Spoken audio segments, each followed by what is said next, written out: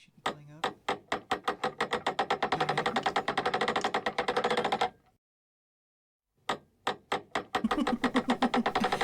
Okay, come on. Why are we still in the regular just chatting screen? I definitely pushed the collab just chatting. Hang on. Hello, everybody, and welcome to the Come and Go Tavern. We are about to transition straight from the milk stream to this, huh? Yeah, well, you know. Hello, Coleman. Hello, Kestrel. Let's try this again. Oh, thank you very much for the coin toss. And you know what I have just realized, Sono? I don't think that I captured your audio. You are here, but you are not vocally here. So give me...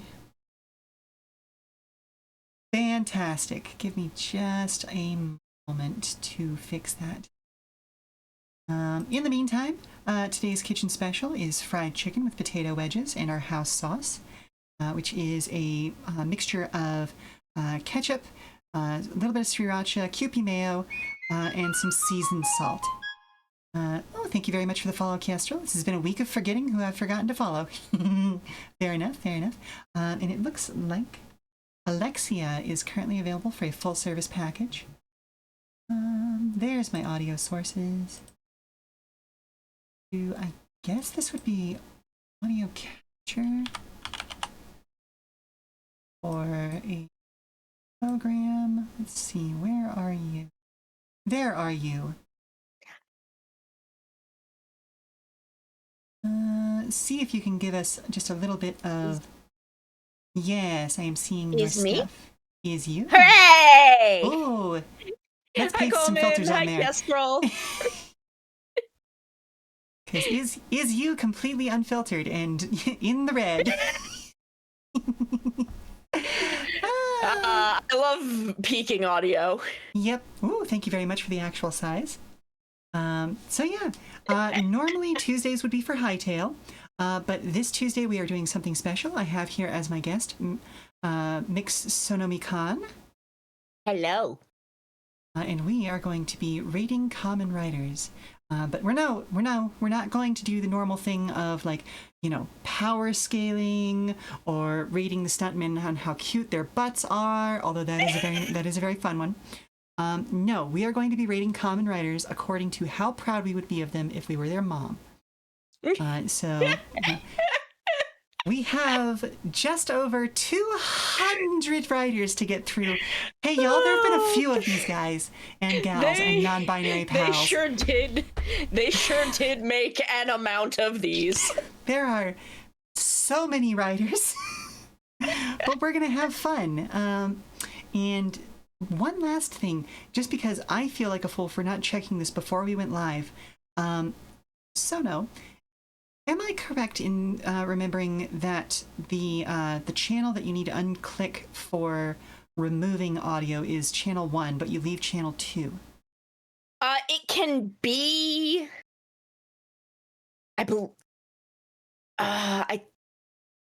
it's the default. I believe you leave channel 1 and take off channel 2. It should say which one the Twitch VOD channel is. Let me double check. Okay, so let's see. In output, it's got track 1 kicked in, so... you know what? Fuck it. I'm gonna say it's... I remember... I think you can tell it which one the Twitch VOD track should be, so I think you can set it to 1. Okay, so theoretically, audience, you should be able to hear some various theme songs as we're going through. We'll play around with it. If you can't hear them, then that means I've set it up incorrectly, and I'll change things on the fly. So yeah. All right. Well, we're very good at streaming. We're very good at streaming. This is something outside of my normal oeuvre, as it were. So, you know, we're doing our best. We're doing our best.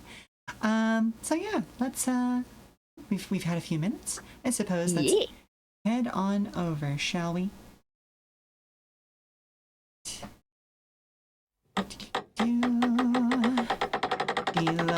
curtain drop that was made by Captain Hurricane. Yeah. Oh, good. Okay, we did go into the one where we are both here. Excellent. Truly fabulous. Uh-huh, we discovered that the hard way. All right. I'm going to adjust your crop a little bit there. And let's go. All right, so theoretically, y'all should be hearing that. I know I can hear it. I'm pretty sure Sono can hear it. Excellent. So let's get started right from the get-go. We have Takeshi Hongo himself, our very first Kamen Rider. Kamen Rider Ichigo? I feel like he's... Exactly. Oh, don't do that, Kestrel. Or are you being serious? I don't know anymore. Ah!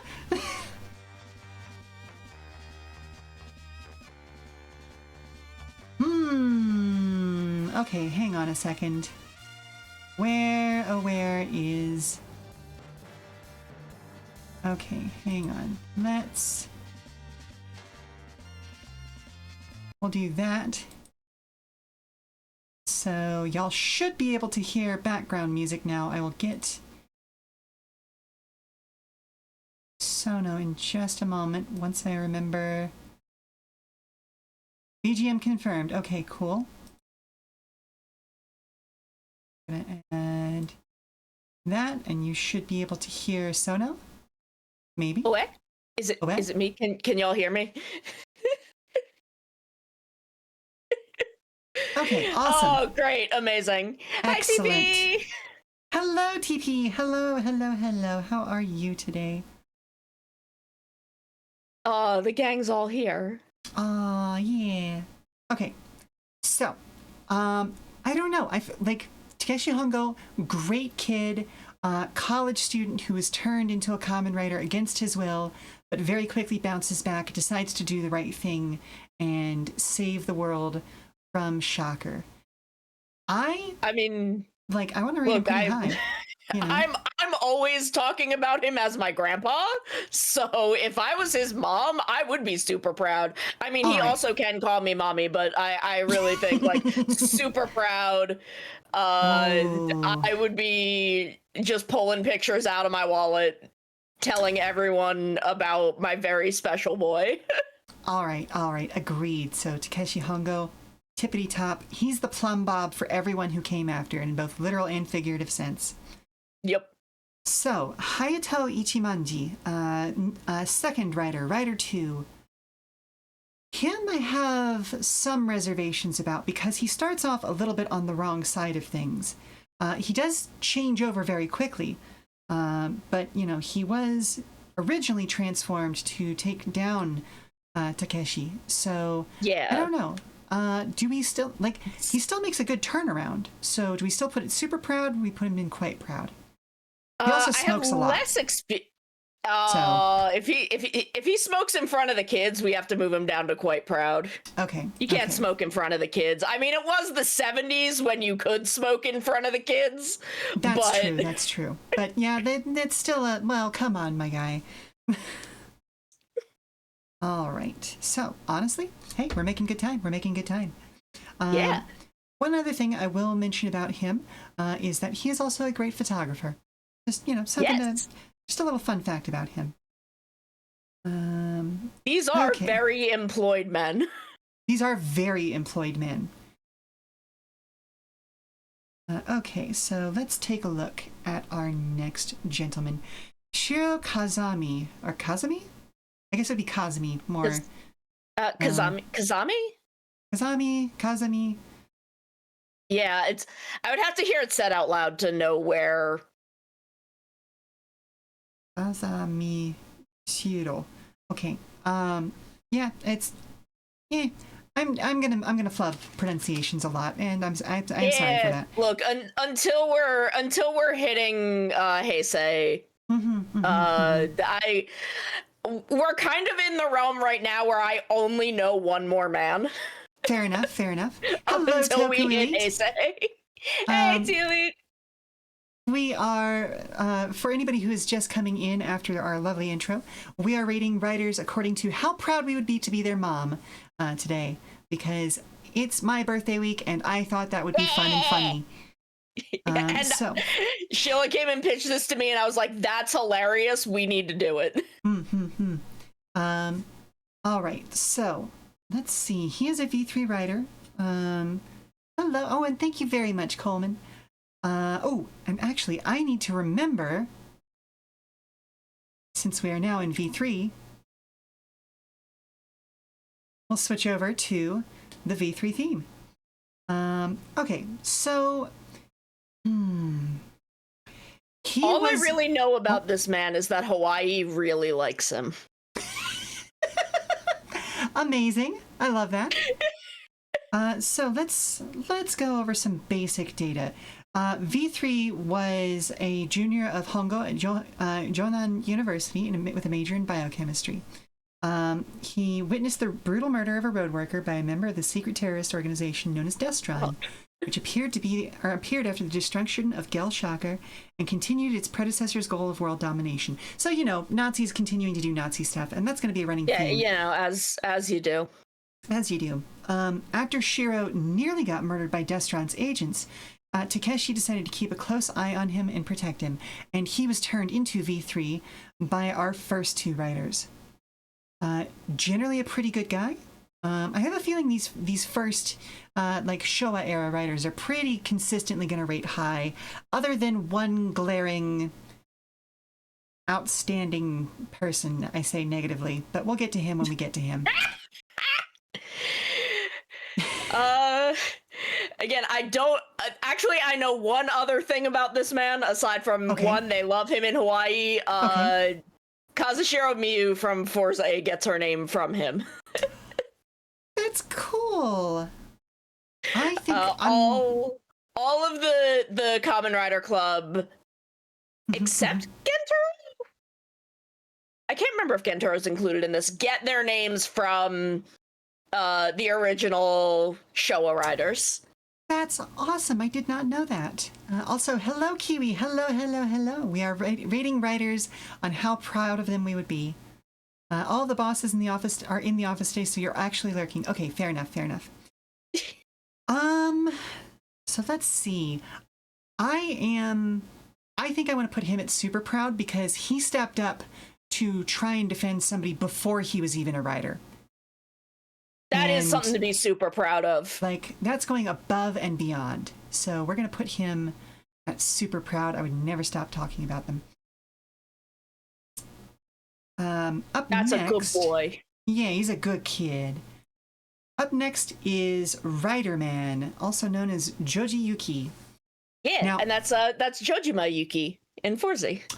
Oh, that makes all the sense in the world.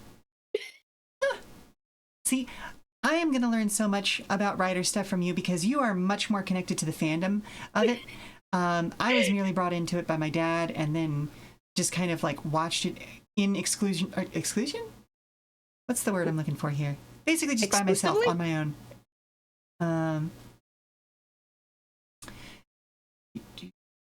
Yeah, so again, this is a man that I don't know a whole lot about. So, Rider Man, Seclusion, thank you, Kestrel. Joji Yuki was originally a Destron scientist, and he actually spends most of the season as a member of Destron.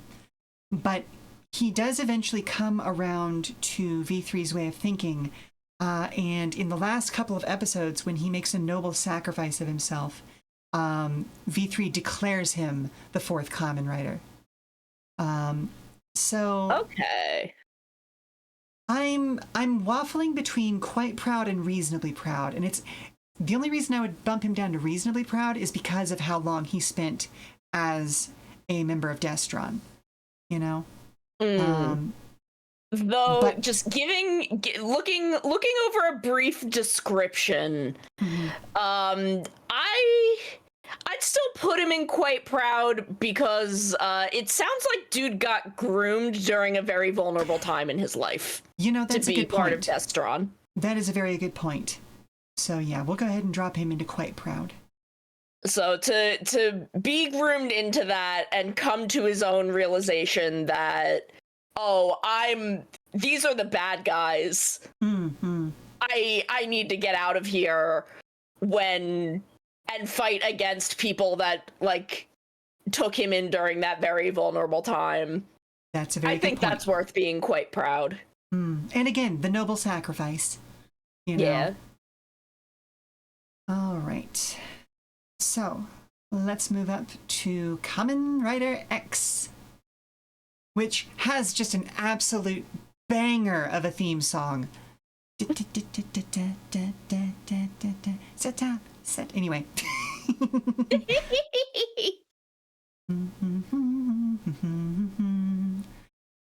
Okay, so let's go ahead and read a description here. This is Keisuke Jin. He was the son of a robotics scientist, Keitaro Jin, who was devising the technology for undersea exploration. However, Keisuke and his father were attacked by Neptune of the GOD organization, which wanted the technology for their own use. And his fiancée, Ryoko Mizuki, seemingly betrayed the two of them for GOD. As a result, he suffered mortal injuries inflicted from the ordeal, being shot repeatedly by combat agents and left to die. Oh yeah, no. His intro is so hardcore. Like, I knew they didn't fuck around in the 70s, but no, man, they didn't fuck around in the 70s. They really did not. And his father did die, but an AI version of his father in the underwater lab was able to convert him over to Kamen Rider X and put him on the path to being the hero. For as dramatic as his intro is, I don't think I can put him quite at super proud, because he did resist the call to be a hero quite a bit. And, you know, arguably he does eventually become a hero. But I don't know, he didn't put himself on the line the same way that V3 or Riderman did, you know? Yeah. So what are we feeling? We feeling quite proud? We feeling reasonably proud? Part of me wants to go reasonably proud. Again, I don't know this man that well. Fair enough. But you know, he's doing his best, but you know what? I think I'm gonna give him the bump to quite proud, because okay. And it's specifically because part of the reason, now that I'm thinking about it, that he resisted that call to heroism was because of the fact that he didn't have his father around to guide him anymore. Because once the AI version of his dad, made the conversion for him, he basically fucked off. Damn! So, like, he was shoved out into the world. So, upon reflection, I can see why there would be some hesitation there, and why he would need some time to grow. Yeah, you know, a lot happened. A lot happened to this kid. A lot happened very quickly, yeah. Good God. Right. Yeah, no, Old Rider is harsh. Speaking of harsh, though, you know what comes next. Oh. My beloved. Oh, this sweet boy, Amazon. Oh. My sweet Bippy. Tomoko from Forza actually gets her name from him. Her surname is Amazon, spelled backwards. Really? Oh, Nozama. Or Nozama. Okay. Yeah. That's cool. Also, I've cosplayed him. Yo. Oh, that sounds super fun. It ruled.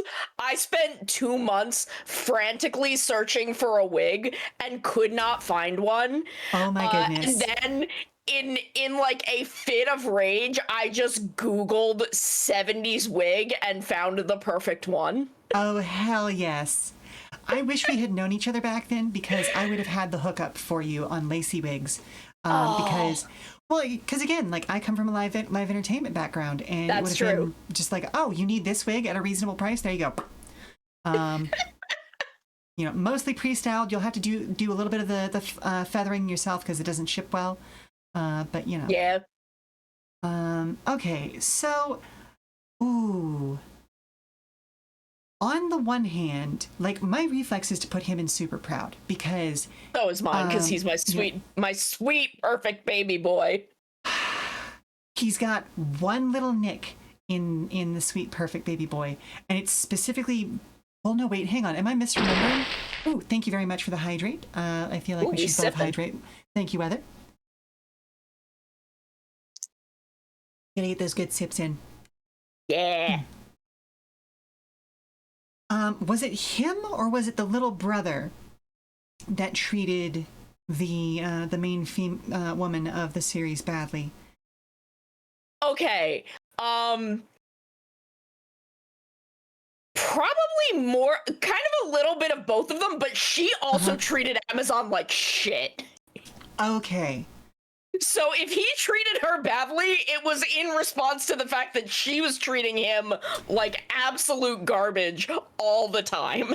That is true. That is true. It's been a couple of years since I've seen a lot of these, and I'll be honest, the first 8 or so seasons started blending together at one point, because this is back when Rider was very strongly in its Monster of the Week era, and so yeah. Oh, God, yeah. It was almost exclusively Monster of the Week at this point. And so, if we're not really talking about some of these guys in too great of depth, it's because they really didn't do much development over the course of the series. Yeah, they were kind of born fully fledged, like Aphrodite from the head of Zeus or whatever. I think may have been Athena. Athena, yes. I'm thinking of the painting of Aphrodite, like washing up on the shell. Yes, but no, it's Athena who sprung fully formed from the head of Zeus. But yeah, no, the sister basically wanted nothing to do with Amazon. Like, wouldn't let him live in their house. That's right. Was overall, like, anytime he was like, hey, like, anytime a monster would, like, disguise themselves as a human and Amazon's like, hey, that guy smells weird, something's up about them, and she's like, Amazon, don't be fucking rude, don't be mean to someone, like 20 episodes into this show when it was proven he was always right about this. Also, yes, Kestrel, Aphrodite was from Kronos' I'm gonna use the word effluvium because it's fun to break that word out. Okay, so rough around the edges, but yeah, you're right. I think ultimately we slot Amazon into super proud here, especially like they wrapped him up at the end of the season way faster than they should have because, well, the season got canceled because parents were a little upsetty spaghetti about why is there all this blood? They use a lot of paint in Amazon. Just spraying out of various costumes. It was cool, but also a bit much for 74 to 75, Yeah. All right. Okay, I'm getting stuff open on my page so I get to the correct things, but let's move on to the next season with Kamen Riders Stronger. Yeah! All right. So, this is another season that officially only has one writer, but it is going to be the first time where I bring in a debatable writer. Because, well, I'll talk about it in a second. I think we as a family can decide it's not debatable. It's not debatable, especially given some of the stuff that she's been through in newer seasons and stuff like that. It's not debatable. She's canon. We did be going over all writers and judging if they're... Yeah. So the idea here, whether is that would Sono and I be proud to be this writer's mom? And so that's where we're at. So Shigeru Joe, main protagonist of Kamen Rider Stronger. Let me read you his blurb. He actually joins the evil organization Black Satan Black Satan. Because again, it's the 1970s. After the death of a close friend, one whom he considered his mentor, promised power and fueled by a desire for revenge, he undergoes surgery to become one of Black Satan's super warriors. However, he knows that they were in fact the murderers of his friend and is only using them in order to gain new powers. So this is sort of an inversion of Hongo's thing, where instead of being kidnapped to gain the powers, he volunteers and then goes, haha, you fools, and uses his powers against them, breaking out before they can brainwash him. He also breaks out our second writer for the season, Yuriko Misaki, but we'll return to her in just a moment. Evil Organization Saban. Oh no! I mean, you're not wrong, but... Not fully incorrect. So, Joe, good motivation here, very, very smart, star football player, particularly American pro football.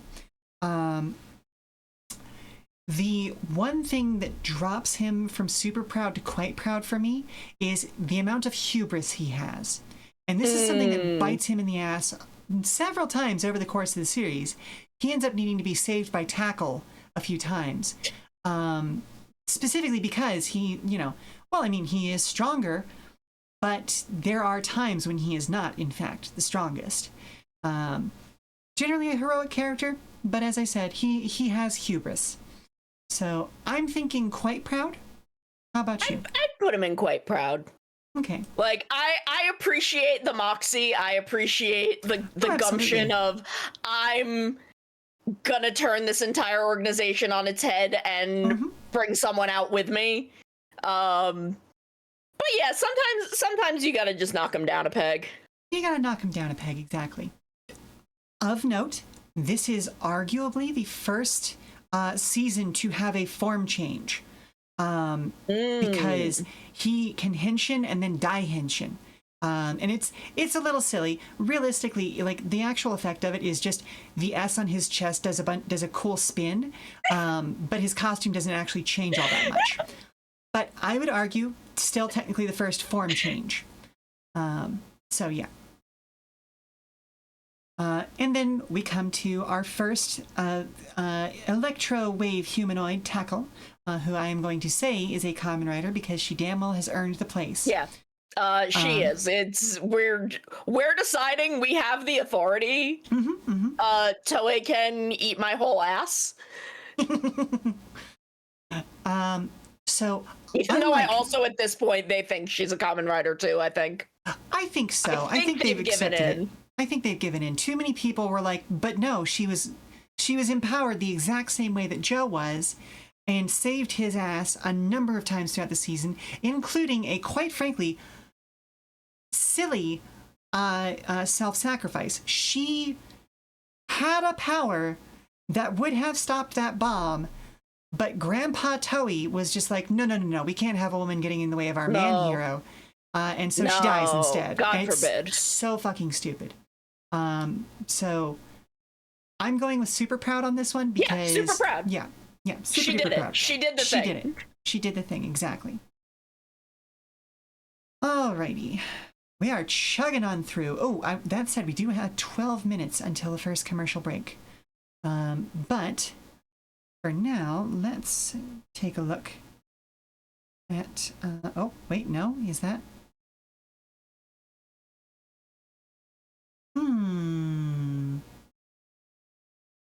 Oh, whoa. Oh, I know why. Okay, I was looking at this going, why does it say Kamen Rider again, even though it says 1979 now? It's because officially, Sky Rider is... Or, wait a minute, hang on a second.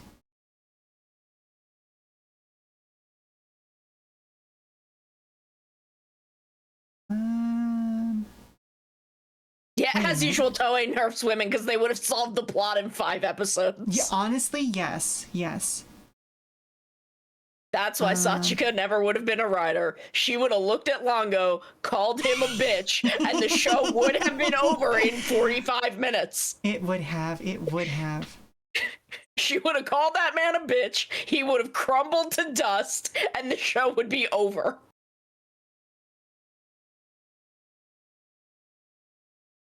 Even the instrumentals and karaoke versions have some vocals every once in a while, but we're just gonna move right past that. Don't worry about it. Okay, so Skyrider. Let's take a look at... So, the reason why I was confused here for a second was because it was originally just also called Kamen Rider. Yes. Because of the break between Stronger and Skyrider. So this was our first reboot of the series. How familiar are you with Skyrider? Not very. Okay, so not really at all. I'm just gonna get him on screen, and we're gonna put him in Reasonably Proud right now, just so people can see who we're talking about. And I'm realizing we should have been doing this all along, but that's not where he's gonna live forever.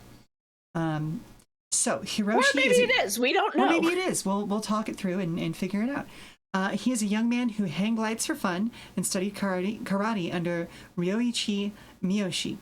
3 years prior to the series, he lost his parents and sister in a car crash. While on a picnic with his friends, he witnesses Professor Keitaro Shida being pursued while hang gliding and saves him from a gang of Ari commandos. Soon after, Hiroshi finds his friends have all been murdered for his meddling before being approached by Midori Kano, who takes him to Shido as the man informs him of the terrorist organization Neo Shocker. So again, we've got a hero who decides to be a hero well before he's a Kamen Rider. Goes out and on he his does own. it while hang gliding. And he does it while hang gliding, yes. He's a pretty cool dude. So, let's see. Hiroshi finds the scientists abducted by Gamaliel Jin, the monster who murdered his friends. But when the pursuit resulted with Hiroshi critically wounded, Shido convinces General Monster, who realizes the young man's potential, to allow him to convert Hiroshi into a cyborg. Hiroshi then wanders out of the Neo Shocker complex and learns of his new nature before accidentally transforming into Skyrider. Using his newfound ability, Skyrider destroys Gamaliel Jin and embraced his newfound existence as a means to stop Neo Shocker's evil. To keep his profile low, in his search for Neo Shocker's base, he founds the Shido Hang Gliding Club with Shido. So, much like Takeshi Hongo, he is converted against his will and decides to become a hero in order to save the world from the evil of Shocker. That makes me want to put him into Super Proud. Yeah, no, he seems like a very good boy. He's a very good boy. He's a very, very good boy. And that makes sense considering that, okay, this is the first time they were like, we're going to do a new era for Kamen Rider. Yeah, so having him kind of reflect Takeshi Hongo makes a lot of sense. I'm going to go ahead and, again, we're going to put Kanji Yada, Ganganji into the Reasonably Proud location. We'll decide where he goes from there. His first encounter with Neo Shocker was when taking a stroll on the side of the road in his Ganganji costume, which is not a superhero. He is just a local hero, like, volunteer. A van driven by Ari commandos led by the cyborg monster Mantle Kong brushed his side, making him fall into a pool while pursuing a car driven by Tsukuba's friends as it went past him, and he cursed Neo Shocker's truck for snubbing him. He later appears to challenge Mantle Kong as he had his commandos menace his friends. Taken off guard by Mantle Kong's earthquake-like stomps, Ganganji was chased into a forest by the monster.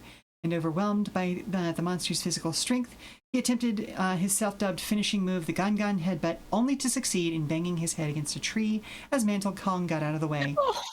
Basically, this is a local hero who has no superpowers, but is just upset that his friends are being targeted. And he repeatedly comes back to help Skyrider fight monsters. So, as much as the photo picked for the Kamen Rider wiki makes him seem like a complete schlub, I am super proud of this boy. He's not super powered in any way, shape, or form. Doing his absolute best. He is. He's doing in his the face of absolute best. horrific monsters with nothing but a funny little costume and some gumption. That is entirely what he's doing, and I love him for it. He's also just a great comic sidekick. That's a good boy. It's a very good boy. And now, unfortunately, we have arrived at probably the one that I'm going to put a little bit low in the ratings.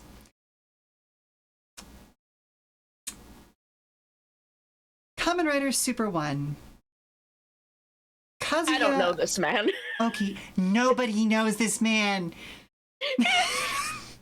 I know of this man, but I don't know this man. Okay, so to be fair, part of the issue is that Toei did not in any way use the really, really cool costume or idea for the season that they had starting out. Our hero, Kazuya, volunteers to undergo cybernetic surgery in the International Space Development Program in the United States in order to become an astronaut who can survive in outer space without the need for a bulky external suit. After a successful operation, he's given like the code name... terrible fucking idea. Well, like, that's the thing. He's given the codename Super 1, but before he can depart for space, the base where he received the operation is attacked by the Dogma Kingdom. Only Kazuya is able to escape. The very first episode ends with him having just henshined, driving away from the smoldering ruins of this in the middle of the Arizona desert on an amazing motorcycle. You want to know where episode 2 starts out? Where?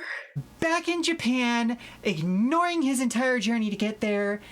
What the fuck, Toei? It's called The Hero's Journey. Goddamn, look up a chart for once.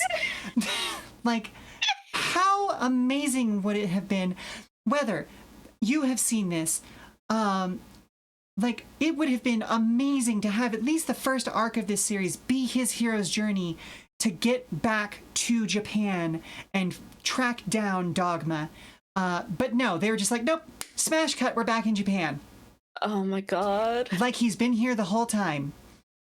And thank you very much for the actual size weather friend. Oh, you didn't actually watch Super 1. Fair enough, fair enough. It is an amazing costume.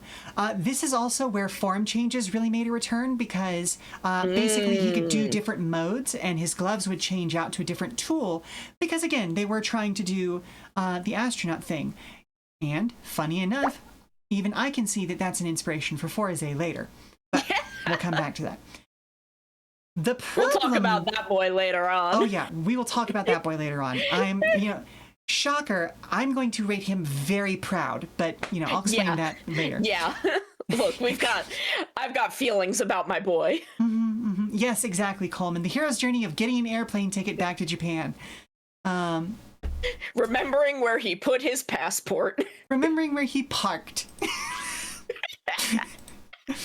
Yeah, I guess. Well, no, this was the 1970s. Were they that strict about passports back then? I feel like you could just walk onto a plane at that point. Honestly, probably. I don't think there was a significant amount of effort required. Now, if the episodes of Columbo I've seen that take place in airports are to be believed, that man could just wander around without getting checked. So, yes, this is dark reference here. This was before the Iran-Contra affair, so... Oof. Anywho, the problem is that the actual character that they wrote for him is milquetoast. Complete and like he is a fucking cardboard cutout. And on top of that, I don't know. Do I let actors' actions... No, I shouldn't do that. I shouldn't do that. No, we can't do that. We can't do that, because if I did that, he would go straight to disowned. Because the actor has had a lot of controversies, and if I remember correctly, may have been disappeared by the Yakuza for reneging on some gambling debts. Well, things happen. Things happen. But yeah, if we were factoring actors, it would move around a lot of people. That's very true. That's very true. So as I was saying before, even the character himself is so much of a cardboard cutout that the last half of the season, the writer himself basically disappears, and it becomes more about the kids club investigating mysteries, and he shows up in the last 5 minutes of the episode to save them from whatever monster pops up. Oh my god, so they just go full Scooby-Doo. They go full Scooby-Doo. I'd probably put him in needs work then. Yeah, that's what I was He going to say. seems like an okay guy. There's just nothing going on there. There's nothing going on there. Like I said, if Toei had actually made use of the storyline they set up in the first episode, there is so much cool stuff they could have done with this writer. But they just didn't. They just didn't. God forbid Toei deliver on what they set up in the first half. Oh my goodness, right? All right, so with that being said, I've already had to snooze and add one time. So we're going to hold here for 5 minutes. Everyone stand up, stretch, refresh your refreshments. We will be back in 5, and we will see you all on the other side. Yeah. And here's where we get to find out if the automation is going to bring us back to the correct chat when we come back.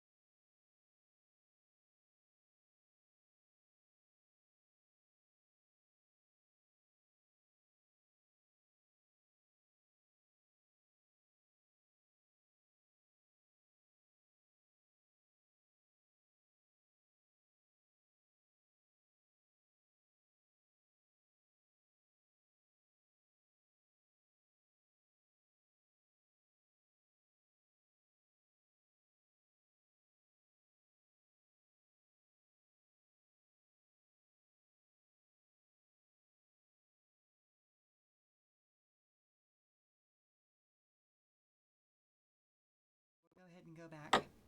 Okay. Alrighty, we are coming back. The curtain has fallen and is now rising. Sono is still visible. Hell yes. OBS is starting to learn its lessons. Let's proceed to the next Rider season. So, we have reached Kamen Rider Black. Kotaro Minami. He is one of 2 young men who were chosen as possible candidates to become Century King by, oh goodness, what's the name of the organization? Gorgom. Gorgom!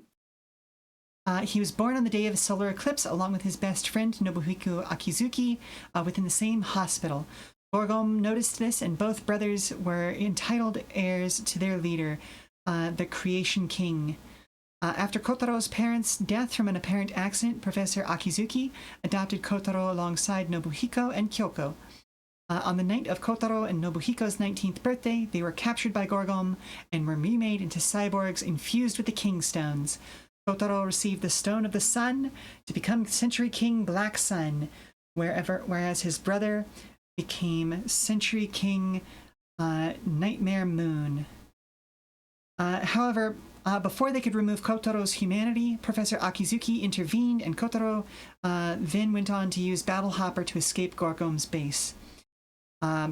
So, Shadow Moon, excuse me, it's Shadow Moon, not Nightmare Moon. What am I thinking? Oh, I'm thinking of My Little Pony. I'm just gonna have a 1,000-yard stare for a second. Okay, cool. Now that would be a fun Kamen Rider crossover. I want to see Shadow Nightmare Moon, or I need that fan art now. Friendship is Magic started happening at roughly the same time as Forze, and let me tell you, there was so much overlap. Oh my goodness. To which I am as guilty as anyone. I definitely did some little doodles that were My Little Pony Forze jokes. Fair enough. You can find them if you know where to look, but I'm not going to tell you. Valid. Okay, so Kotaro, he is a good kid, dealing with a bad situation, obviously. He does occasionally make some decisions, which I am willing to chalk up to him being 19. He is not always as nice to other people as he probably should be. But again, he is a young 19-year-old man in 1987 Japan. He has some lessons to learn. A lot. Yep, and like that speaks a lot. My instinct is to put him in quite proud territory.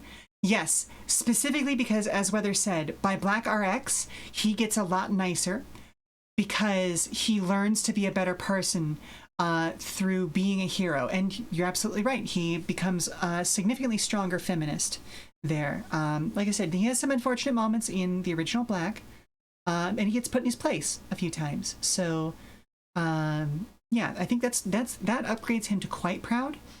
Put him in quite proud. Yeah, he still has a ways to go. It also helps. He has lessons to learn, but he's learning them.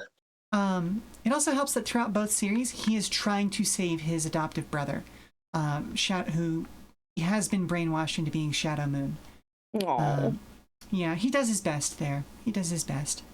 Speaking of which, and since both of these writers come from both Black and Black RX, I'm just going to use this as the moment to switch over into the Black RX theme, which, as much as I love the original Black's theme, the Black RX theme hits so much harder for me. Ooh. Like, this is so fucking good. This does go really hard. It's, oh my goodness. And when you hear the lyrics for it, it goes even harder. But that's for another time. So, Century King Shadow Moon, previously known as Nobuhiko, is Kotaro's best friend, both being born on the same day, as I mentioned before.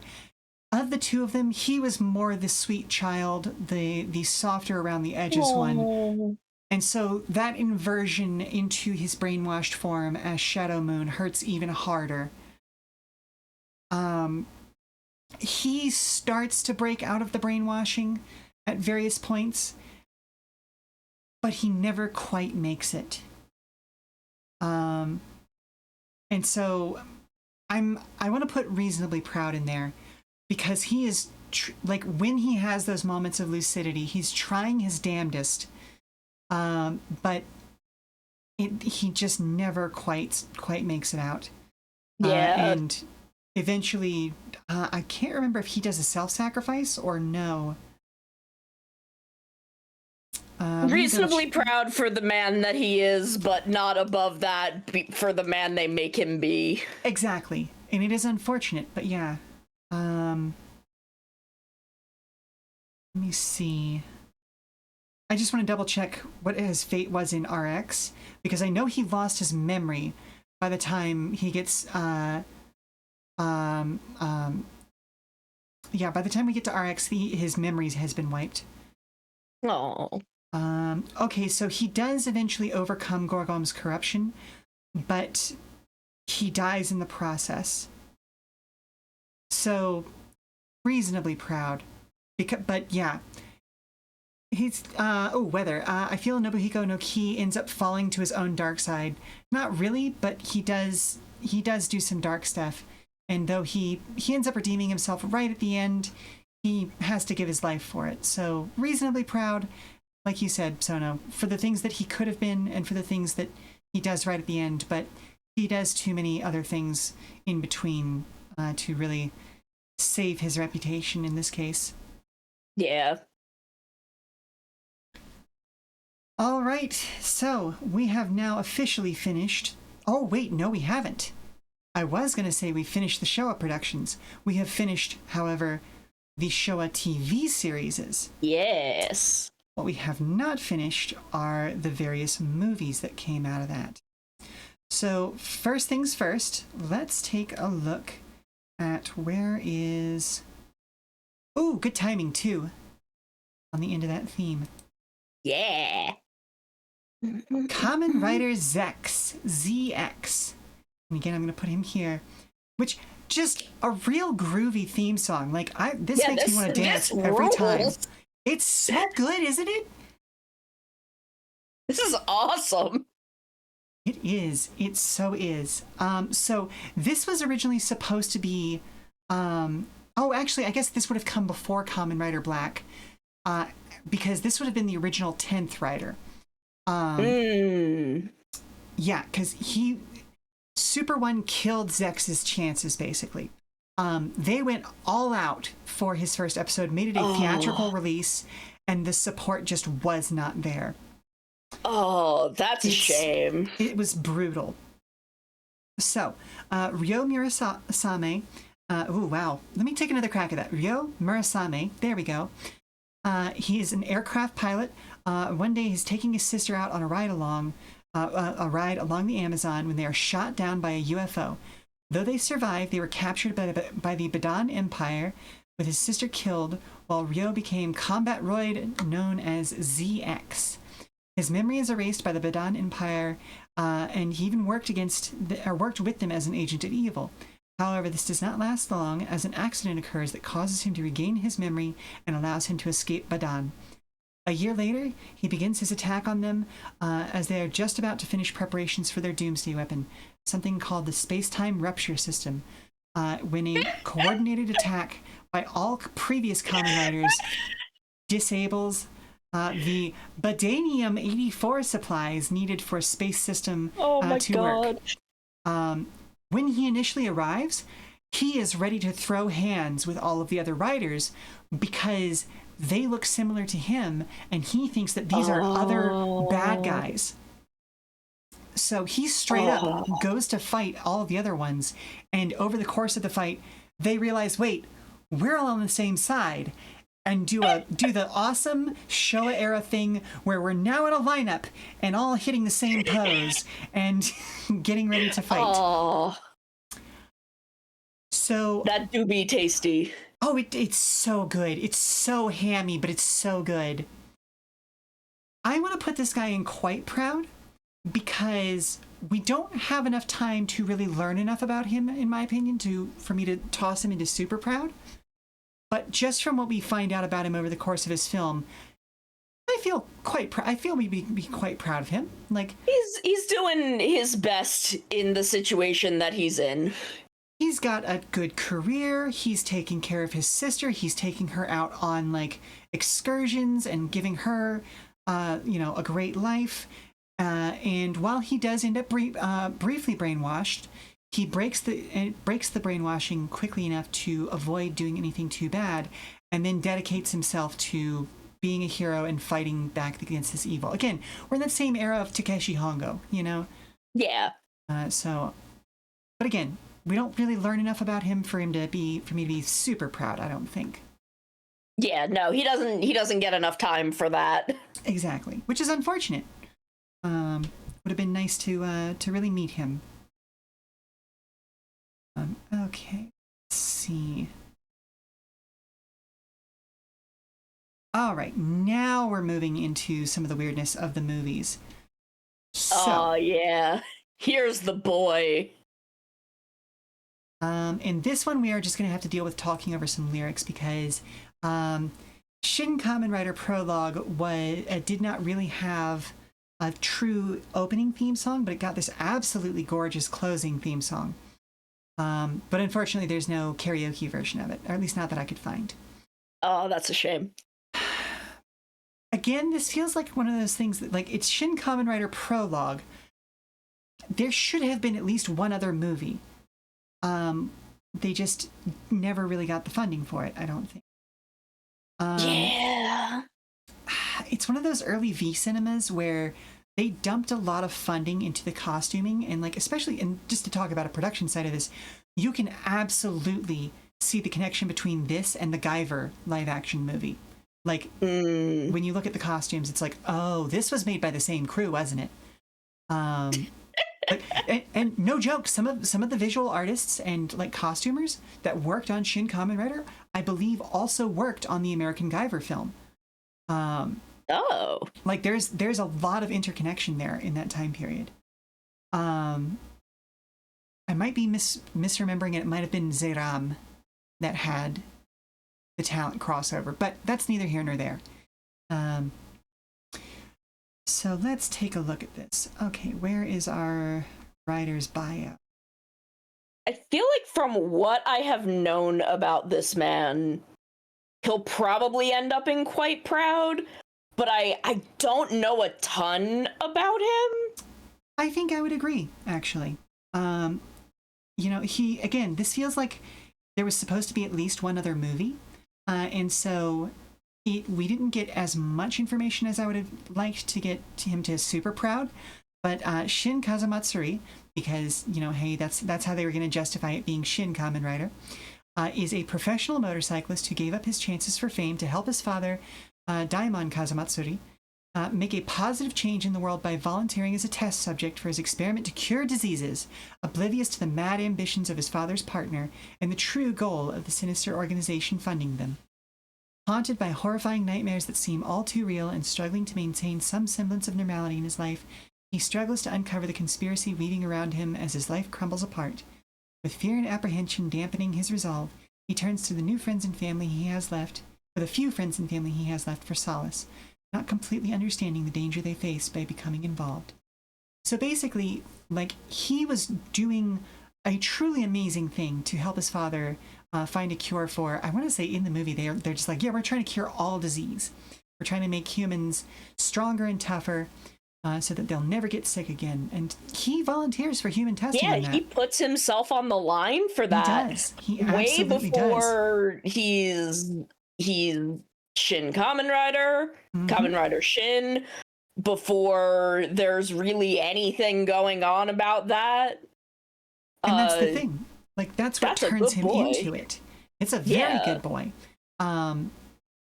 His dad, and I don't think the name of the other scientist is mentioned, at least not in this bio, is the one who changes the vaccine so that it doesn't just make him more healthy, but it's supposed to turn him into a super soldier, essentially. Mm. It's the good old fashioned. One of them is working for the military in secret plot line.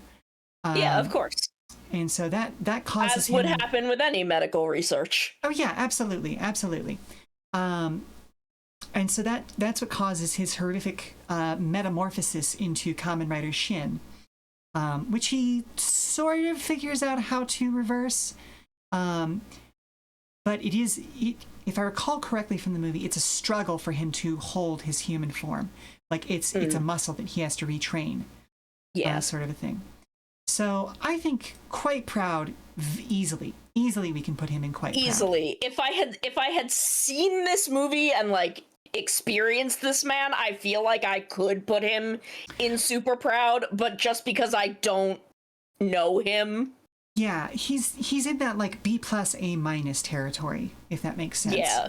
You know, if there was another layer between these two, that's where he would land. Yeah. Let's go ahead and move on to our next movie writer, Kamen Rider Zo. Okay. Again, I'm just going to be making weird production stuff, especially for stuff in this era, because like this is the era when like both of my parents were involved in film production really heavily, and so like this is the kind of time period that I know more stuff about. So if it seems weird that I know more about this part, that's why. I'm going to say something completely wild here. The 3D animation, like the CGI in Kamen Rider Zo, looks better than every modern Kamen Rider CGI. I would believe it. Especially like current modern, it feels like Toei has forgotten how to green screen. Well, it's not just the green screen. It's that because he was a movie writer, they were able to allow these CGI artists time to actually get things like lighting and texturing correct. Oh yeah, time and budget. Yes, and exactly. It's 1993 when this comes out. This is right in that sweet spot for CGI in live action films where it was just they were throwing money and time at CGI and going, make it look beautiful. So, you know, same sort of era as like Terminator 2 and stuff like that, but even to this day looks absolutely gorgeous. And then you look at modern stuff and it just sticks out like a sore thumb. Again, lighting engines, you know, shaking fists in the air. Because that's really the thing. Like, you can have fairly plasticky looking stuff texture wise, but if it's lit correctly for the scene that it's in, that fixes 90% of CGI problems. But I digress way too far. So let's take a look at our I will say, writer. goddamn, Toei seems to have forgotten how to chroma key, because from Saber forward, Saber is where I first started really noticing it. Yeah. Like from Saber forward, it looks like ass. Well, and especially like there are a few episodes in 01 that I would immediately call out. The episode with the ice monster. Really. Oh, hey Sheela, put Mikan in front of you for a second. Okay, give me just a second. Let me. Okay. Give me just a second here. I'll go ahead and bump. There you go. There you go. Oh, I think I know what's about to happen. Whether I'm gonna hide behind you this real quick. Let me just. Okay. Oh, okay. Well, okay. Unfortunately, I still was the one who got hydrated there. Because the hydration is a Vignon redeem. Tragic. Tragic. There are bits in King Oger where like not Hachi Oger, Kamakiri Oger. Her whole leg will just disappear because it is chroma keyed questionably. And it's such a weird thing because King Oger is also really where they started using the LED, like volumetric LED displays for some environments. So the fact that they didn't use those more thoroughly in order to avoid those moments for chroma key is a bit disappointing. Yeah, I think some of it is like stuff where I've noticed like whole legs disappearing is during fights. And I'm not sure it is safe for the equipment to do fight scenes there. That's probably what they were worried about. You're absolutely correct. I forgive it because it's in a fight, so the leg will be clipping out for like 2 frames. Oh god, fucking Inu Brother is some of the worst use of CG lighting that has ever happened. Yeah, nope. Oof. Anyway. Anywho, yeah, so Zoe. Let's see, what is our guy's name? Masaru Oso. So he's originally an assistant to Dr. Mochizuki until the doctor conducted experiments on him. Horrified at being made into a grasshopper-like cyborg, Masaru went into hiding in the mountains, but fell asleep for 4 years until he awoke with an unconscious urge to protect someone named Hiroshi. He knew the name, but he did not understand why. Finding the boy... Just go into the mountains and fall asleep for 4 years. Right? I mean, to be fair, if I was genetically altered into a giant grasshopper monster cyborg, I probably would also need to hibernate for a minute. Yeah, like, damn, wish that was me. So finding the boy, he fought with the monster Doras, who was attacking him, before transforming into Kamen Rider ZO in the process. Impaling Doras on a metal pole, he followed the boy, Hiroshi's... he followed the boy, and Hiroshi's grandfather, Seikichi Mochizuki, recognized him. Again, Masaru transforms into Zio to protect Hiroshi from Komori Man and Kumo Woman, monsters sent after Hiroshi by Doris. So, again, this is another one of those characters that I feel like if we'd gotten a season for him, I would feel a lot more strongly about my pride level. I'm tied between reasonably proud and quite proud. He does do the right thing and protect the kid once he has that instinct to do so. But he has to be called back to being a hero by an implanted instinct, not his own, self-determination, if that makes sense. Yeah, and that's kind of where I hit reasonably proud. Because, like, he's doing the thing, but it's not his innate desire to do the thing. It is an outside force compelling him. Exactly. Now, I think I agree. Reasonably proud. That being said, please go watch this movie. It's such a good fucking movie. Yeah, just as a blanket statement for anybody watching, none of the judgments that we're making are inherently about the series or seasons that these guys come from. It is entirely about them as characters. Please go watch Kamen Riders, though. It's very good. I really need to watch these, like, Showa Heisei in between movies. They're good. They're very good. Next up, we have Kamen Rider J, which is an interesting one. I think this one, and this is just me kind of making a guess, I think this one started off as them trying to develop a new series, and then they realized we're not going to be able to get the budget for it, so let's make a movie instead.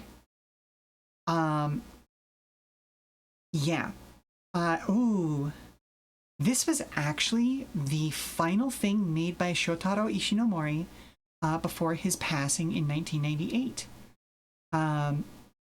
That's why this is considered the end of the Showa era.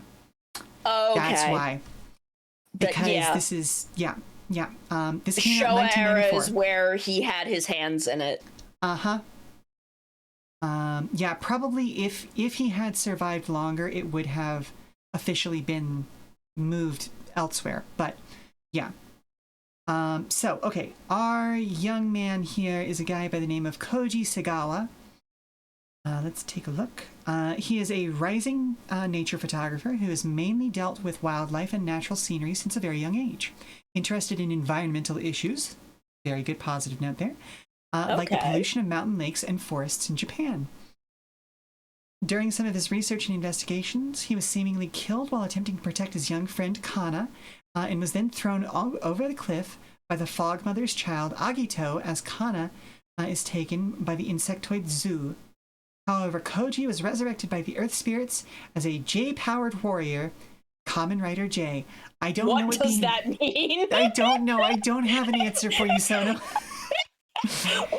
does a J-powered warrior mean? It's just the concept of the letter J. Today we are sponsored by the letter J and the number 13 because he is the 13th rider, I guess. Oh my god. Is J the 13th letter of the alphabet? A, B, C, D, E, F, G, H, I, J. No, it's the 10th letter of the alphabet. Darn. That raises further questions. Anywho. Okay, I guess they just thought Kamen Rider J sounded cool. Yeah, that's got to be what it was.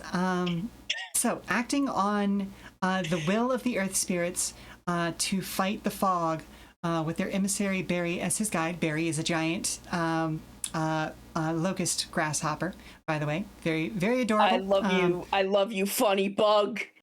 He's so good. He is absolutely the inspiration for Hopper from Gotchard. Oh yeah, no. Knowing that, like, like looking at this, yeah, no, that's the big man Hopper one's mom. So yeah, with Fogmother sensing Koji's presence, Agito attempts to finish the job in his true form, only to be killed by Jay. Praying to Kana, Koji enters their domain and faces Zu as she assumes her true form. Facing her, Jay manages to mortally wound her as she grabs him, taking... Oh, wow. Okay, so somebody had a whole thing while writing this wiki entry. As she dies, Koji learns of Fog's intention of feeding humanity to Fogmother's brood as Garai completes the ritual. So, again, this is another one of those characters that I think crosses between super proud and quite proud for me. Yeah. Again, I feel like if I had watched this movie, I would say super proud, but as I have not yet watched this movie, I can only say quite proud. Okay, we'll leave him in quite proud then. Because, yeah, he's a heroic kid, does the right thing, when given the opportunity to become a superhero, immediately leaps into action. So yeah, is interested in conservation before any of that. He seems like a good guy. Yeah, exactly. All right, so now we have finished out the Showa stuff. Yeah, now it's all boys that I know. Excellent. So now it's all boys that I have opinions on. All right, let me go ahead and open a bunch of pages because we're gonna smash through these guys because we are chugging right along. I'm gonna open all the way up through Decade just so we have Heisei 1 taken care of. All right. Oh god, I should open Ryuki because I don't remember so many of those boys. Oh yeah, Ryuki is full of writers. That's gonna be one of those seasons that just I know the top 5 guys in Ryuki, but there's 8 more guys where I'm just like, you sure were in an episode. Yep. There were times when I was putting together the photos for this list and going, wait, who the fuck are you?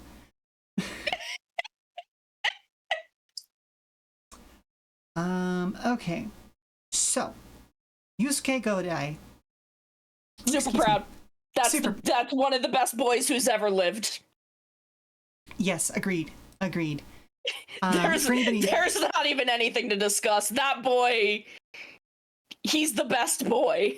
He is. He absolutely is. For anybody who hasn't seen him, his whole thing is that he is saddled with this very early on in the season and just immediately decides, no, you know what? This is now a tool for me to spread joy even further than I was able to do before. and just becomes an absolute hero as quickly as possible.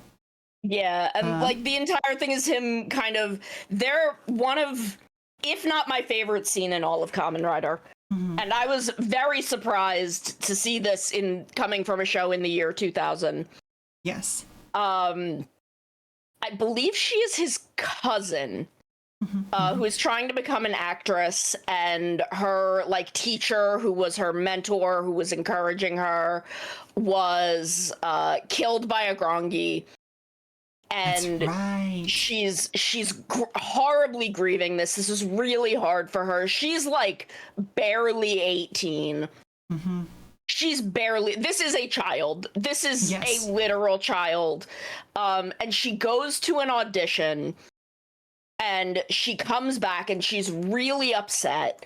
And Godai goes to talk to her, and she's like, they told us at the audition to act like someone we know had been killed by a Grongi, and another girl had like very maliciously like been like, oh well, that'll be easy for you. And she's like, I wanted to beat the shit out of this girl. Does that make me a bad person? And Godai's like, no, of course you wanted to beat the shit out of her. Yeah. The fact that you didn't proves that you're not a bad person. Like sometimes, and he says like, sometimes I really want to punch a guy because he says some shit, but I know that doing it won't make me happy. Yep.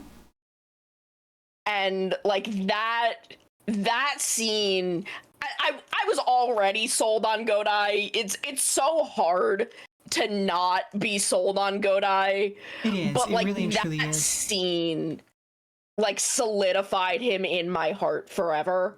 As someone who has spent a lot of my life having a lot of trouble with my emotions. Being told, hey, it's okay to be angry. It's what you do. It's how you respond to that anger that says who you are. Yep. I love this man. I've had a lot of very similar experiences, Sono. And yeah, I would agree entirely. Because that, yeah, as you said, being told that what we feel is valid and it's what we do with those emotions that makes us who we are, it was an important thing to be told by someone who was a hero, you know? Yeah. So yeah, super duper proud. All right, let's move on to Agito. Here's some lads. Here are some lads. All right, you are the I'm gonna say the expert here. So, what do you think about our main lad? Let's bring him up onto screen so people can see him. Which name should I use for him? Because we have his real name, and we have the name that he goes by. We'll go by Shoichi just because that is the most commonly known name for him. All right, fair enough. And I think it is the one that is his in his heart. Mm-hmm.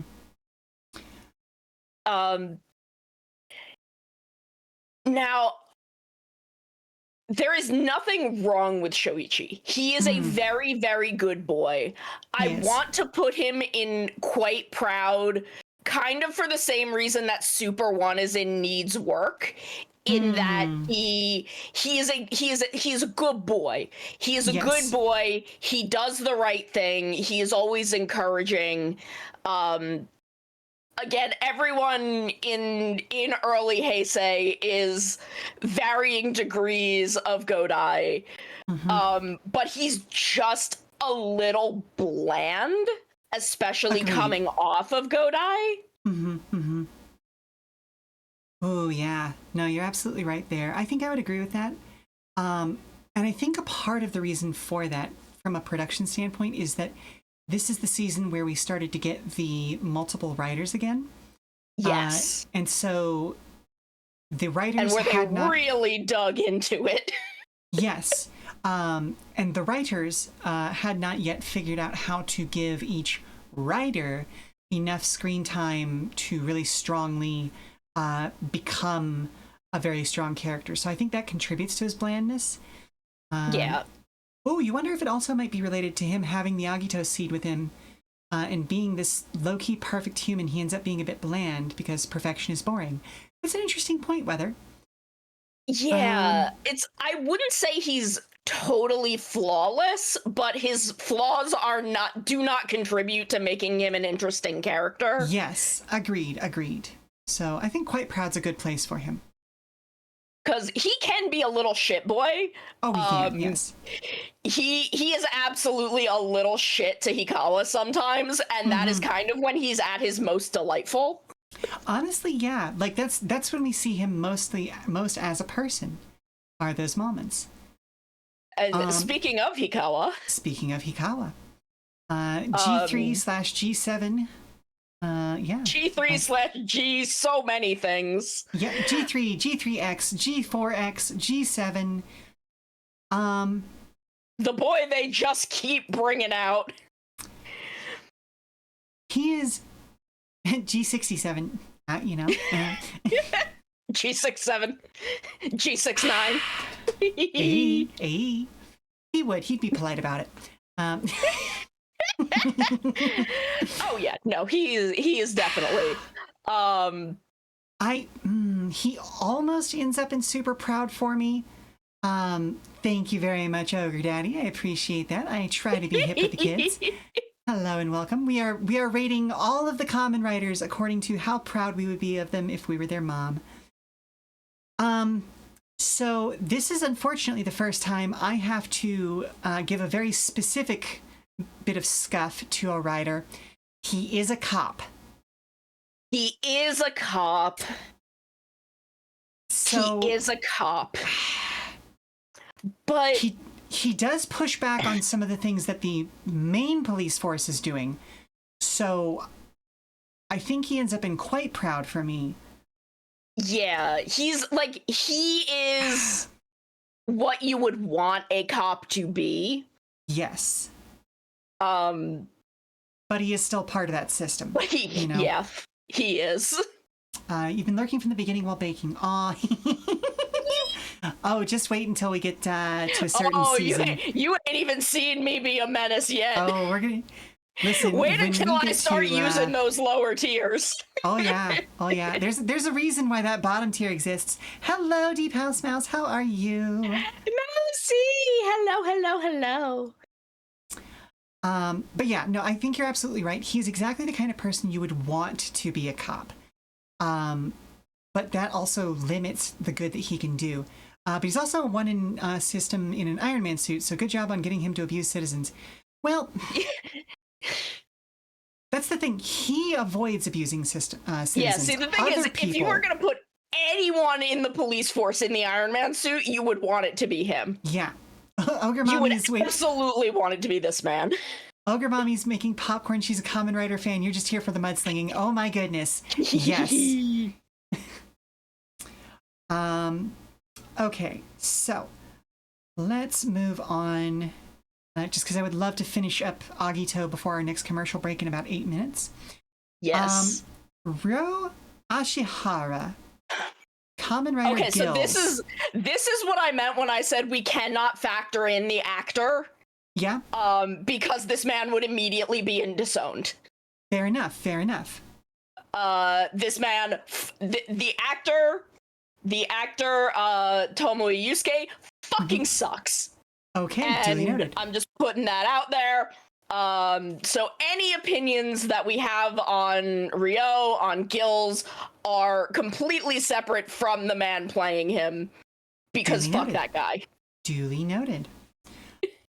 I'm actually tempted to leave him in Reasonably Proud. Because this is a normal-ass man who was not the best person in the world, but also far from the worst. who No, he was... is a sad, wet cat of a man. He is a sad, wet cat of a man, exactly. He's a poor little meow meow. Actually, kind of literally, if I recall correctly, because wasn't he like a professional swimmer or something? Yeah. he is the saddest, wettest cat. I do have one thing that I would maybe say pushes him into quite proud. Yeah. And that is a specific episode that was Yasuko Kobayashi's very first Rider episode. I want to say possibly her very first time working on Tokusatsu. Oh. Okay. And that is the episode where he finds this kid who is running away and is like, listen, kid, I'll take you wherever you want to go. Just say where you want to go. And he helps this kid through what's going on. And because there are people chasing this kid, and he's like, you have to help me get away from these people. And he's like, yeah, okay, I'll take you wherever you want to go. And at the end, we find out that the people chasing him are like his uncles, and the thing he's running away from is his parents' funeral. And the entire episode is Ryo like slowly helping this kid through his trauma. Yep. Nope, you're right. You're absolutely right. That is the Gills moment that sticks with me above everything. And I did at one point I was looking up Yasuko Kobayashi because I was wondering where her entry point was, and I'm like, oh, she did an episode of Agito. What episode was it? And I see that it's that episode, and I'm like, oh yeah, that tracks. That tracks. That's a very Yasuko Kobayashi episode. So okay, yeah, quite proud. I do think that super proud would be a little too high, just because he never really fully gets a grasp on who he is as a person. But that kindness to children, that willingness to drop his own drama and help someone else, definitely keeps him in quite proud. You're absolutely right. Yeah, like he really is there, and when the moment arises, he will rise to it. Absolutely, but he is the third dude in this show. That is also another truth. Agito, again, the writer's room strikes again. They didn't really take time to give anybody too terribly much. They didn't really know how to handle this man. All right, next up, and I have a feeling we're going to have strong feelings about this guy. Kaoru Kino, also known as another Agito. Bastard. Yeah. Disowned. Made bad decisions. Yeah. Like, I only remember this guy, kind of, but I remember wanting to fight him in a parking lot. Yeah, weather. Okay, so... while Weather is explaining things, to give our viewers some knowledge about this guy, he is another person who inherited the ability to become Agito, but as opposed to our main hero, decided to use it for his own aggrandizement. Granted, he became another Agito in a situation that could have taken his life, but using it for his own greed? No. You are a villain, sir. You have squandered the ability to become a better person for your own greed, you know? Yeah, like, he just... And, like, look, he knows he's a shitty man, but he is a shitty man. He is a shitty man, yes. Alrighty. So this next one only barely squeaked in onto the list because most of his appearances as a writer are actually in movies, if I recall correctly. But he does use the G3 system during the series because he thinks our who's it, Hoshikawa? Hikawa, yeah. Hikawa is being too kind with it. He thinks Hikawa is being too hands-off and treating people too well. So he's like, no, we need to militarize. I hate this man so much. Yeah, no. I Good hate this sound. man so fucking much. Toru Hojo. I saw him in there and was like, oh, this is for the disowned tier. I hate this man. Yes, this man is... Ozawa punches him in the stomach at one point, and I'm like, damn, girl, thank you. Another Agito form is perceived by purity of one's heart. Oh, wait, yeah. Still. All right, so we have another commercial break coming up. So everyone stand up, stretch, refresh your refreshments, and we will be back in 5 minutes with our next season. Yeah. Right. Oh, good timing on the theme song. Oh, yeah, that was great. Ruined by the repeat. All right, listen to this theme song for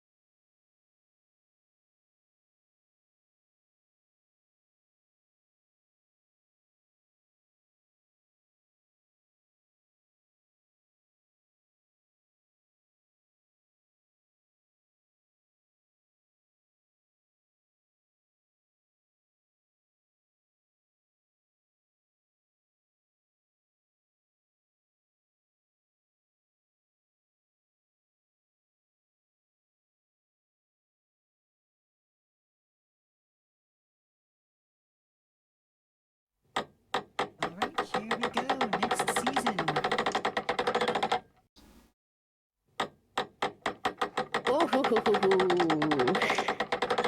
Kamen Rider Ryuki. So, let's see. Were there any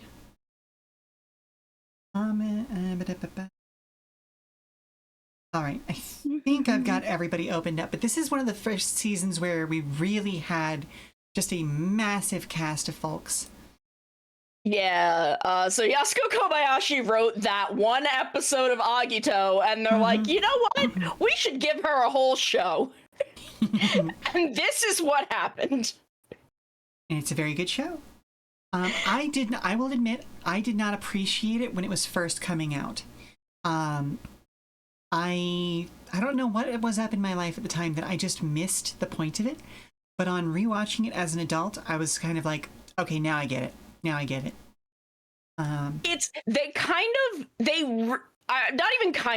They really bury the lead of Ryuki.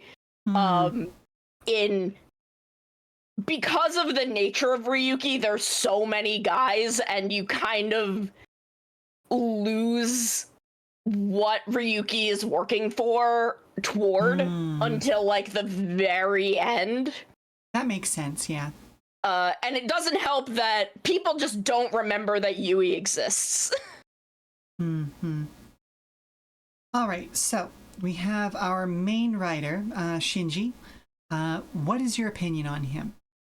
Like, I have pretty high opinions on him, but this is, I know, like one of your major focuses. Like, this is one of your favorite seasons. So I want to give you the chance to talk. It's definitely up there. I don't know if I'd say it's one of my favorites, but it's one that I have a lot of very strong opinions on. Fair. I feel like Shinji, I have very similar opinions as Shoichi from Agito. Like Shinji is much less bland of a guy, but he never really feels quite self-motivated to me. He's just kind of in this. He's just kind of the nice guy that ends up in this as a matter of circumstance and kind of changes a lot of other characters' trajectories. True. But his trajectory doesn't ever really take him on a journey necessarily. Yeah. So quite proud then? Yeah. Okay. Now that being said, the character who is most affected by him, Rin Akiyama. Yes. And Ren is such an interesting character. Yeah. And Ren is so much of why I say Gen Urobuchi missed the fucking point of Ryuki. Because I don't know anyone in Madoka's names, but the blue Madoka, the blue one in Madoka. Yeah. Blue Madoka is basically Ren, except like it's just a guy she likes. Where with Ren, this is his fiance. This is someone he has a relationship with, had built a like substantial relationship with, and who is hurt, but like is not put in a coma by circumstance. She is put in a coma by fucking Kagami Shiro in his trying to do shit with the Rider War. And he gets involved to pull her out of that. And so much of his anger and determination comes from the fact that he has this like deeply upsetting tie to this that no one has helped him grieve, because he doesn't talk about it with anyone, because he doesn't know who he can trust. He doesn't know, like, no one else really would understand it. And it's really in just letting Shinji in that he starts to heal and see the value in the world, not just in his goal. that, you know, other people aside from his fiance also deserve to be alive. Yeah. And I think that journey is kind of both what pushes him towards the top, but also keeps him from being at super proud. Yeah. Because he takes so long to let other people in that by the time he is willing to actually trust somebody, that person also dies. Yeah. It's not to spoil like, a 30-year-old series for any, well, 20, but you know. Yeah, like by the time he is really willing to connect with Shinji, Shinji has sacrificed himself for Ren. Right, exactly. And so I think he's got some more lessons to learn, and hopefully his life becomes better for it. But yeah. He's definitely on the border of quite proud and reasonably proud. Very much so. I put him on like the bottom border of quite proud. All right, next up, and this is going to start feeling a little bit rushed, I'm sure, for some of our viewers, but there are so many writers in this season. There's so many writers, and several of them, like, this guy is in like 2 episodes tops. Yeah, let's see. And I'm pretty sure he was just a shit. Oh, he's a corrupt police detective. He's disowned. Yeah, disowned? Okay, yeah. Yeah, he's using his job to cover up illegal activities. Fuck this guy. Right. Send him to hell. I'm not even Send this man to hell. Fuck Scissor. Exactly. Well, no, maybe don't fuck Scissors. That seems like a bad idea. But fuck Kamen Riders Scissor. Yeah. Send this man to hell. Okay. Kitaoka is also kind of a weird character study. Extremely well written character. Yes. That said, is a garbage man. Right. I'm torn between reasonably proud and needs work. I think he just barely reaches into reasonably proud, though. Because by the end of his arc, exactly. He can be in reasonably proud. Because again, so much of this man is being extremely shitty as a self-defense mechanism. Yes.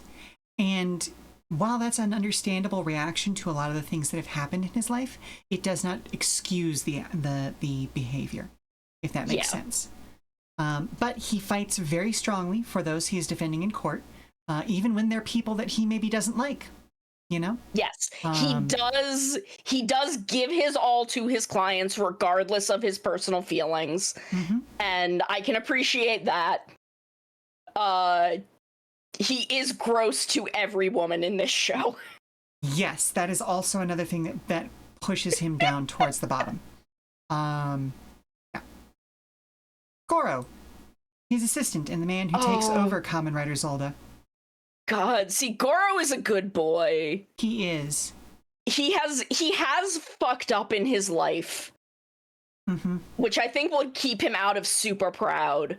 Yeah, but he does all that he can to make up for the ways in which he has fucked up, and he does see through Kitaoka and try to push him toward the right path. That's very true. So quite proud. I would say he's on like the B-C+ area. Yeah. All right. And then we have Miyuki Tezuka. And another short-term writer. Tezuka can call me mommy. 11 episodes. Really? All right. I love this man. Okay. He's a fucking weirdo. But he's a good boy. He's a good boy. Fair enough. He is a fucking weirdo. I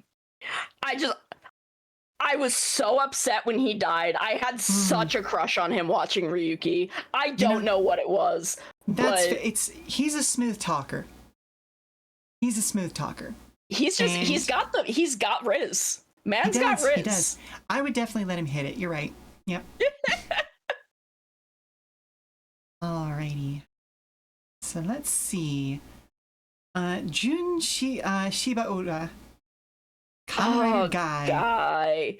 Who I believe was also, he's another guy who's only there for a couple minutes. Yeah, like 6 episodes according to the wiki.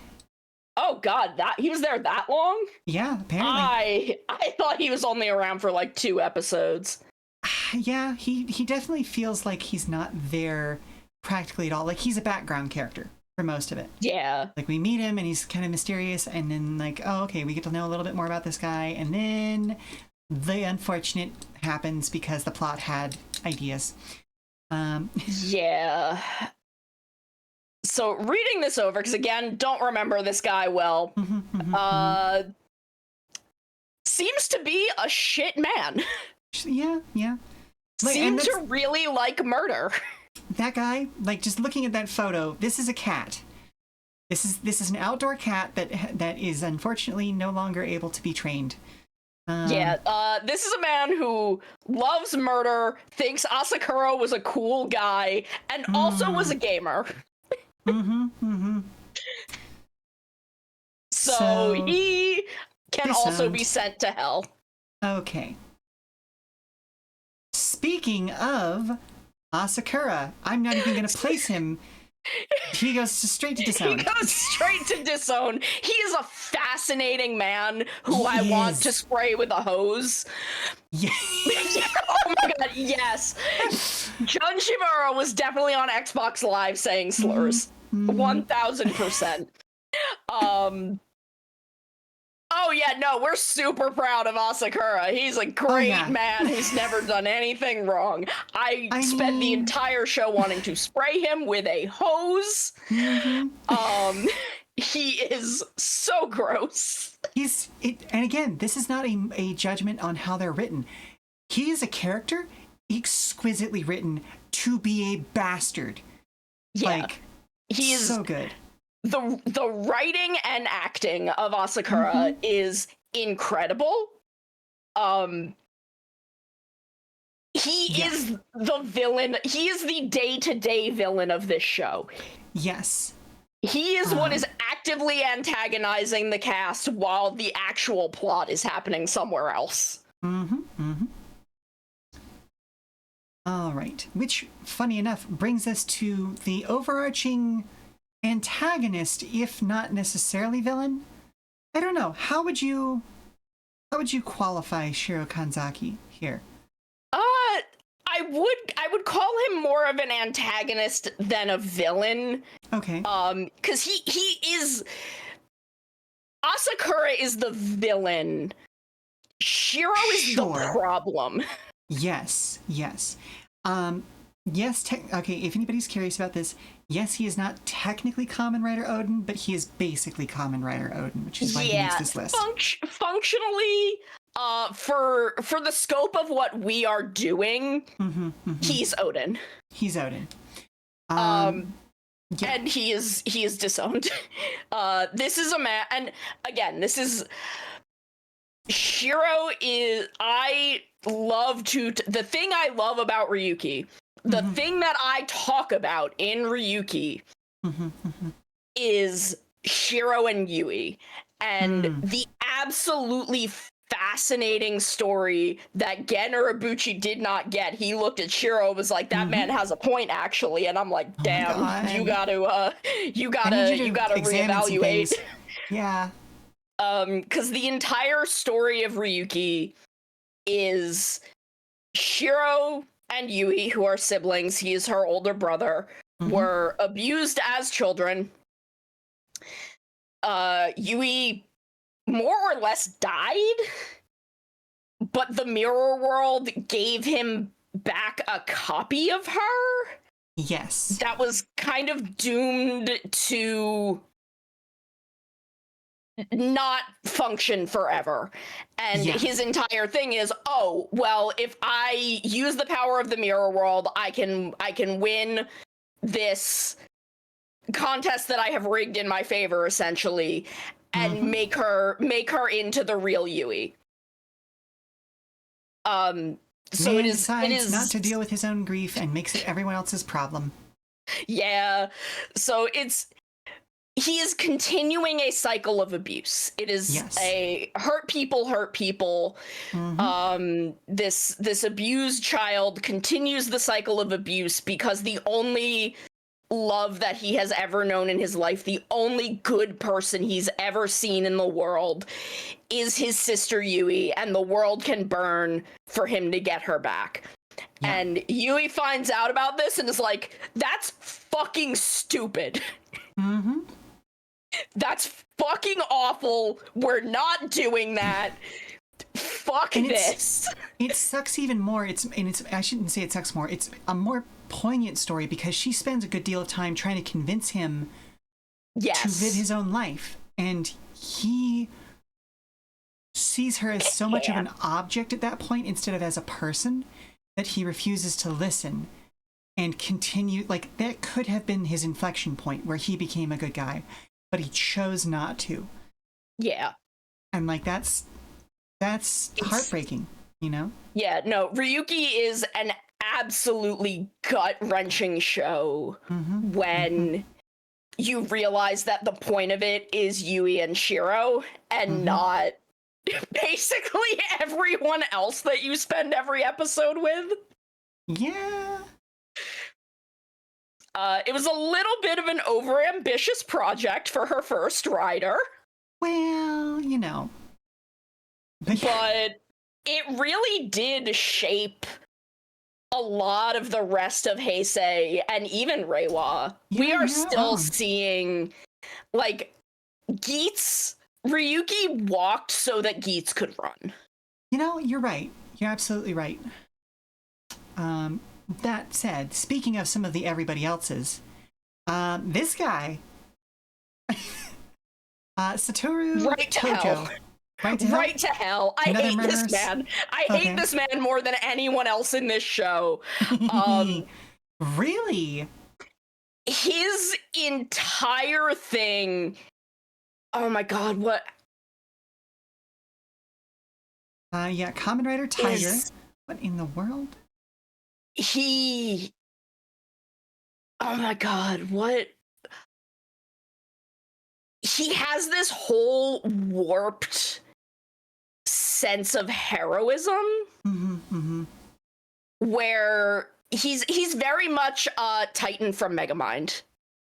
Yes. Yeah, I see it. Okay, I see it. Where he's like,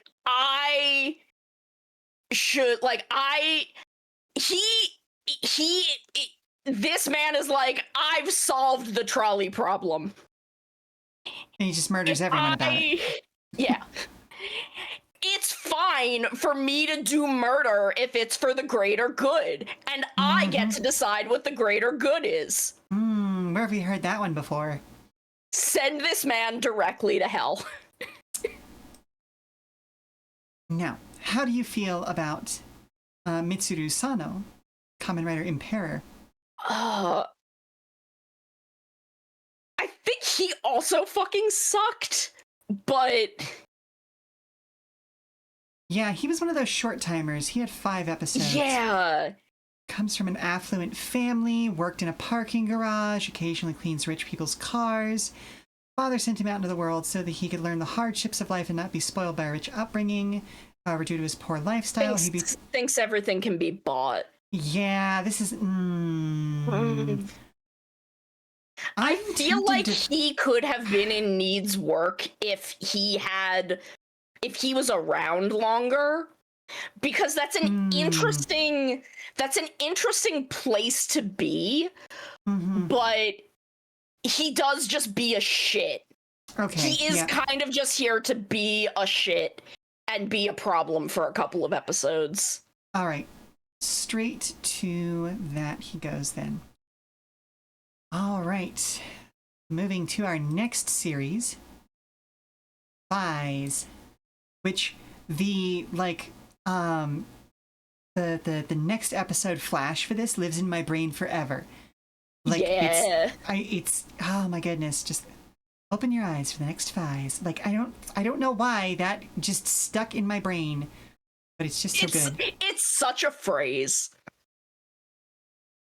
Now, Okay. Takumi is interesting because he's really where we start to diverge from the Heisei good boy, where we Yes. start to diverge from Godai.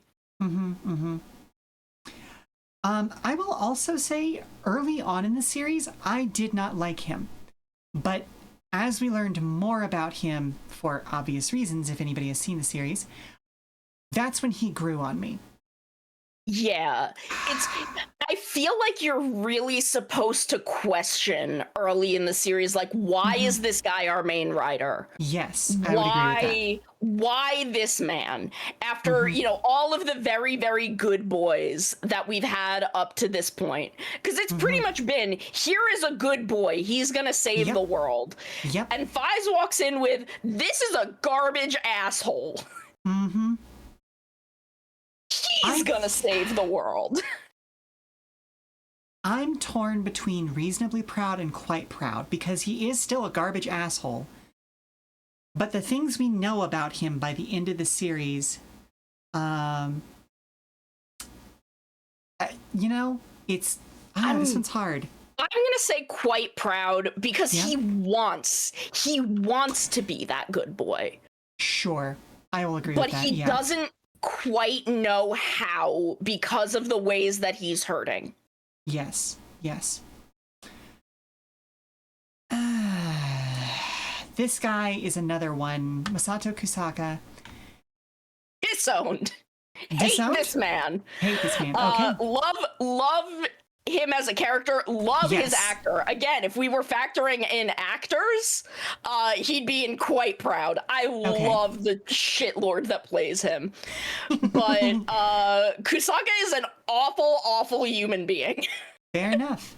That was like, he has some redeeming qualities towards the end, but they're just, I can't use those to overlook some of the shit this man has done. Yeah, no, you're not wrong. All right, so oh right, I didn't include him. Okay, we're now getting into the seasons where I was having to make some serious decisions about, like, do I include X, Y, or Z as because Delta rider? Gets kind of passed around a little bit. It's a little bit of a village bicycle, yeah. Okay. So, Kitazaki. Orphanok, very much a bad guy for most of the series. I don't remember, did he ever get any, redeeming arcs? Do you remember? I don't think so. I think, he... Right. He just tried kind to make of a play. Yeah. He's kind of fucking around and then finds out and gets really upset that he had to find out. And then finds out even harder because then he gets killed by the Orphanok King. Yeah. So straight to disowned then. Okay. Up next, Tsuji Mihara, who I believe was our final Delta. Yes. Oh, he God, did a lot of work while not powered. And even was trying, because he lost Delta at one point, didn't he? Yeah. He was really trying to solve the problem because he's when we really start finding out about how all this happened and why Kusaka and Mari and him grew up in the same orphanage and everything, and why Kusaka is such a freak about Mari. So he's trying. And there's another girl from the orphanage that he's with, and he doesn't want to do it, but when she gets hurt, he's like, okay, I'm taking this on for her. I'm gonna do this for her. That's right. She was one of the ones that I wasn't able to include because she was in one episode as a writer, and we didn't get to know her well enough. But he, as you said, he steps up even though it wasn't what he wanted to do. I don't want to put him in super proud. I'd be willing to leave him in reasonably proud. Yeah. Part of me wants to say needs work just because this is the bit where Fi starts getting really messy. True. But I think that's more of the writing than it is the character. You know what I mean? Yeah. Okay. I think we're about to get into Blade. Oh yeah. Now we're hitting my beautiful sons.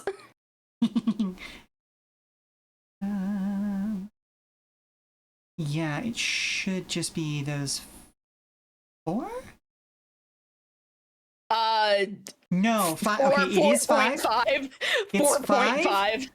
For reason of comedy character. But yeah, we'll come back to that in a second. Let's go ahead and... Oh, there we go. Oh, it's such a good opening. There's the tasty. There's the juice. Mm-hmm. So, Kazuma. Super proud. Super proud? Super proud of Kenzaki. I love that boy. He joins Board specifically to do good. And Board is not the cops. Board is not the cops, you're right.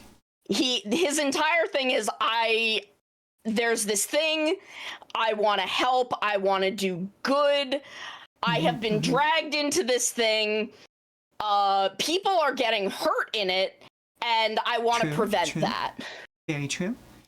He's a little bit young, which is, I think, part of my hesitation for super proud, but I think you're ultimately right. And the reason why... to kind of the final decisions he makes... Yes, exactly. I'm like, damn boy, you did it. Yeah. Again, the reason I hesitated at first was some of the decisions he makes early series are very much based in his panic at like how things literally exploded. Yep. You know?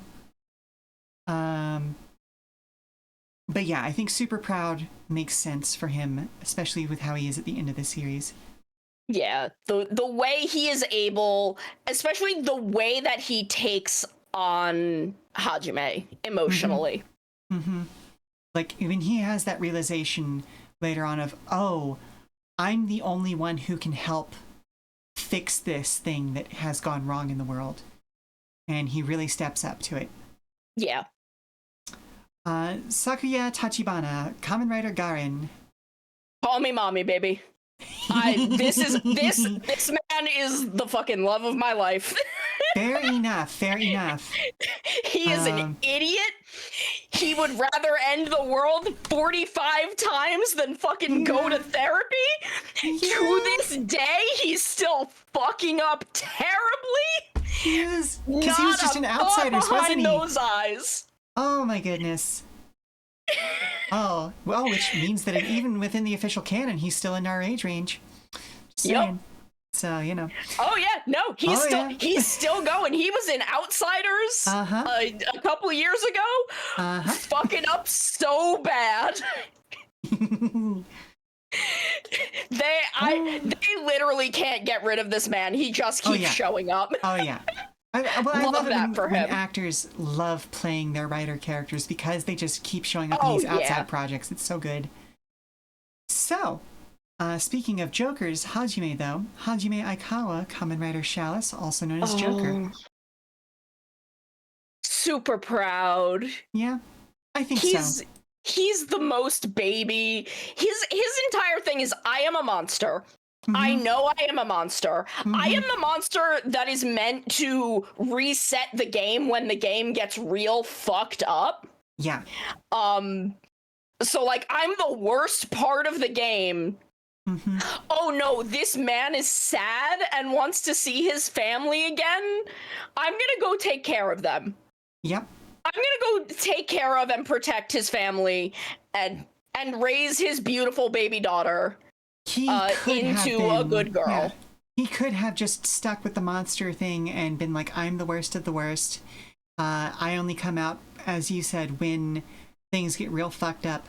But making that active choice to go and be human about it, absolutely super proud. Super proud. And spends so much time questioning, but immediately just sees Kenzaki and is like, oh, no, damn, no, never mind. Humanity good. Humanity good. Loves me despite the freak that I am. Mutsuki Kamijo, Kamen Rider Langle. Oh, boy. I want to put him in needs work. I am absolutely putting him in needs work. I don't want to disown him. No. Because he's not a bad person. He is just the stupidest child that has ever lived. Yes. He is very selfish. He has a lot to learn about the world. He does sometimes step up when it gets through his thick skull that something needs to happen. But that is too few and far between for me to put him any higher on this list, I think. It's, again, like how Gills has that one episode that pushed him into Quite Proud. The thing that absolutely pushes Mutsuki down to needs work, possibly on the edge of disowned, is the fact that he comes into the show, walks up to Tachibana, who is a man trying to help him, and is like, damn, you're lucky you have a dead girlfriend to motivate you to do heroics. It's, nope. And then immediately goes to Kenzaki and is like, damn, you're so lucky you have dead parents to push you to do heroics. Yep. While he has living, loving parents and a living, loving girlfriend. Right? So, yeah. Definitely in the needs work. Because, again, I've met young men like this. A lot of them, once they actually experience the world and get kicked for the first time for real, go, oh, I was a shithead. I need to never talk to anybody who I knew during high school again because I was a bad person to them and I feel ashamed now. And he does seem to learn that through you know, through being mentored by Tarantula and taking him in and essentially being bullied into being a good person by the Tiger Undead. It's so funny. Like, it's such a strange character arc, but executed very well from a writing standpoint. Yeah. All right. Oh, these 4 idiot boys. 4? But there's a secret 5th one. The secret 5th boy! The Taiyaki Master, Ultimate Form, Ryo Mikami.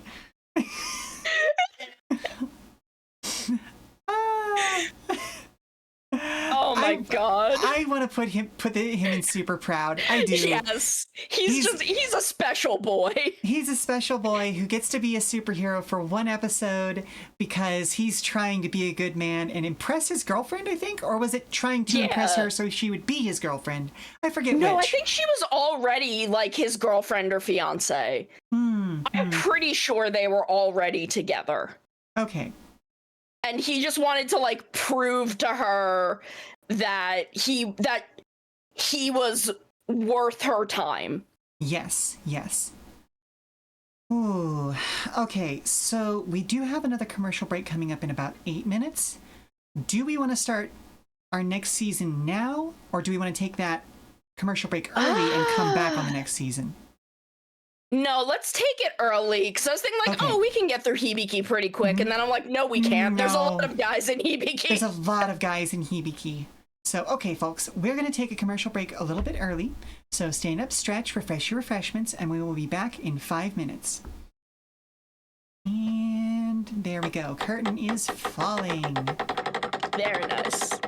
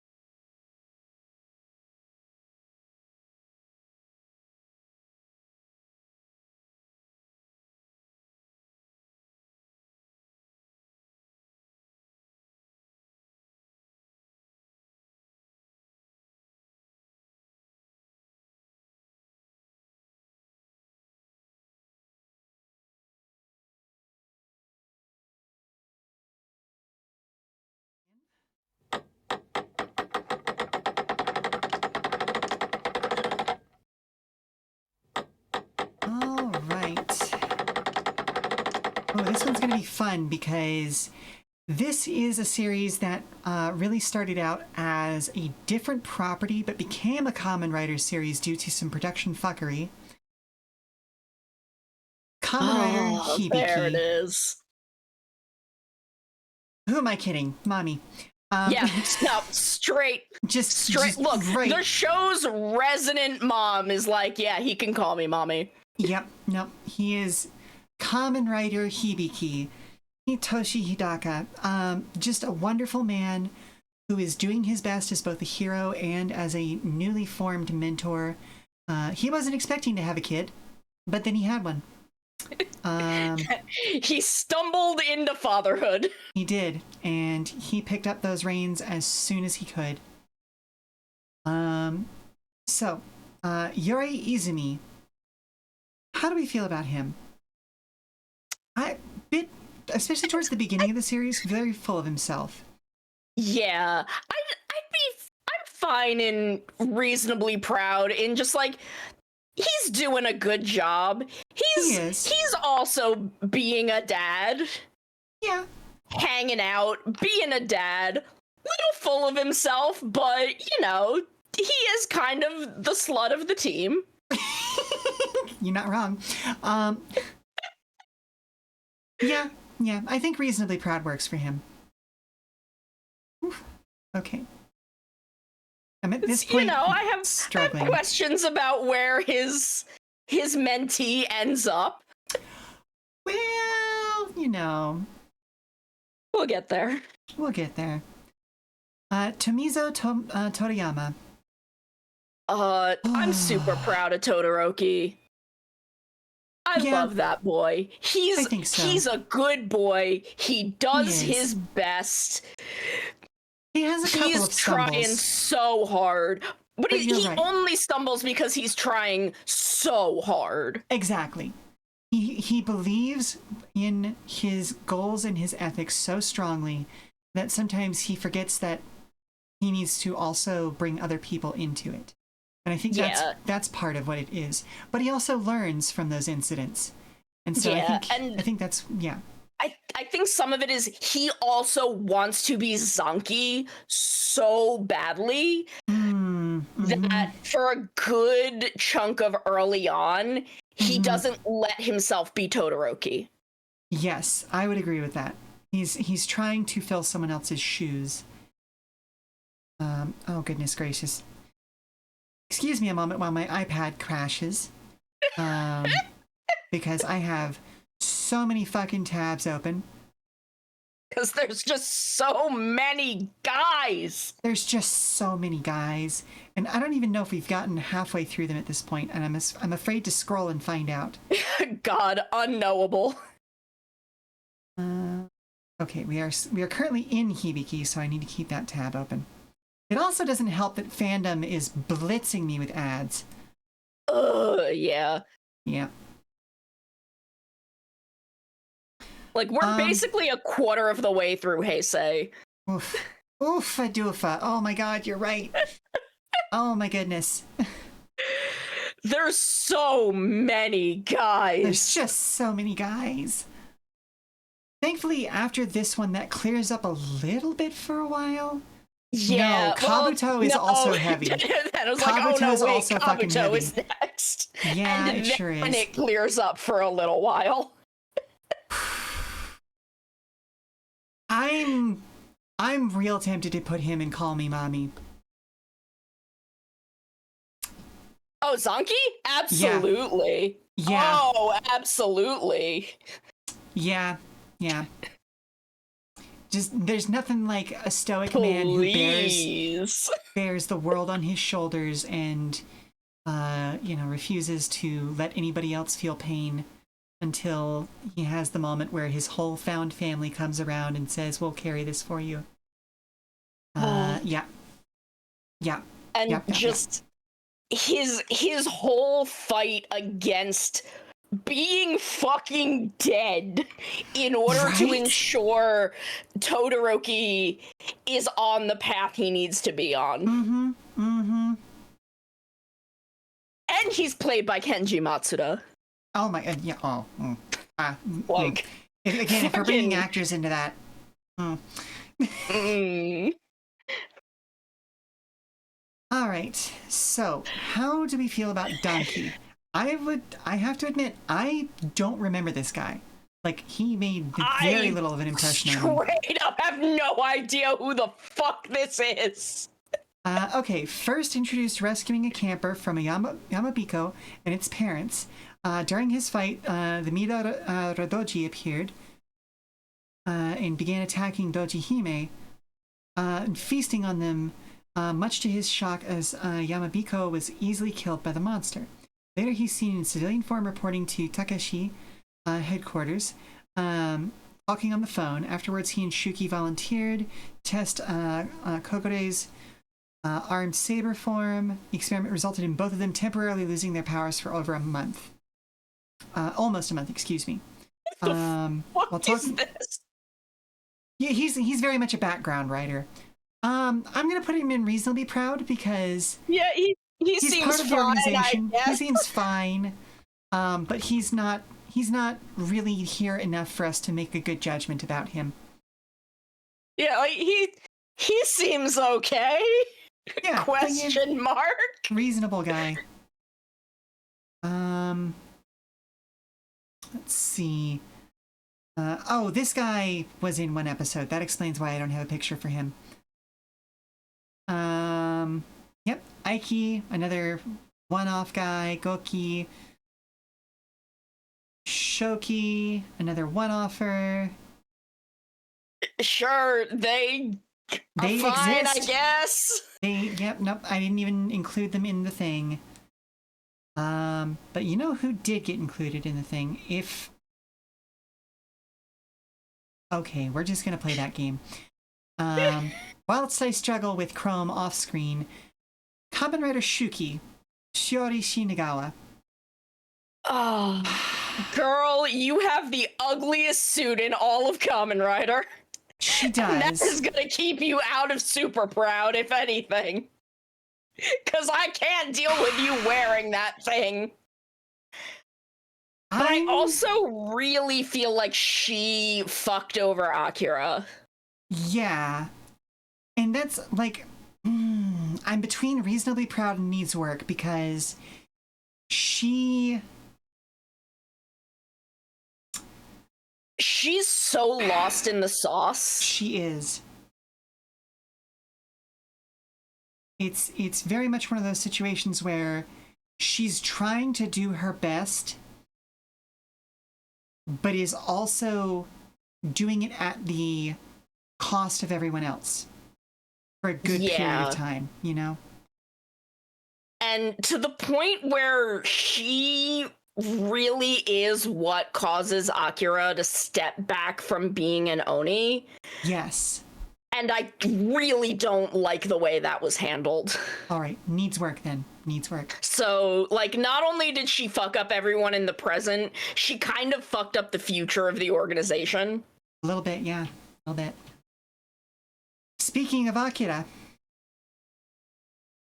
I'm going to consider her a writer for this, even though she does step back from the organization.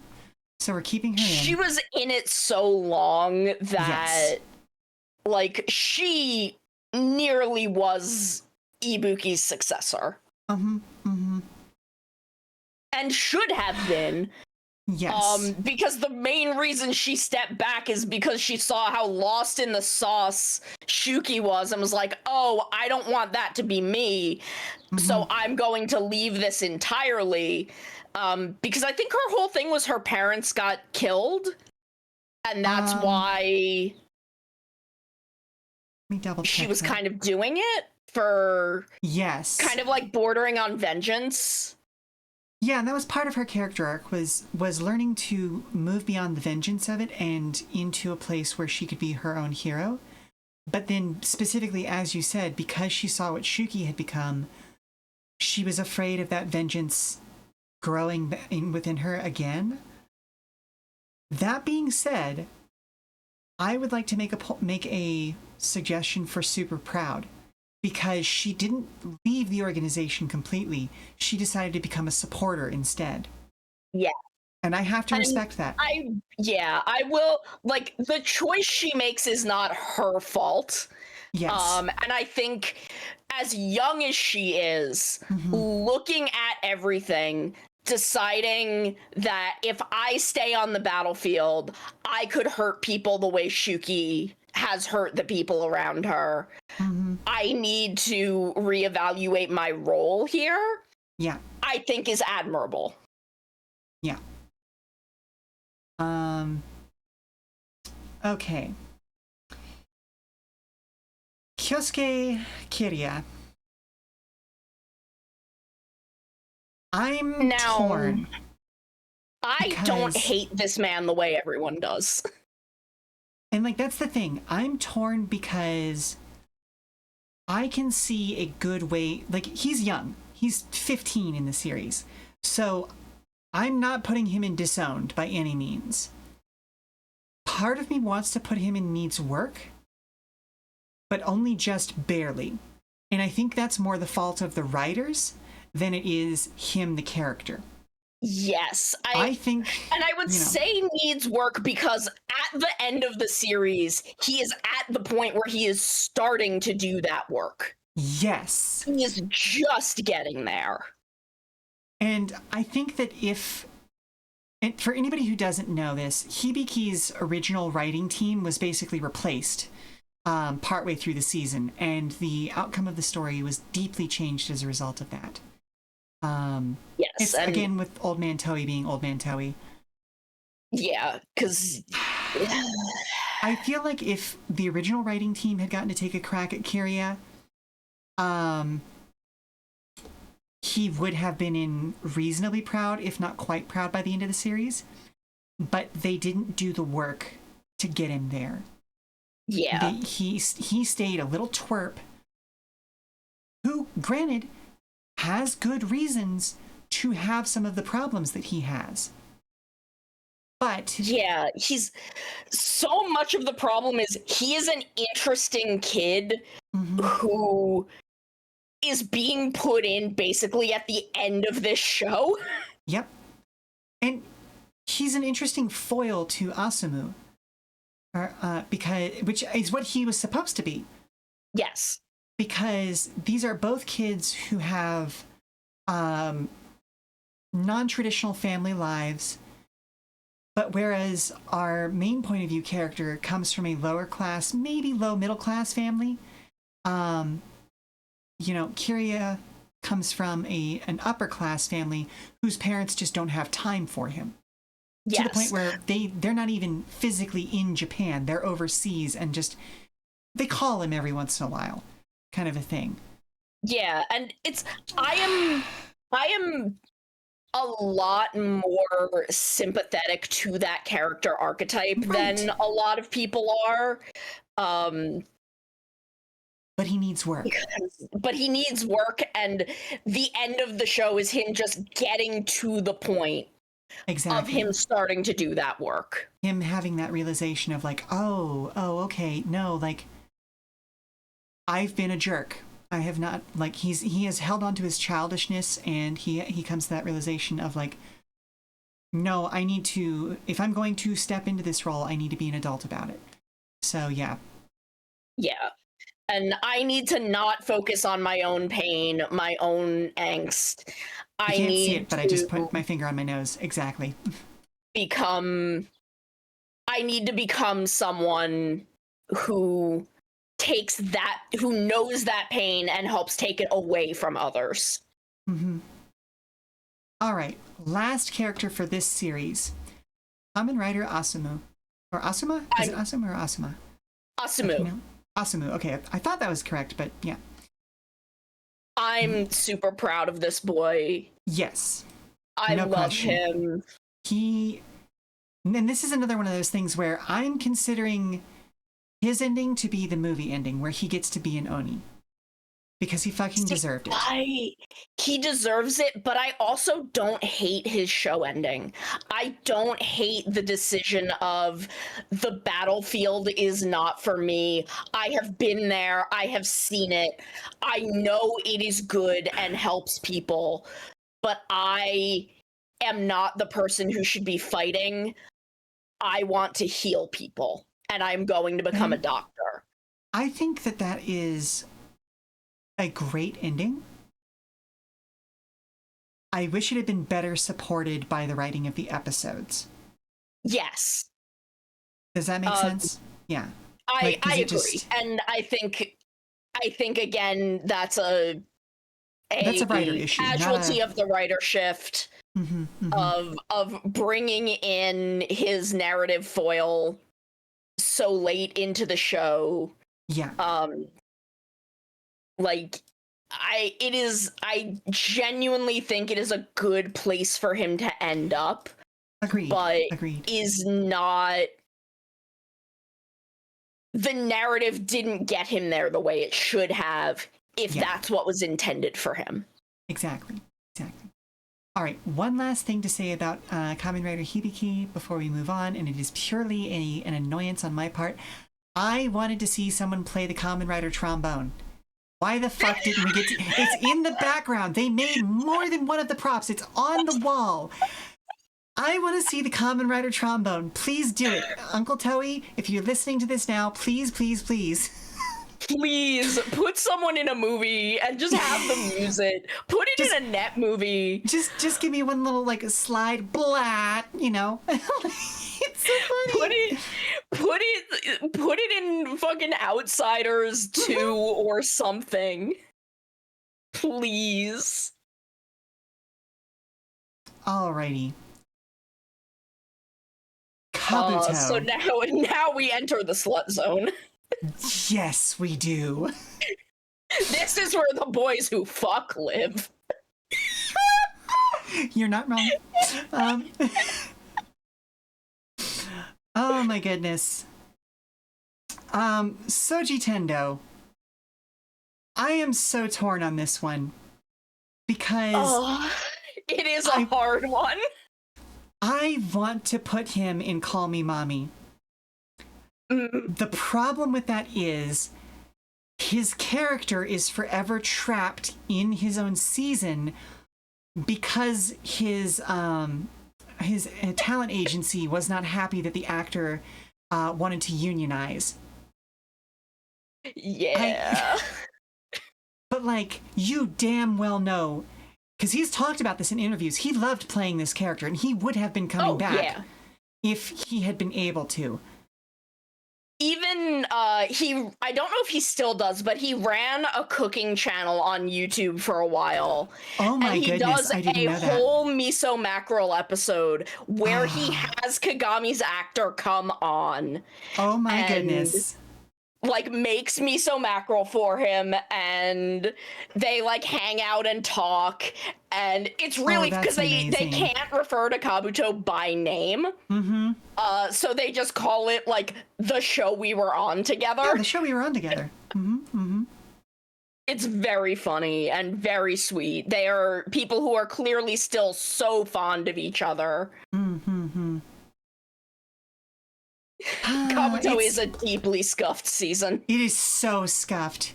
It's so scuffed, but it's also one of my favorites from this era. Also, good morning, Circuit. Hello. Hi, Circuit.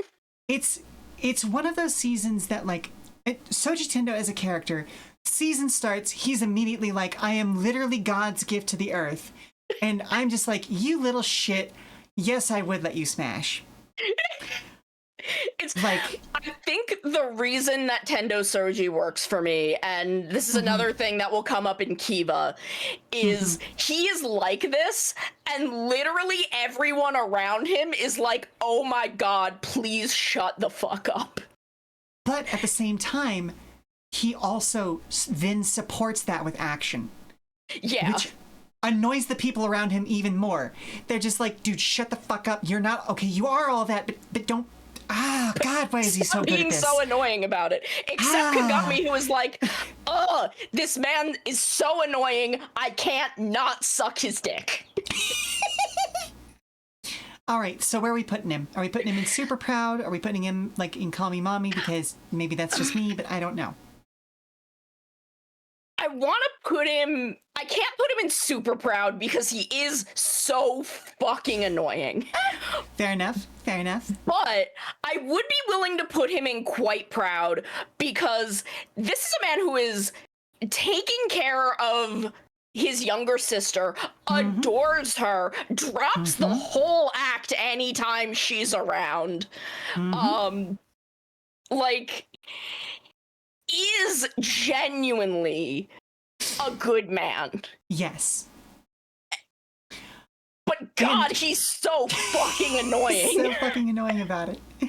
And yes, Weather, you're correct. If he ever got his dick wet, he would never shut up about it. Literally never. All right. Arataki Kagami. Kamen Rider Gatak, then also the bee, or Zabi, but also then gets back to being Gatak. I have to say super proud. Super proud. He's a special boy. He is. Here comes a special boy. This dude went through so much shit. And some of that shit was dealing with Tendo Soji for half the season before he was a Kamen Rider. You are not wrong. Is still doing his best to do right by others, be a hero, become a better person. He's just a good boy. Yeah. All right. And then we have the other side of this. So Yaguruma starts off as bully the him. Yeah. I want to bully him, be it sexually or non-sexually.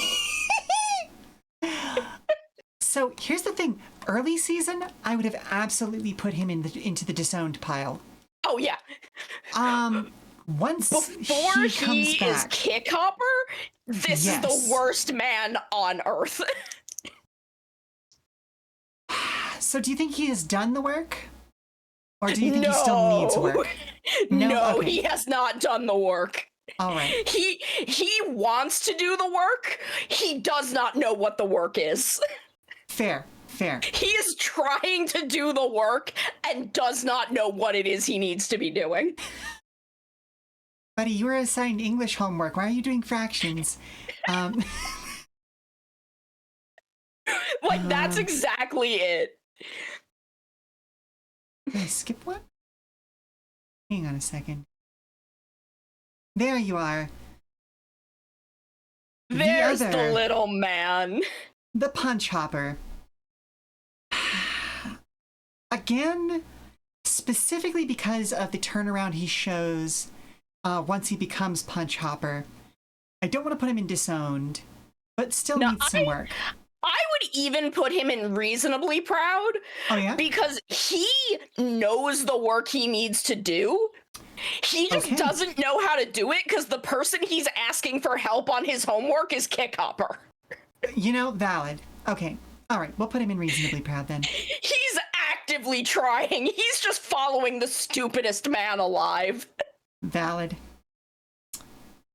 All right. So, Daisuke Kazama. Kazama? Yeah.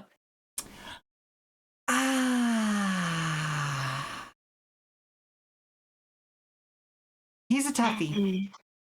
He is a toughie. There is a part of me that wants to put him in Call Me Mommy, but I think he would enjoy that too much. Yeah. I think and I don't think he's earned that. Yes. I'm gonna say quite proud. He almost ends up in super proud once he has some of the realizations he needs to have towards the end of the season. Yeah. But I don't think he's worked it up yet. No. I'm willing to put him in quite proud because of because of Gon. And his relationship with Gon. And that he really does put in the effort there. But nowhere else. Yes, agreed. I want to put Tsurugi in super proud. Yeah, he's my baby. He's such a little dumbass. He's so stupid. He's so good. He's as annoying as Tendo, but when he does it, it's cute. All right, fair enough. Because he's just so dumb about it. He is. Oh, there's some interesting... Huh. I always like it when having these conversations, I realize who is whose foil. And I think he works as a foil to Soji Tendo specifically because he grew up in a way that, like, he was told he was the good, sweet, perfect boy, but didn't let it get to his head necessarily. Yeah. Like, there's a little bit of pride in there, but it is also just, well, I have to be this person then, because this is what's expected of me, and so I'm going to be the good, sweet boy. And he reacts badly when that's not the case. And there's something sweet about that, you know? Yeah. And just, again, his ending is heartbreaking. Oh my goodness, it is. It fucked me up so bad. Because I really do love the relationship he develops with Misaki. Even if outside of fiction, I would probably not love it. Sure. But he is someone who genuinely cares. And then, upon learning what he is, has to deal with that. Yes. And deals with it admirably well, given how poorly he was prepared for it. Yeah. He's just a special boy. He is. All right. So, next series, Dino, only has 2 writers. Thank goodness. God. We get a small break. Ryotaro Nogami. We want to talk about wet little cats. Oh, he is the wettest, saddest little cat. God, yeah, no, this list is long enough, we do not need to go through every Imogen. No, we don't have time to talk about the Imogens, unfortunately. Like, there was... As much as I would put Kintaros and Call Me Mommy, that's really all you need to know. Yeah, fair. I want to put him in Super Proud, specifically because everything that he deals with over the course of the series, from people's memories being wiped, his own memory being wiped, his sister's memory being wiped, like the whole thing. He seems in that first few episodes like he's just a meek little guy. He's doing his damn best. Yeah, every single time he steps up, he looks at the situation and is like, damn, this sucks. Better go handle it. Yuto Sakurai, our other writer of the season, Zeronos. I also want to put Zeronos in Super Proud. Yeah. My heart aches for him so deeply. Okay. As there is something fascinating about Zeronos that I haven't seen many people consider. Okay. We never discuss his, like, blood family. His family is the Nogamis. And he has put every single thing on the line for them, including his relationship with them, because he loves them so much that in order to keep his wife and daughter and their family safe, he's willing to be forgotten by them. He's willing to be forgotten by everyone in order for these 3 people who are his family by marriage, except Hana, who is his family by blood, technically. Sure. Not even technically, she just is. She's his daughter. That he's like, fuck my relationship with my parents. Did I have siblings? Doesn't matter. Not anymore, I don't. Fuck every relationship I've ever had in order to keep these 3 people safe. It is the most heartbreaking thing. And the fact that he does that with no hesitation, like 3 times. Yeah. Well, and that's the thing. 3 times over. He is incredibly well written, I think, because of how much you hate him until you learn that backstory. Yeah. And then every decision he has made up till that point makes sense. And as you say, it's heartbreaking. And yeah, there is no reset. Yeah, no reset. There's no starting over in Deno. He just keeps on trucking. And I think the implications, I don't know if this is ever confirmed or if this is just implication and my own desire for him to finally be fucking happy. Yeah. Is that between episode, like, I know Hana's actress left because she was very, very ill. Yes. And they replaced her with Child Hana. Yes. I think the implications of Child Hana and episode Red are that Yuto and Irie do get together. And that because they get together later than they would have, Hana is born later and thus her age is pushed backwards. That makes sense, yes.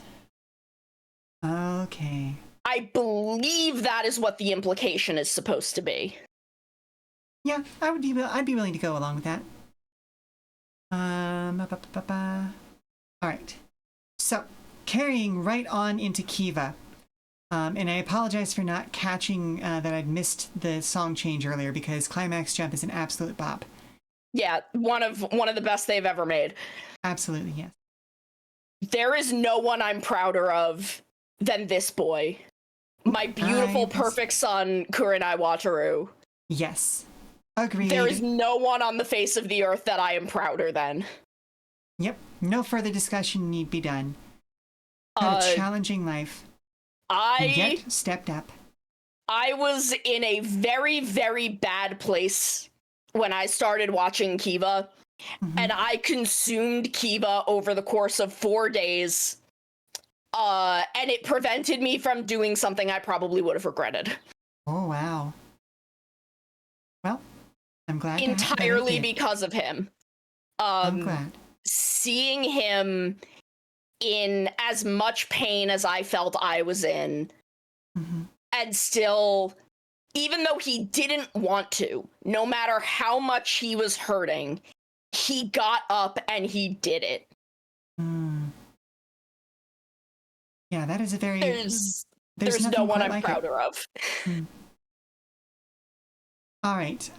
Shout out goes to his son, who appears as a writer in the very last episode of the season, but we learn nothing about, so I did not include on the season. Bippy Masao Kurenai. He's such a disaster fashion-wise. Yep. How did they predict Gen Z fashion? How did they do it? Gen Z. Oh my god, his shitty Gen Z son. I love him. What I want to know, what I need to know. Yes. Who is his mom? Great question. We do not have an answer. Now, I personally have some thoughts about this. But they are all deeply, deeply headcanon and make no sense at all. So I will not bring them here, but I got some trans headcanons about Wataru. Oh, interesting. Interesting. All right. Keisuke Nago, Kamen Rider Ikusa. I put him in reasonably proud. He did the thing. He's an okay man. He's trying. Was he the one who was a cop? Or am I thinking of a different person? No, he's one of the he's users, not a cop. Maybe it's just he had cop vibes. He definitely has cop vibes. Yeah, okay, yeah. Because right. he's just like, vampires, fuck those, I gotta kill them. fuck vampires. Yeah, eventually comes around, but he's dresses like a cop. He definitely dresses like a cop. He's very much has that personality of like big tough guy, and eventually comes around on Wataru, but never learns to meet his energy, if you know what I mean. Yeah. Straight to hell. Straight to hell? Straight to hell. Valid. We'll never forgive him taking Yuri into the woods, tying her up, and saying, we're having a child right now. Correct. And anything else he does, I'm like, nah, man, you lost it there. Yep. Sorry, Kenji Matsuda. I know you're hot and all, and but also, look, your character's a bastard. I'm into some werewolf stuff, but, no. There is a thing such as consent. And the thing is, he would have gotten it. She was so into him. Right. She was so into him. Dude, just be like, hey, you want the wolf dick? You want it? Yeah, you want the wolf dick? You want to just go upstairs? She was so into him. Why did you do that? I mean, hell, if that's what he needed, he could have also had that conversation of like, okay, hey, you want to do a scene about it? She still would have been super into it. Yeah. You know what I mean? Yuri was a freak. Mm-hmm. Yuri was a woman in the 80s. She sure was. Feeling herself. She would have been so into it. All right. On the other end of that. He just ruined it. Well, he did. On the other end of that, Otoya Kurenai. Oh, Otoya. I would put him in quite proud. Okay. He sucks. He sucks as a man, but he never does anything malicious. He would never dream of doing what fucking Jiro did. He thinks he's suave, but isn't, almost to a point that it circles back around to almost being suave. Yeah. You know what I mean? He drinks the strangest respect women juice. It's so strange. Like, man is extremely feminist, but also just really desperate to get his dick wet. In the worst way, right? All right, Taiga Nobori. Straight to hell? No. I'm sympathetic to Taiga in that he was brought up in arguably the most fucked up system he could have been brought up in. You know, not wrong. Like, the things he believed are because he was raised to believe that by a system that was like, those are food. Yeah. Those are food, and you're the prince. I still think needs work. Definitely needs work. And by the end of the show, is willing to start doing that work. Sure. Yes. But he hasn't, by end of show, he hasn't done it yet. I'm sympathetic to the boy, but he needs to really get in there afterwards. Oh, I'm just gonna let this violin happen for a moment. Oh God, I love Kiva. Is Kiva a good show? Almost certainly not. But he's one of my favorites. I love it. Is it truly one of my favorites? Yes. This show happened in the depths of my high school goth phase. To the point. Well, you know, the thing about Kiva is Kiva, much like several other shows taken from wildly insanely popular global media at the time was like, the kids like vampire soap operas, they like Twilight, let's give them the vampire soap operas. Let's give them the vampires. And was a little too ambitious, and non-linear storytelling is not for everybody. But God, if Kiva is in an amazing suit, and Wataru is my most special little boy. So now I'm going to send you a picture, specifically to kind of emphasize how deep I was in this particular not subgenre. What's the word I'm looking for here? Subculture? Subculture. Thank you. At the time. Yeah. I see. Yep. I see. I feel. Anyway, moving along. With that bombshell dropped, I know. Oh, I have so many feelings about Decade.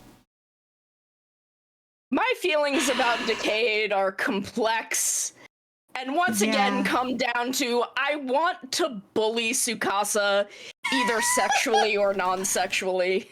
100% valid.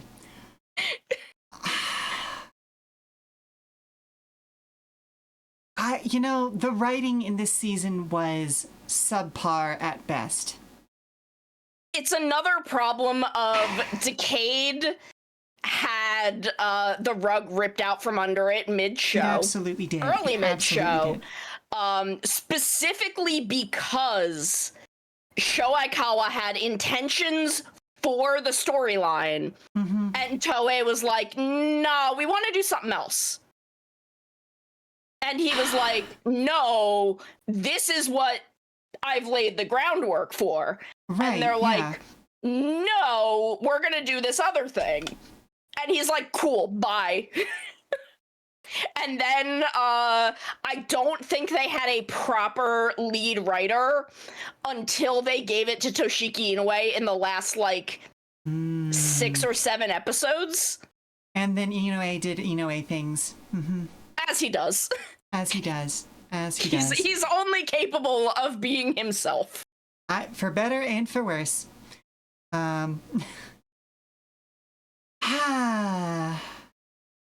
feel like reasonably proud is a good place for Tsukasa. Yeah, he technically does step up and do the right thing. He does. But he is really shitty about it every time. And from a storytelling perspective, that's an interesting thing to explore, I think, because he resents having to be the one that does this, but he does it anyway. And that's really fun to explore. But buddy. But I don't think they do a good job of exploring it. Bingo, exactly. Daiki Kaito. Kamen Rider The End. What is the end's motivation in anything? I don't know. Why is he doing this? Needs work. It's every time he shows up, he just he's a fun character, but he feels not unmotivated, but unfocused. Yeah, because he's definitely motivated. I just don't fucking know why. All right. We are through the first half of Heisei. Oh boy. Yeah, we are 3 hours into this. Do we want to make this a 2-parter at some point, or do we want to try and push through? I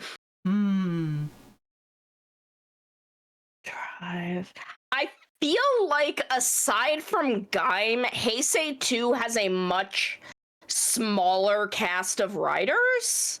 True. Double's got a bit, but yeah, Gaim I think is the only other one that's really flush with folks. Yeah, otherwise I think they tend to keep it to like generally 3-ish. And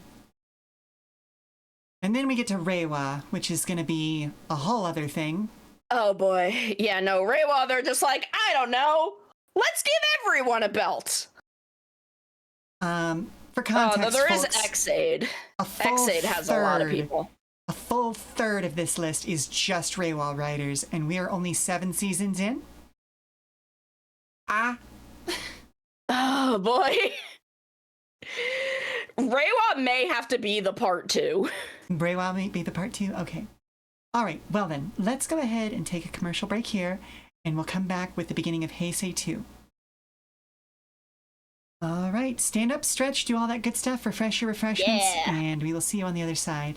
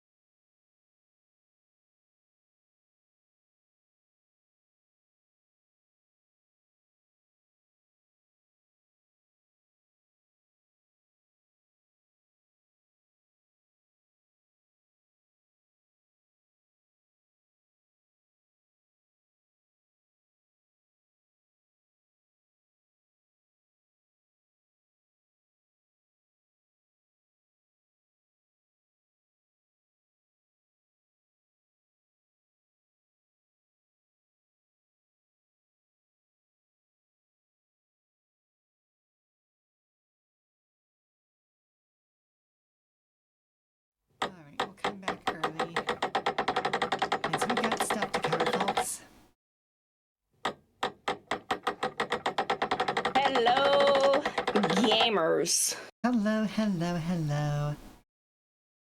So let's... Oh, bam. Off of Gokt Oh, there it is. onto that beautiful, beautiful ska. So, Kamen Riders Skull, Sokichi Narumi. Mommy? That's not Narumi. Is it not? No. No, it's not. Shit. I grabbed Who's the wrong that? person. Who the fuck is that? Who is that, this? Was that the guy from... That guy might be from Decade, actually. Hang on a second. I don't even know who that is. All right, we're just going to throw him into you know what? Whoever he is, disowned. We clearly don't know who he is, so we have clearly disowned him. Disowned. That's why that's out of order. I was like, I could have sworn... Anyway, I saw the white jacket and was just like, oh, hey, there he is. Because I am face blind sometimes. I'm face blind most of the time, so... No, do not scroll. Oh no, I fucked up my scrolling. Hang on. No! There it is, I think. All right, Philip. Oh, my baby boy. Philip has to go into Super Proud, right? Yeah. That kid has been through so much. Mm-hmm. And, like, he goes from calling himself the devil at the beginning of the show to, yeah, I'm gonna let myself go to put all this to rest. Yep. Shotaro. Super Proud, I think. Yeah, I can't not. One, you can't separate him. They are a set, do not separate. They are. And especially because, like, I could see bumping him to quite proud or even reasonably proud early in the series. But once he starts to show a little bit more of who he is really, and yeah, like, and again, he's got the Todoroki of it all, where he is trying so hard to be Narumi that he can't be Shotaro. Exactly. And when he really accepts that I have to approach this as myself, and I have to... This kid in my house isn't just kind of my partner professionally. Yeah. He is my partner spiritually. Yes. We really are two halves of the same person. That's really when he comes into his own. The episodes where they finally get extreme is where that switch flips, I think, for him. Because he has that moment with Philip where he's like, no, you know what? I didn't realize that I was going to be as hurt by this moment where Philip wants to go his own way, but if he wants to, I have to respect that about him. And he does. And Philip also has that realization of, like, wait, no, I can't push him away. He might not have the power he needs right this second, but by working together, he will have that power. Yeah.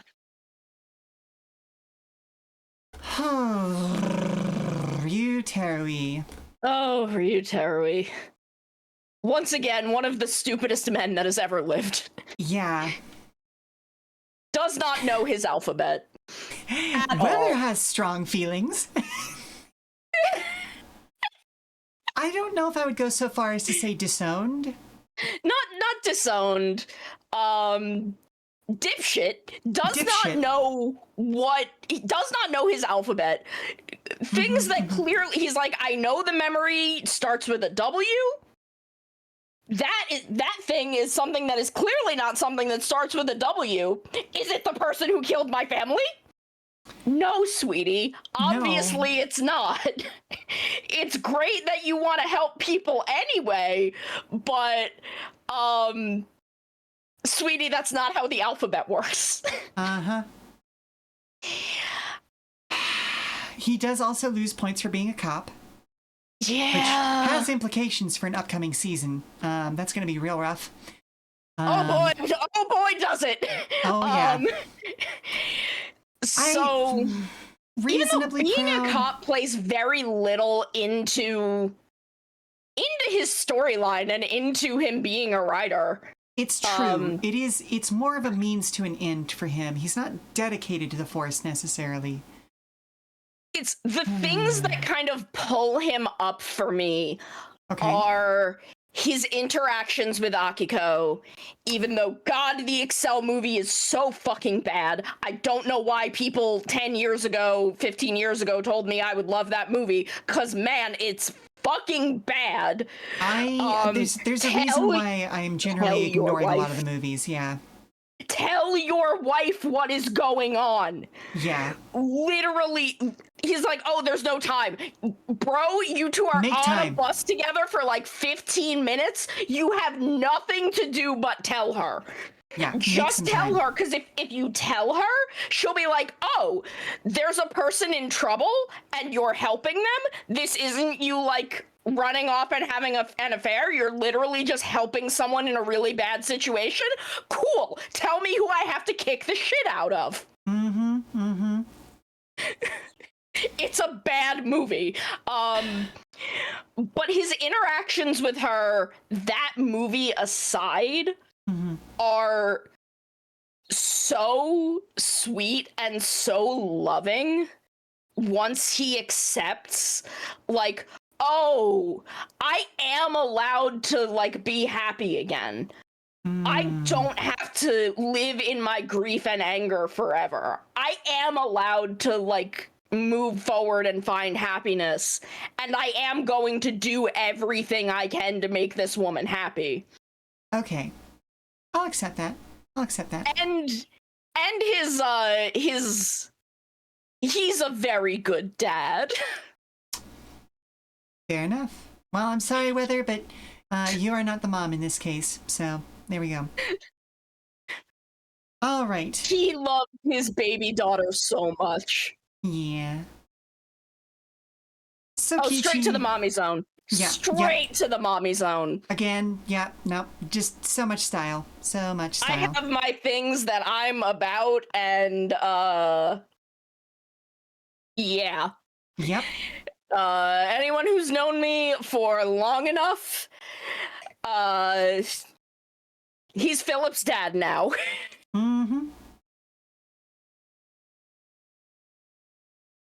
Oh my goodness. Okay, well, Link Rot is a bitch, but let's move on to O's nonetheless.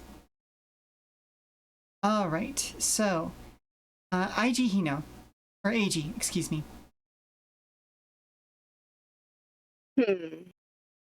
Now, I know most people would put him in super proud. Okay. I have a lot of complex feelings on AG.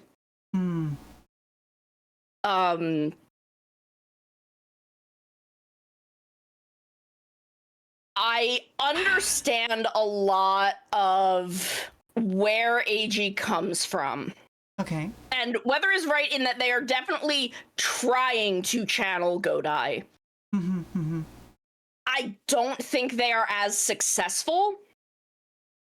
I would agree with that. I know a lot of people find a lot of comfort in his philosophy of I will help whoever I can reach, whoever is within arm's reach. Yes. The way that he behaves does not make that land for me.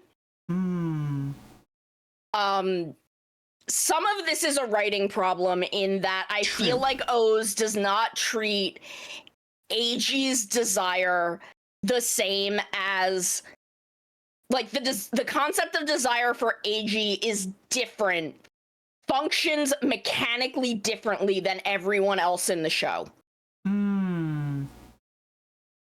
Because AG being O's is supposedly because he has no desires. He is able to because he doesn't have desires. Yeah. But he clearly does. Yeah, it's not true.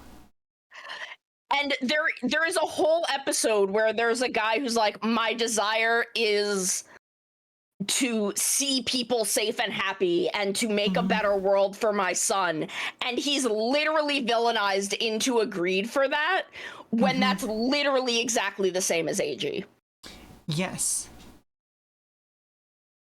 And I think I would agree with that.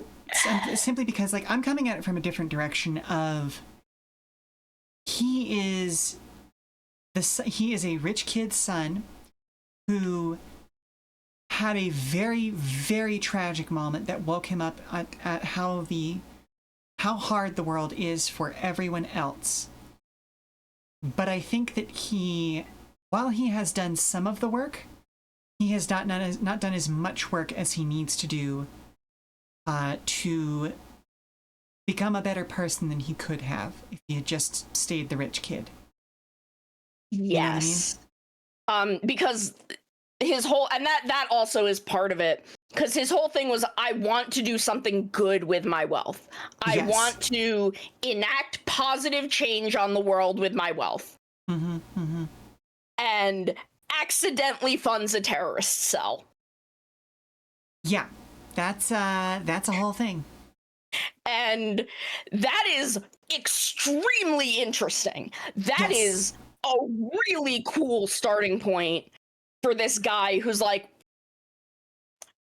wealth only fucks everything up. I'm getting rid of everything. I am having nothing. I am attaching nothing to myself. I cannot hurt anyone if I have nothing. Because having things is how I hurt people. And but then also realizes that by not having anything, he's also missing opportunities. And he gets there towards the end of the season. But he never quite gets to that middle path. Yeah, AG lives in extremes. Which again makes him super interesting. Oh yeah, absolutely. He's like, I by no means have any dislike of AG, but I can't put him on the level of the super proud good boys. Because there is still, and I don't necessarily think there's anything wrong with this. He's still doing what he does for very selfish reasons. Sure. All the way through. And I think there's a level at which his holds out his arms, I will help whoever I can reach right now, is a good thing, but not for someone who lives in the extremes that AG does of, that person is a second arm's length away from me, I can't help them. And that's kind of the thing that's always bothered me about that, because I'm like, I can't reach that person, then take 3 steps forward, my guy. Yes, and I think that's... Walk forward until you can. That's what pulls him down into reasonably proud for me. Yeah. Because I think if he wasn't still a traveler at the end of the season, he would have reached quite proud. But it's the fact that he's falling back into that and didn't quite learn that lesson of, you just have to extend yourself a little bit more. And find ways to help more people. But again, we're dwelling. Shintaro. Oh, no, that's not Shintaro. Nope. That's Akira Date. That is, in fact, Akira Date. It doesn't help that the Rider Wiki has some folks out of order, especially when they both use the same suit. Yeah, Goto is there first, but Date is birth first. Yes. And I think that's where the confusion comes in. Yes. I can't get over some of the things that they, like the choices that they made word-wise and design-wise on him. So I cannot be a an, what's the word? An uncompromised observer, because my dude collects coins in a milk jug and is named Kamen Rider Birth, and uses a breast cannon.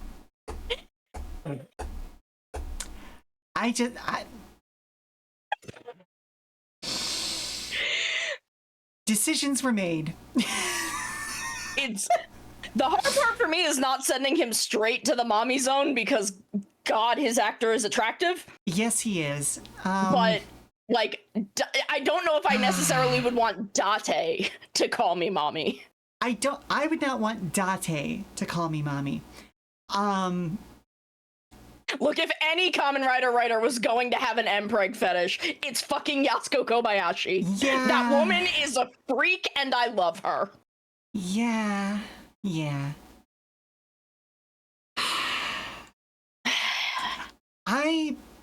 I'm torn between quite proud and reasonably proud again, because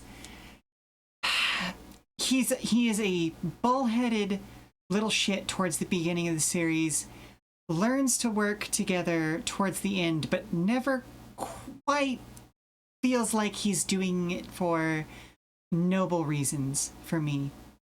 You know what I mean? It's my thing is, if I put him in quite proud, Goto would have to go into super proud. And I don't know if I can put Goto in super proud because he's a cop. Yes. Okay, so we're going to leave him at reasonably proud. And then we're going to bring in Goto. And I think you're right. I think quite proud makes most sense for him. Because again, he is a cop. He is a cop. Like, he went from not being a cop to being a cop. Right. He could have very easily stayed not a cop. Right. And he's got to... he's doing it for the right reasons. But he is still a part of that system, you know? Yeah. And... like, his arc from beginning of O's to end of O's is really good, really interesting, is about a man desperate to do right, desperate to help, to kind of learning that it's wanting to help isn't quite enough. You need to know how to help. Yes. And then he goes and becomes a cop about it. It's almost stuck the landing. And then face planted. All right. Like, bruh.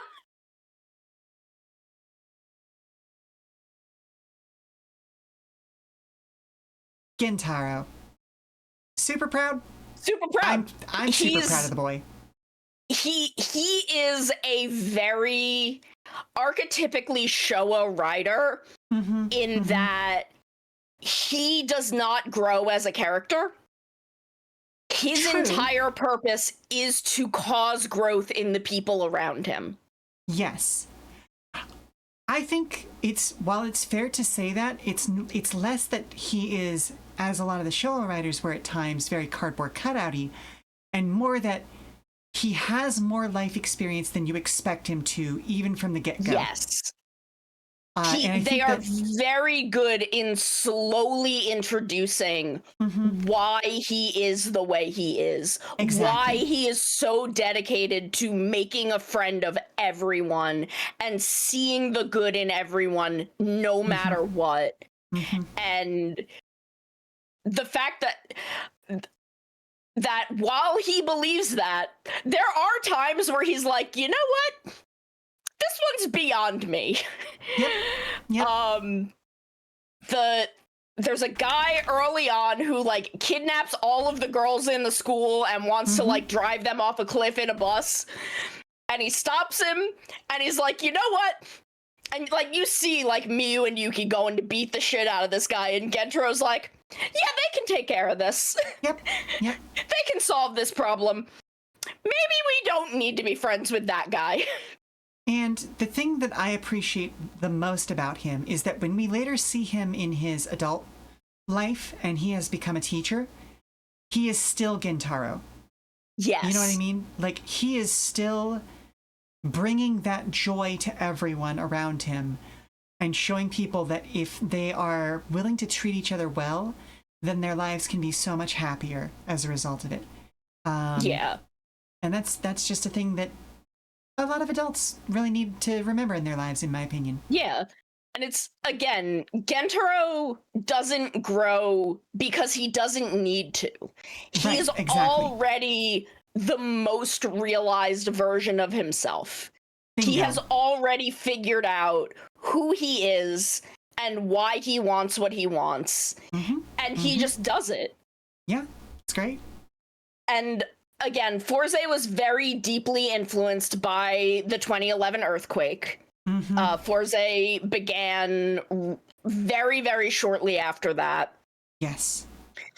And a rider that is unconditionally a friend to all of these kids who are suffering. That they can look at him and be like, Gentaro is my friend. Yep. Is such a beautiful choice. It is. All right. Ryusei Sakuta. Kamen Rider Meteor. I think I want to put him in Quite Proud. I will put him on the border of Quite Proud and Reasonably Proud. Okay. And my phone just died. Oh no! So I'm now making this face for the rest of the stream. Well, if you want, you can switch me to Fugi. Yeah, let's swap you around. There you go.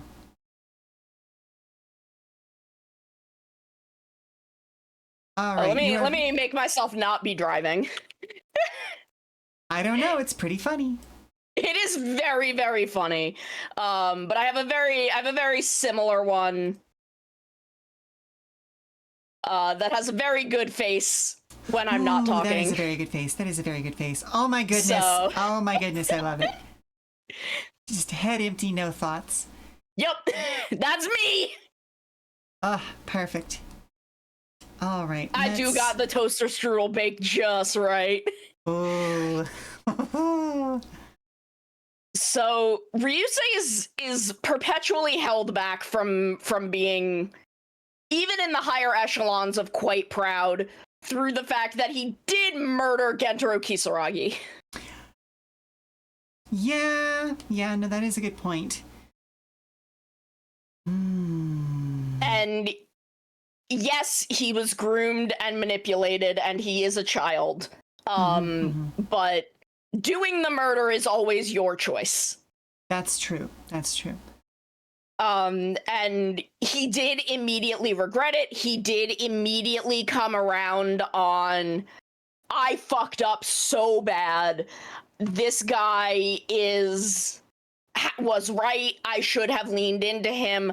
I should not have been hiding from my friends. All of these people are my friends and love me. Very true. I should not be hiding this from them. All right. And I'm, you make a great point. So I'll drop him down to Reasonably Proud, although I would still argue that he's right at that edge. Yeah, I'm willing to put him on either side of the line.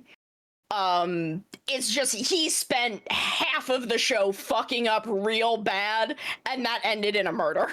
Yep. No, that's fair. All right. Now I kind of have to scroll because we're starting to fill some space. Yeah. The tiers are getting a bit long. Yep. Okay. Haruto Soma. Super proud. Yeah, and agreed. I can. There are a lot of people who dislike this man, and they're wrong. Yep. Their opinions are incorrect because they don't understand what Wizard is about. Correct. Wizard is a show about being suicidal and deciding not to lose yourself. Agreed. Yeah. And Haruto is a man who literally stood on the edge of giving up his life. Not for any reason, just giving it up to his own sorrow. Decided, no, I'm not doing that, and I'm going to keep anyone else from doing that. Definitely someone who saw that there was work to be done and said, fuck it, I'm doing it. It's my job now. Fuck it, I'm doing the work and I'm helping other people do the work. I will carry as much, and again, he does this to his own detriment. He does. For a lot of the show, and a lot of the second half of the show is him learning, oh, it's not just that I am letting people lean on me. I have to lean on other people too. Yeah. The people that I have saved are willing to carry my burdens as much as I'm willing to carry theirs. And again, as someone who has gone through some stuff, Wizard spoke to me on that level immediately. Episode 1. Episode 1, I understood that and did not understand why everyone else, not everyone, but there was... when Wizard happened, a large contingent of people were very, very hard on it. Just because Haruto was good at his job. Yeah, I understood where they were coming from, but same way that Gentaro is a fully realized character right from the beginning, it's allow the story to be told, y'all. You know what I mean? Like, there's clearly more going on here. And even if you don't recognize the struggles that a character is having, other people will.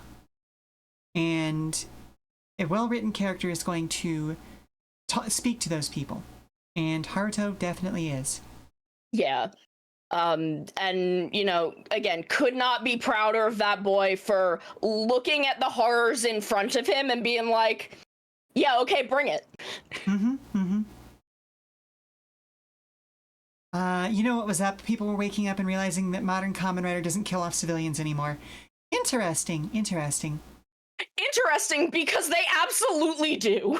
Yeah, right? Like, Wizard absolutely does. That series especially. Holy moly. Pretty much, every person, every Phantom in Wizard is a dead person. And the people that we see become Phantoms, like, they do, it's just not brutal the way it was in Showa. Yeah. And even early Heisei. And looking at the reactions, the transition from Wizard to Gaim, people were just like, oh, brutality. That is maturity. And I won't please get out of my house. Alrighty.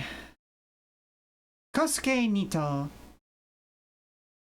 Okay, I love this boy dearly with all of my heart. He should have had his own show. He should not have been in Kamen Rider Wizard. Interesting. Okay, you know, I'd never actually thought about that. Huh. His storyline is fascinating. Yeah. Is like, this dude is so fucked up. And is just like this. Okay, Nito is very, very toxic positivity. But kind of just to himself. He's like, I'm gonna push through this no matter what. I'm gonna figure out how to make this okay, even though I've had a horrible circumstance forced upon me, kind of without my full consent. Very true. Very true. But because Wizard is so much about facing your own soul, he's not really about that. Yeah.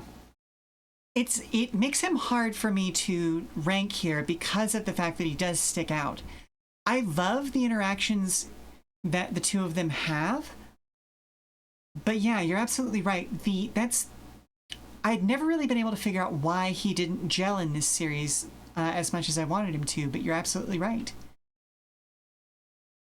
Huh. And it's interesting in that he's like, I've had this horrible thing forced upon me, but I made a promise about it, and I'm gonna fulfill that promise. And he does his best to the point that even I don't want to call Chimera horrible. I have a lot of opinions on Chimera. I love him dearly. Because he's also just a weird, fucked up little guy that I think was kind of forced into a horrible circumstance of, I need to eat or I will die. And Nito's like, okay, let's get you not hungry then. And I truly think that he should have had a movie about Phoenix breaking out of the sun, and the end of it is Chimera eats Phoenix, and every time Phoenix resurrects, he gets stronger. Sure. So every time he resurrects he'll die within Chimera, resurrect within him, and perpetually feed him mana. That would have been neat. It would have been perfect, and I'm mad about that forever. But I don't know, quite proud, reasonably proud. He does the thing. He does do the thing. He takes care of people. He's a good guy. Yeah, I think it's a coin toss because he just isn't what the show needed. Yeah. This is my collection of weird, fucked up little guys. I think I'm going to stick with quite proud for him. He's certainly not in super proud zone, but quite proud feels appropriate here because he does do the job. He does do the job, and he's doing his best. And he does genuinely want to help and take care of people. Yes.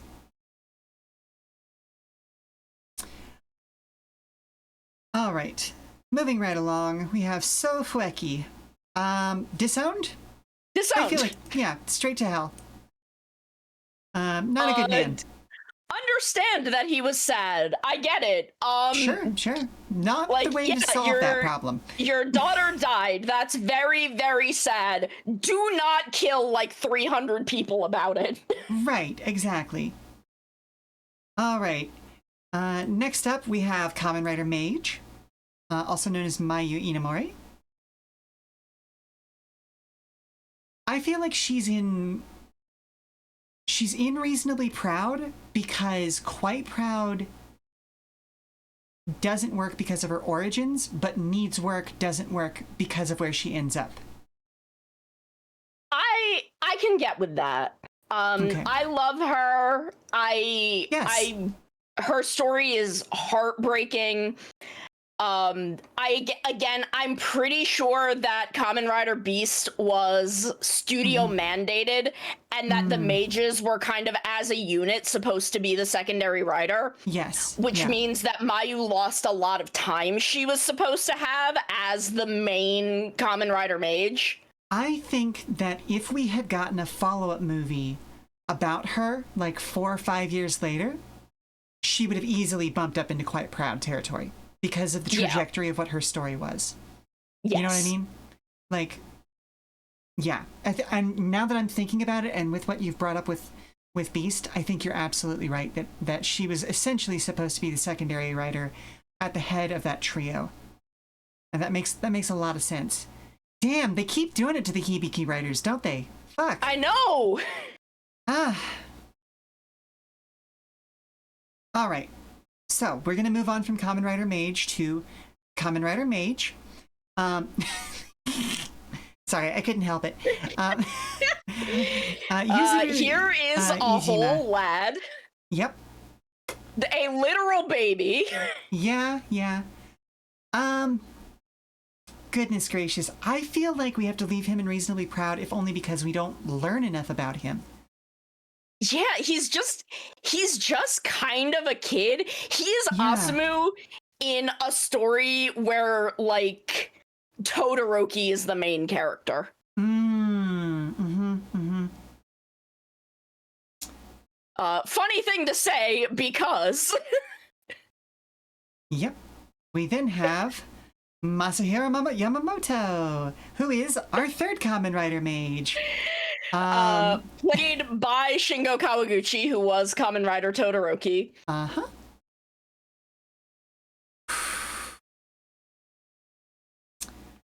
I'm willing to maybe put him into quite proud. Yeah. Because this is a dude with a wife who is either pregnant or very recently postpartum. Yes.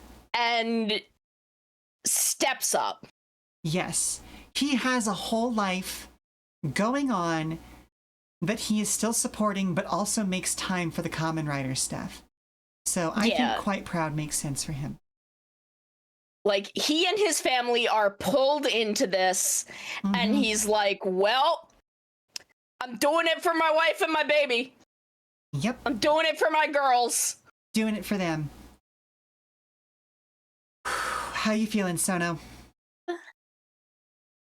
Whew. Well, this next one will be very easy to get through. Okay. I will say I'm gonna be very mean.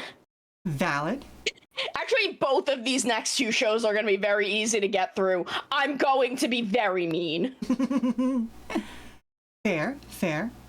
Well, we have another commercial break coming up, so I guess we'll go ahead and do that now so that when we come back, we will face Drive and, unfortunately, Gaim head on.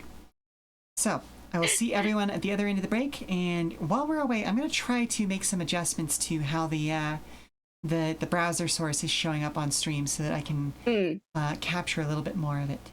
So, we'll be back in 5. I will see everybody on the other side. Stand up, stretch, refresh your refreshments. We'll see you in 5. Yep.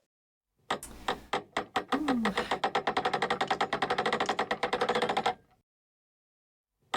There is so much tier to be made. Yeah.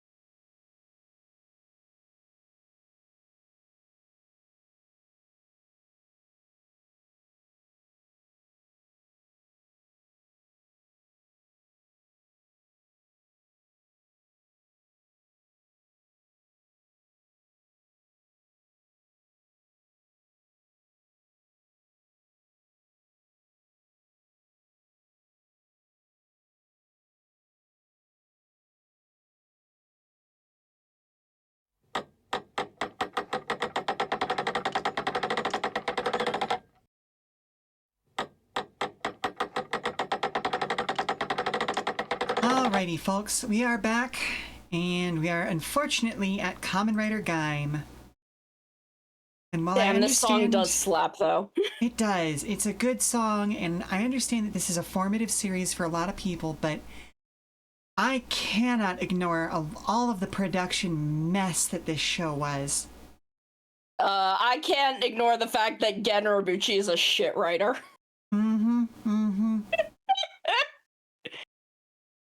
But we're not here to talk about that today. We are here to take a look at characters. I'm about to be so mean to so many boys. Koto Kazuraba, Kamen Rider Gaim. He needs work. Yep, agreed. He's trying, but my god, is he really bad at being a friend. And we're just going to carry right on then. Kaito Straight Kumon. to hell. Straight to hell? Straight Agreed. to hell. I hate this man. Yep. Mitsuzu Kurishima. Super hell. We've added and even another worse layer, hell than everyone else. Okay, fair enough. We unfortunately do not have space to add another row, but I would if I could. Know that I am sending him to fucking supernatural turbo hell in my heart. I'm going to take a wild guess and say that Takatora Kurishima is also going to super hell. He's going to super hell, but also he can call me mommy. One, he's super hot. Two, I actually really liked him early on in the series. He was really interesting to me.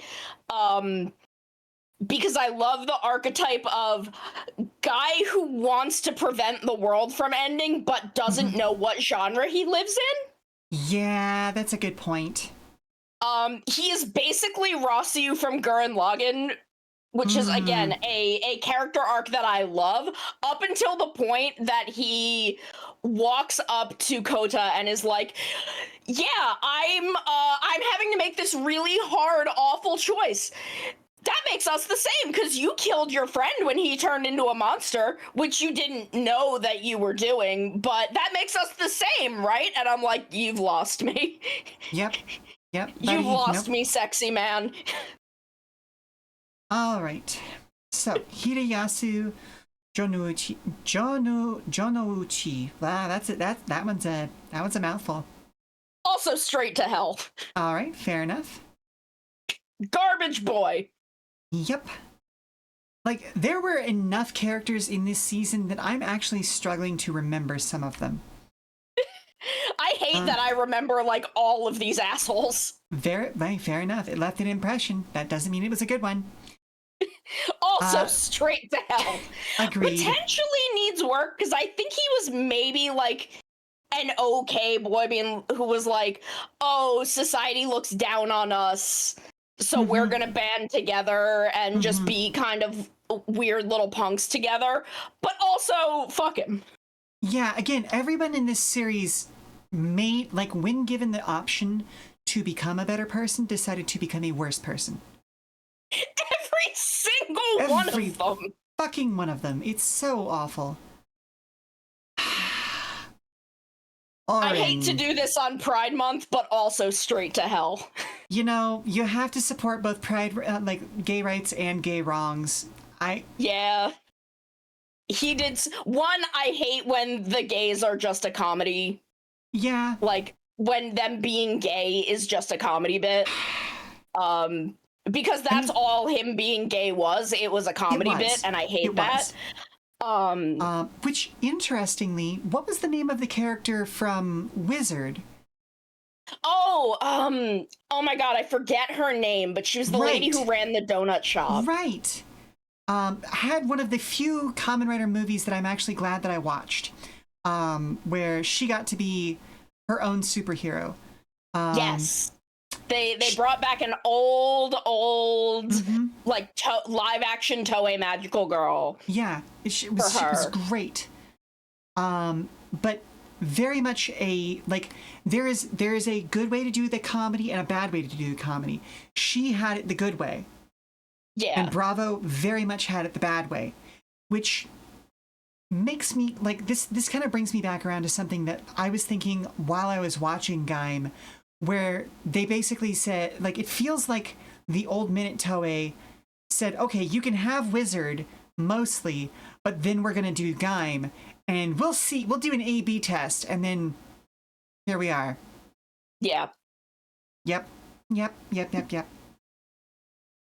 Sighs. Sigh.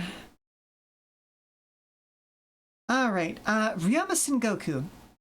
Straight to hell. Right? Almost as much as almost like worse than everyone else, except Michi. But like straight to hell with this man. For me, it's made worse by the fact that, like, for the first half of the series, I was like, okay, evil scientist, but like you're not necessarily like a bad person. You're just okay with your inventions being used in a bad way. And then the back half of the series happens, and nope. Nope, you are just a garbage man. You are just awful. I'm not even gonna bother putting the lock seller anywhere else. Disowned. Fuck this man. This man is a drug dealer.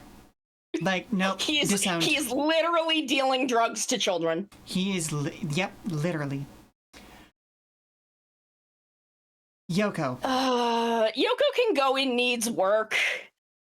Okay. I don't think she was necessarily a bad person, but she was siding with the bad people. She was a professional doing a job, and I understand that. But also, you need to get some better clauses in that contract. Yeah, girl, like, you do, as the proprietor, have the right to not take on a client. Right, exactly. And our final guy from this series, Zach. He can say in reasonably proud. He's just a guy. He's just there. He's just a teenager who's like, yeah, I want to have friends. I should probably fall in with one of these teams. Oh, we're doing a battle thing. Okay. Okay, I guess we're doing that. Guess we're doing gang warfare. Okay. Okay, I guess. I'm not siding with the worst people, so I guess this is fine. Thankfully, that is the end of Gaim, and we need not think more about Gaim. Unfortunately, that does mean that we have to think about Drive. Damn, and this one also slaps. It does. I love Surprise Drive.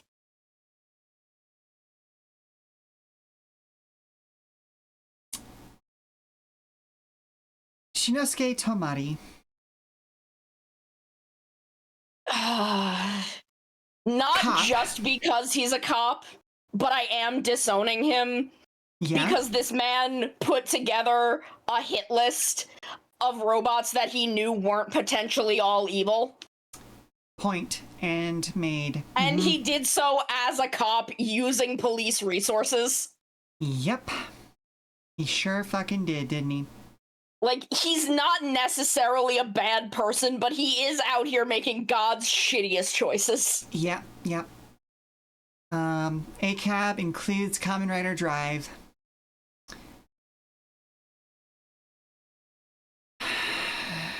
Go. I think I want to put him in needs work. I want to put him in disowned because I fucking hate him. This one's just because I don't like him. I think he's an asshole. I think he sucks. I think he treats his sister like shit. Valid. I think that he has made decisions about his sister's life that he does not have the right to make. Fair. I had forgotten about that last point. He can fucking go eat a dick in hell. Also, just to make another point of that, he was supposed to be a reference, or at least he has a lot of design stuff that are references to Kamen Rider 2, and he's a little out of his league. He fucking sucks at it. Yeah. Oh boy. Okay, I actually have to scroll now so that I can get to. I fucking hate Shijima Go. If he was not Kiriko's sister, I think I would be willing to put him in Needs Work. But the fact that they forced him on her as a brother and just decided like, oh, he has all this knowledge about their father, blah, blah, blah, blah. And then just decided she doesn't know, even though she's several years older than him. Right. And would have been aware of who her father is and probably why he left and what happened to her mother. And the fact that she just doesn't get to know any of that, doesn't get to have any say in it, doesn't have it affect her storyline at all, is fucking stupid bullshit, and I hate him. I feel like this is very much in the era where the writers were not drinking their Respect Women juice. Because, and it's weird, because this is the same dude from Double who was chugging his Respect Women juice in Double. I wonder if a bad breakup happened between then and now. I wonder. Chase. Unfortunately. Okay. But I want to put him in Reasonably Proud. I'll put him in Reasonably Proud. In the end, he is still a cop in a lot of ways. In a lot of ways. But he is trying harder than anyone else and got so fucked over. Yes. I still wish, like, and again, it's one of those things that, like, you've got non-native English speakers making the names.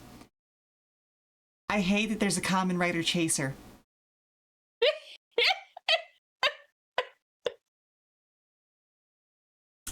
Yep. This guy. Straight to Hell? I can't even remember his name. Banjo?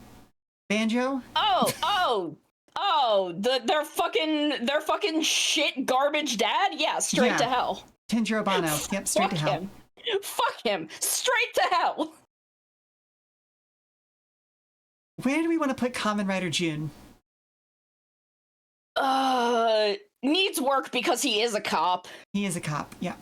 But good comedy character. And he's like, yeah, and he's like high up in the police. Like he's in there. He's in there, yeah. All right. Done and dusted. The 2 most egregious seasons are done. We do still have Ghosts up next, which is a little bit annoying, but for different reasons. Yeah, that's more of a writing issue than anything. 100% it is, yes. Fukuda Takuro loves to bite off more than he can chew in a season, and then, like, halfway through be like, oh shit, I've only got, like, 20 episodes left. Not wrong. All right. Let's restart the plot of the main characters like 5 times. Yep. Yeah. I'd still put Takeru in Super Proud. That boy fucking died and was like, True. I ain't even mad about it. I ain't even fucking mad. And was willing to give up his own lifetimer for other people. Yeah. Like, I feel like he's a little bit boring as a guy, but the world needs boring guys, you know? Like, he's a little bit boring as a guy, but his heart is so right. It is. Oh, goodness. And he so easily makes what would be impossibly hard choices for other people. Very true.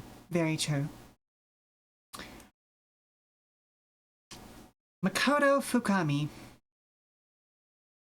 I'd put him in Reasonably Proud. He's trying so hard, but God, he's stupid. He's so fucking stupid. Bro, I know you're dealing with some shit. Just tell Takeru what's going on. Right. That would instantly bring him up to quite proud. Like, he would not be mad at you. He is at that point in his life where he still has not learned how to talk to people about his internal feelings, and there's a lot of just like toxic masculinity there for him. Yeah, which again was a thing he was groomed into, Yes, and absolutely. he had a lot of bad shit put in his head. But my sweet boy, please just fucking tell Takeru he won't be mad. Speaking of toxic masculinity, Elaine. I might be willing to move Elaine up to quite proud just because I think his arc had a stronger resolution than Makoto's. Sure, That I would agree with that. he started off in a much darker place, and he didn't make decisions, like his bad decisions weren't because he was being kind of stupid about it. He was never taught to grieve and is basically perpetually living in grief. Yes, yes. Alia, who barely made the cut to be included here. Barely made the cut, but should anyway. Love of my life. I'm super proud of her. Yeah. Fair enough. Because she, one, was also not taught to grieve. Also true. Raised her siblings. Regardless of one of them making fuck-ass stupid decisions, regardless of both of them making fuck-ass stupid decisions, still believed in them and tried to set them on the right path. Found 2 kids in her basement one day and was like, well, guess these are mine now. Tried to raise and put them on the right path, regardless of Makoto's stupid-ass decisions. And like up to the end is trying so hard to be like, guys, life and death happen and we're sad about it, yeah, but oh my god, someone please fucking be normal. Yep. I don't know if that's a good transition or not for Edith. Edith is at best in needs some work. Yeah. Because I really don't feel like again, it's the whole please learn to grieve and be normal about it, and I really don't think he ever gets there. I would agree with that. But at the same time, I also feel like some of my feelings about his weirdness early in the season are because more because of the writing rather than him as a character. Yeah. Because I was real fucking annoyed by him early in the season. Oh, yeah. Like, once they decide on his backstory, because again, I'm very sure that a lot of the writing in Ghost got shuffled around because Elaine was more popular and sold better than Makoto. I have no proof of this, but I am extremely convinced. No, I can see that. Because they start introducing the copy Makotos, which is a plot line that concludes in the Spectre v Cinema, and I'm so certain that was supposed to be the actual end game for the show. Oh. I am so certain that was supposed to be the end game for the show, and it's just Elaine was more popular, and they had to flesh all that out more. I would agree with that. All right, well, that is all of Ghost. That season is definitely one of those where they had to go back to the drawing board so often because they had a really strong visual identity for the series, but nothing they did quite worked how they wanted it to. Yeah, Ghost was so muddy. It was. But that brings us on to Xaid, which in my friend group was a bigger dividing factor than I think a lot of us were expecting. Yes, I did not expect. A lot of people were very upset with the visual design of Xaid before it started airing. Yes, and I think once they got past relying on the level 0 stuff, the visuals of the series cleared up and it made a lot more sense. And then even when they brought the level 0 stuff back later in the season, it retroactively felt better somehow, at least for me. Yeah, because I think because by that point the writing was it was clear how strong the writing was. Yes. And that Takahashi Yuya is extremely good at his fucking job. Even though his job is hating capitalism. I mean, is there a better job, really? Okay, so Emu.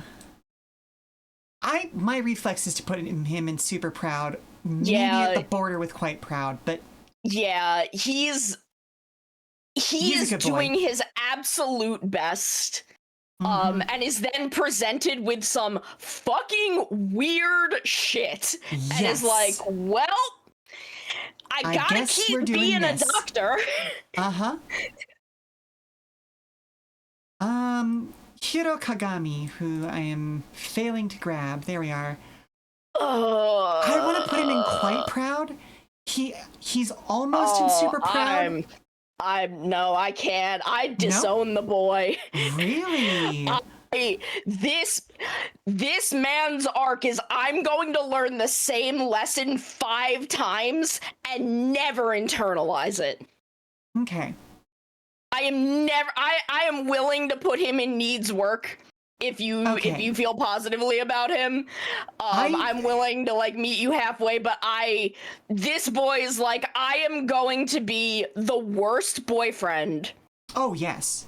Oh absolutely. And then be really upset about it, take it out on other people, learn to kind of grieve and move on, and then never actually do that. For some reason, I think that's part of why I rate him a little bit higher. Not because that's a good lesson, but because maybe I'm reacting more to just having known some like very highly trained professionals, both in the medical industry and outside, who are just, they are so hyper focused on their job that even when they learn those lessons, you don't really see it as an external change for them. But like it's noticeable in little things they do. Like the fact that he is more interactive with the other doctors around him at the end of the series. He's still a prick. He's still a twerp. Don't get me wrong. Yes. I think if we had... I think the thing that would bring him higher for me is if we saw more of him with his father. Because they make a point of his father is the head of this hospital, which one they handle extremely poorly because that man is a comedy character and no one takes him seriously. And I'm like, why are you taking the intern more seriously than the head of this hospital? But there's a point at which they're like, yeah, he became a surgeon to live up to his father. He really wants to prove himself to his dad. And I'm like, his dad fucking loves him. His dad is sniffing the sunshine out of his ass. What is he trying to prove? Well, that's the thing. I feel like he also, he is disappointed in his father, that his father is not more serious. And so it's, I don't know, maybe he's trying to be serious for the both of them. Maybe he's trying to get, because his father is such a comedy character, he feels like his father has never been genuine with him. And granted, that's not shown terribly well within the series, but yeah, I don't know, that was the vibe that I got. But yeah, like I also get those vibes. It's just that it never quite lands, I think, because of how much goes on in Xaid and how quite honestly emotionally detached Hiro is from the core story. Agreed. Like he doesn't have the relationship to everything that everyone else has. He's just sad about his girlfriend and then sad about his girlfriend again, and then makes a really dumb choice, which is understandable because he's sad about his girlfriend, but isn't understandable because he's already learned at least once how to grieve and move on. Okay, fair. So needs work? Yeah, at best, for me, he needs work. Valid. All right. Taiga Hanaya. Now, here's a boy that I'm super proud of. Yeah? It took me a while to come around on him. I wanted to like him from the get-go. Because I thought the idea of a Kamen Rider that is essentially the Tezuka doctor character, whose name is escaping me. Oh my god.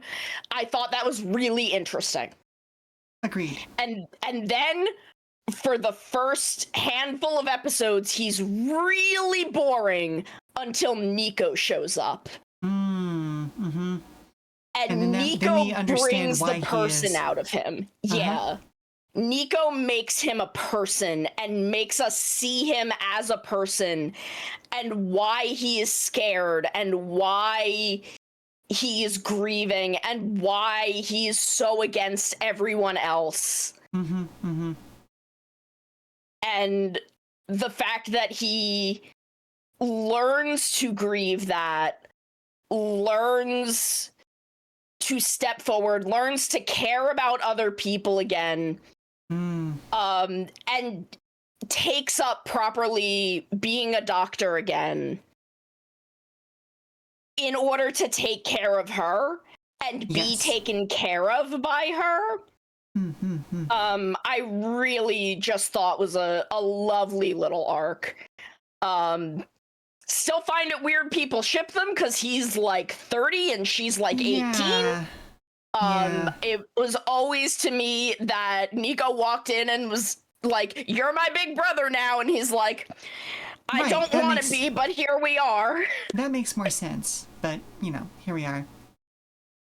Alrighty, moving right along. There's another boy that I'm super proud of. The man with the best arc in the show.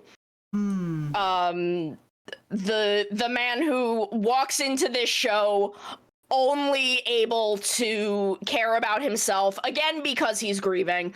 So a show about a lot of people grieving in different ways. True. And his is not to close himself off, to exist amongst others, but never let them close enough that he can get hurt by losing them. And then seeing Emu and being like, "Ah, fuck, I'm in love." God damn it. This boy is so earnest and so true and so real. Very true. That very true. I'm going to try and do my thing to protect him. And then, dies doing that. Yep. And then Dan Masamune makes the biggest mistake anyone has ever made in their life. Yep. Again, Hero's like, "Oh, well, how can prove to me that you can give her soul back?" And he's like, "Yeah, okay." Pulls out Kujo Kiria, and I'm like, "Oh, you've lost. You fool.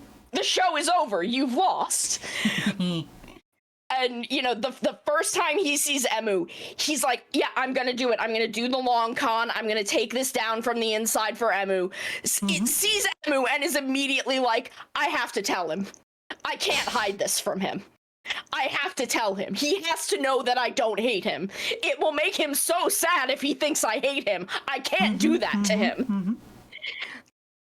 Immediately. Somehow I had forgotten about that dynamic, so thank you very much for reminding me. This man is so in love that he cannot be the slutty lying shitlord that he desperately wants to be and has successfully been up to this point because he's like, "Oh melts. no." "Oh no, my baby man, my baby girl. I just love him too much." All right. Dan Kuroto. I wish I had a special layer for this little scrungle. for this scrumbly, shitty little man who I love with all of my heart. Who makes they're not even mistakes because he's doing it on purpose. Right, exactly. But I can't disown him. He's just he needs to be in. I can't disown him. And in the end, once he hits the right point, he takes his shittiness and points it in the direction of instead of pointing it at the heroes, he points it at the problem. So he, in his heart, he wants and in a way has always wanted to do the right thing. Yes. Again, this is a man who was grieving his mother and kind of went insane over it. I did not expect the turnaround of his story and how successfully written it was. Because you're absolutely right. And I can't help feel for him. Takahashi Yuya is so good at his job, but man, he sucks so bad. He sucks so bad, and I love him. Reasonably Proud needs work. I wish I had a special layer just for him. Yeah, he's somewhere on that line in that I am reasonably proud because in the end, he throws his life away over and over and over and over in order to make it so that Emu will win. True. So, okay, we'll leave him in reasonably proud. But man, he sucks. God, he sucks. Parado. This is another one of those characters that I kind of struggled whether or not I was actually going to include him because he's part of Emu, but he's not. But he is. But he isn't. But he is. You know? I feel like he does have to be included. He is enough of his own guy. Yeah. Even if they are two halves of one guy.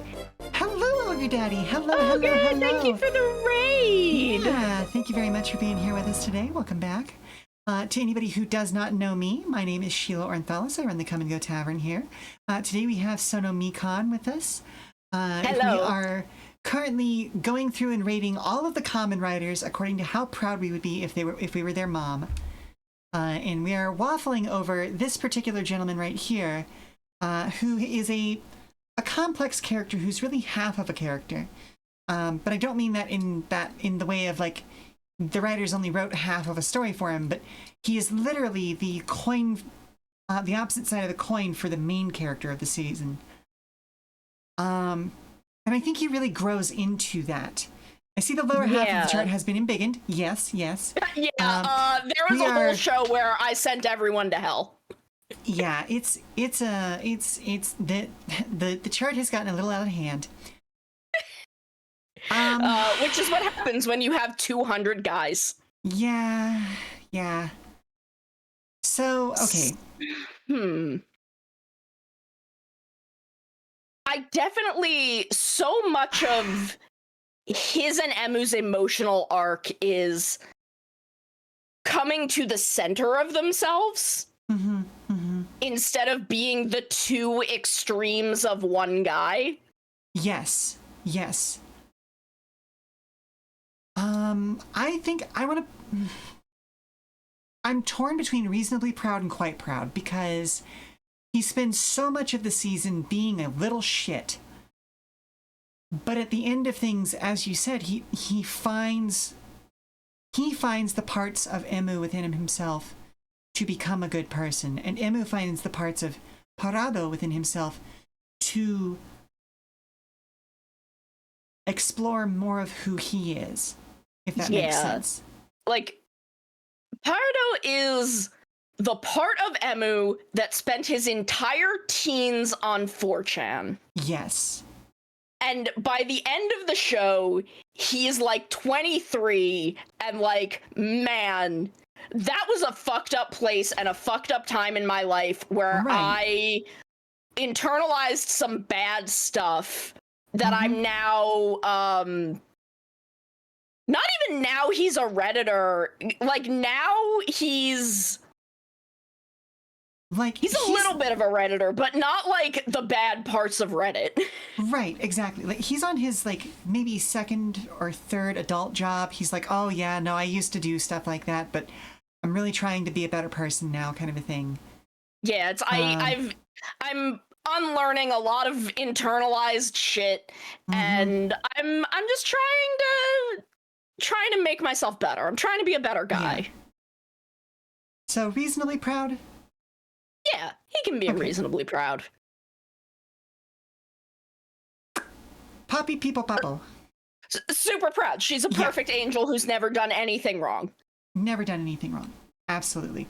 Even during that brief period where they brainwashed her and put her in charge of a death game, she's never done anything wrong. Nope. And as soon as everyone, and then, you know, she kind of came out of that and was like, oh, but I am actually a monster. I am actually one of them. I have the capacity to do the damage that these monsters are doing.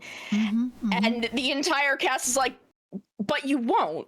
Because that's not like, you. That's not and we love you, and we love you for you. We don't care that you are one of these monsters. You're you, and we love you, and you've only ever done good and been perfect. Exactly.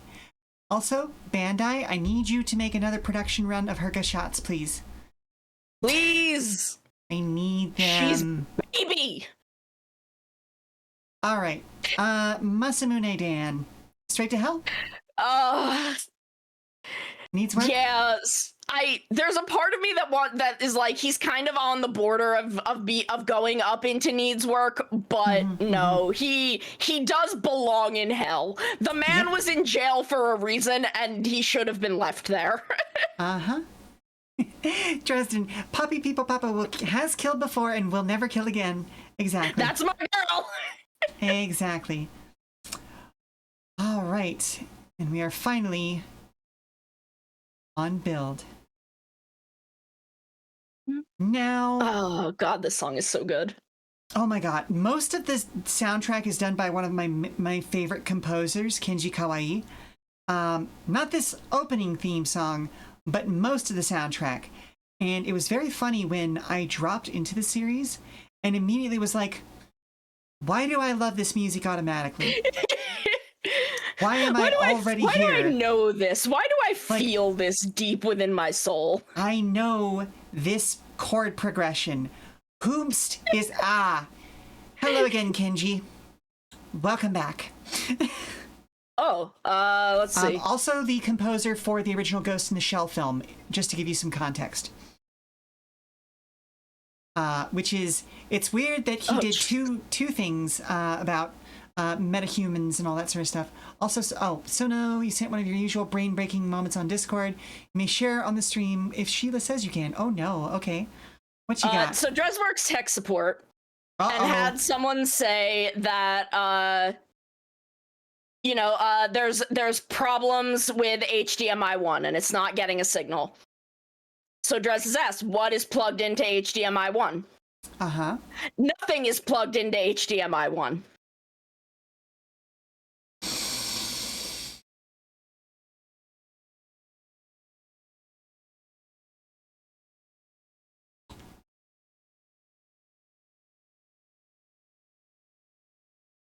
This is what it is, okay? I said, empty your mind. Be formless, shapeless, like water. Now you put water into a cup, it becomes the cup. You put water into a bottle, it becomes the bottle. You put it in a teapot, it becomes the teapot. Now water can flow or it can crash. Be water, my friend. That hurts me deep in my soul. I hope you could hear that, Redeem, that I manually triggered there because I needed Sensei Lee's, well, not Sensei, but like Shigong Lee's words there because fuck you. Oh boy. So I've never worked that kind of tech support before, but live show tech has given me some very similar stories. The number of IT guys that I have almost driven a screwdriver into because they decided to touch our routers, which are specifically not on the main network because they are set up with a different set of protocols so that we can move 16K video in so small of a fraction of a second that it is shocking to most people in IT, who will then just go, oh, this router isn't connected to anything. It's probably like supposed to be on this rack. Here, let me just hook up the rest of the network to it and crash the entire show. God. Anyway. Rage. Anyway, Kamen Rider build. Kamen Rider build. My sweet bippies. Sweet babies. I'm gonna call him Sento Kiryu. That is the name of this character. That is the name of this character. I'm quite proud of him, I think. If we're limiting it to this character, I would almost say super proud, because he goes above and beyond and deals with some things that are unreasonable, even for the level of hero that he is, I think. Yeah. No, I would definitely call Katsuragi is a separate guy. Yes. Even though he was at one point Katsuragi, yes, he isn't in the time that we know him. Yes. And for a long time, he also doesn't know and can only act on the person he knows he is. Very true. Very true. And he is a boy who is so desperate for love and to give love. Yes. And the shit that he goes through and the feelings that he has to cope with in the unreasonable situation that nearly every character in this show is facing. Oh my goodness, yes. Super proud. Kamen Rider build, you will believe that straight baiting exists. You're not wrong. You're not wrong. All right, I Banjo. Take this with an extreme grain of salt because someone just said this out loud and had no sources. But someone did once say that Sento and Ryuga were supposed to actually end up romantically involved. Which I could believe. Yeah. Given the way they are written and acted. Very true. With no sources, I don't believe Toei would ever. I could believe that the writers would kick it around and then, knowing that they would not get approval, just go as hard as they felt like they could. Ooh, thank you very much for the stretch. Yeah, like, I definitely believe writer intention could have been and likely was there. Actual production canon, I severely doubt.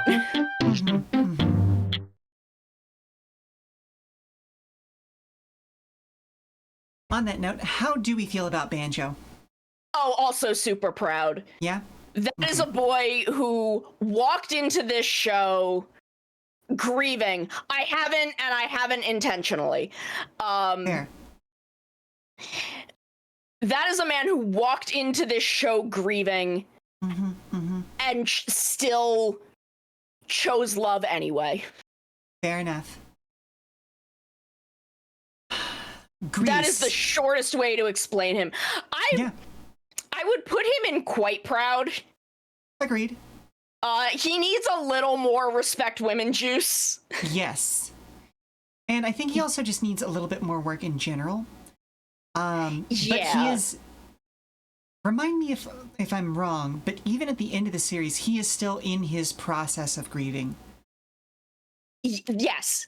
He comes into this show not quite grieving, Like, he comes into this show essentially having made a bad decision, Yes. for good reasons, and then spends the rest of the show grieving and ends the show deciding to give himself up so that no one else has to grieve. Yes. Oh, we have a break coming up in the next minute or so. How many more? Boy. Yeah, we still got another fair number of people in this show, so I think we're gonna go ahead and take that break. We'll be back in 5 minutes. Everyone stand up, stretch, refresh your refreshments, and I will see you on the other side. A chunk of boys. Yeah. Build has more people in it than I always remember. Yeah, they sneak a lot of guys in under the wire.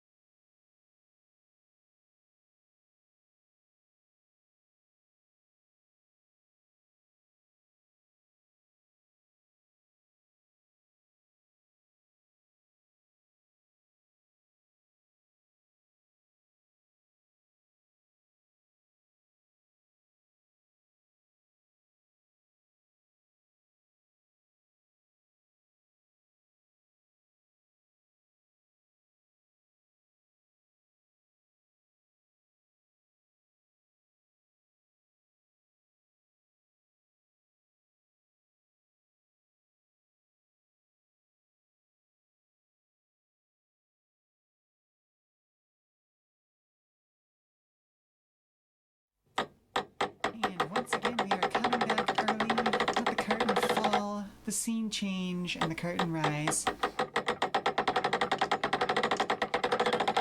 Alrighty. So, continuing on with build. I have complex feelings about Gentoku Himuro. I want to send him into the mommy zone. Do you? Fair. Yeah. Okay, you know what? We haven't had one of those in a while. Regardless of other feelings, I think I'll agree with that. I have slightly complex feelings on him, but he is one of my favorite characters in Build. I really love his arc. Yes. I love the turn that his arc takes based on the actor going to the writers and saying, hey, my daughters are scared of my character. Can you lighten him up a bit? And like, I think that also gave him, like, this is a show with so many good characters in it, with so many good character arcs in it. And I didn't expect, like, it is such an interesting... I'm running out of words because you already said all the words about this character. That's why he becomes a weird fashion nerd, is to make his daughters less scared of him. How much of in-show crimes do we blame him and Utsumi for giving the end of the show? So I don't blame him for anything. I blame him for some things in early show, but Gentoku I blame for very little because of one, I don't blame Utsumi for shit. That boy was groomed and brainwashed from birth. But Gentoku was put in a horrible position, was sort of brainwashed by the position he was in. Yes, he was given power and told that he had to maintain a status quo and that the world would get worse if he did not. And it's not really a status quo he wanted. It really doesn't seem like he even wanted to be involved in politics, but was forced to by his position. Yes. When he just kind of wanted to be an upper class weirdo. Yeah, I would agree with that. And he makes a lot of bad decisions, but as soon as he's given the opportunity to make good decisions, he does. True. Very true. Evolto. Straight to hell. Straight to hell. That's where he wants to be. That's true. I love him. Great villain. Would not be proud to be his mother. No. Has made very, very bad decisions for a number of people. Okay. Funny enough, let's go ahead and talk about Utsumi, excuse me. I just smashed his family name and his given name together. I'm very torn on this one, specifically because of the brainwashing that he underwent. I'm willing to put him in reasonably proud, as this is a man who, essentially from birth, was raised to be a child soldier by a warmonger, whose entire business was, I just want to make weapons and sell them to people and see what happens. And you're gonna do that. You're going to infiltrate the government for me, so I can fuck around in it. That certainly wasn't commentary on fucking socio-political events at the time. Perish the thought. No. Muto Shogo definitely didn't have things to say about Shinzo Abe and the people he had connections to. Oh, we're gonna have that discussion later. Because I didn't include most of the movies or anything like that, but I did include a couple of the short series, and Kamen Rider Black Sun is definitely in here. So we'll have a whole Black fucking Sun discussion. Had so many things to say about so many things. So many things to say. And the timing on Black Sun's release is a whole part of that discussion, but again, that's for later. Utsumi might still need work, but yeah, he tried. he tries, and that's. I think I'm willing to put him in reasonably proud under the provision of like he's in C- territory. You know what I mean? Yeah. Yeah. Like, I feel like if Utsumi were to get his memories back in the new world, he would try to do good. Yes, I would agree with that. Shinobu Katsuragi. This is well, he makes a noble sacrifice. Did he get his memories back? I don't remember. It's been so long since I've watched the movies. Oh, okay. Well, like that's the thing. I for whatever reason my brain doesn't want me to watch mid-season movies because I don't know. And like Build was the biggest, I don't want to say contributor to this, but like it was the biggest offender here because there's a couple of writers that just show the fuck up out of nowhere in the main season. And they expected you to have seen the mid-season movie, and that pissed me off. Yeah, Den-O is another one like that, and there are at least 2 episodes of Den-O that genuinely don't make sense unless you have watched the movie. Yeah. They are genuinely, like, imparsible.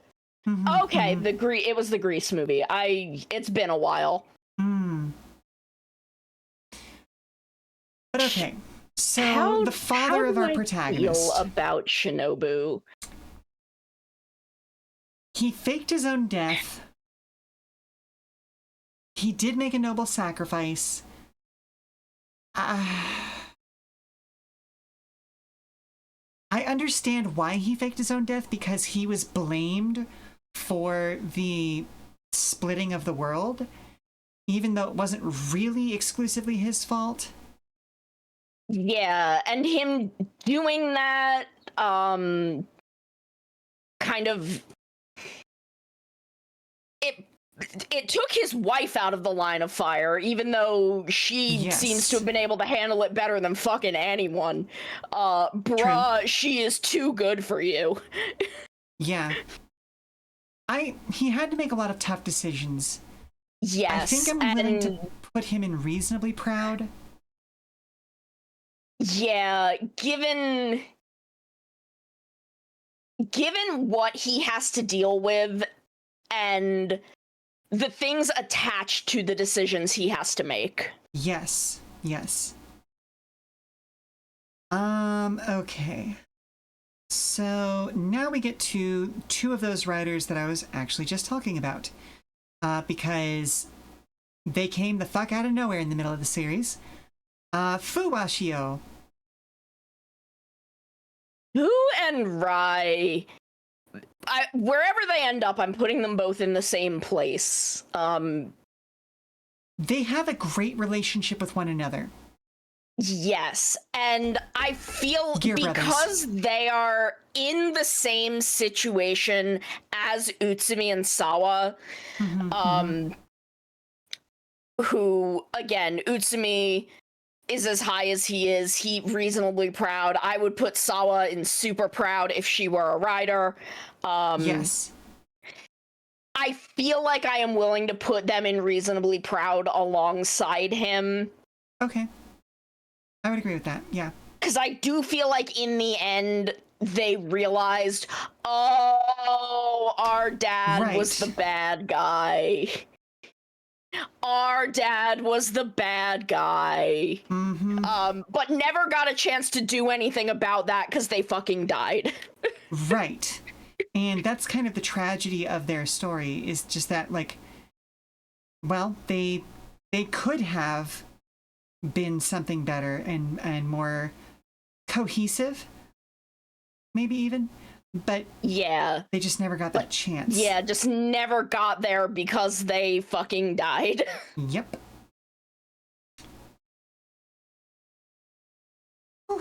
Okay.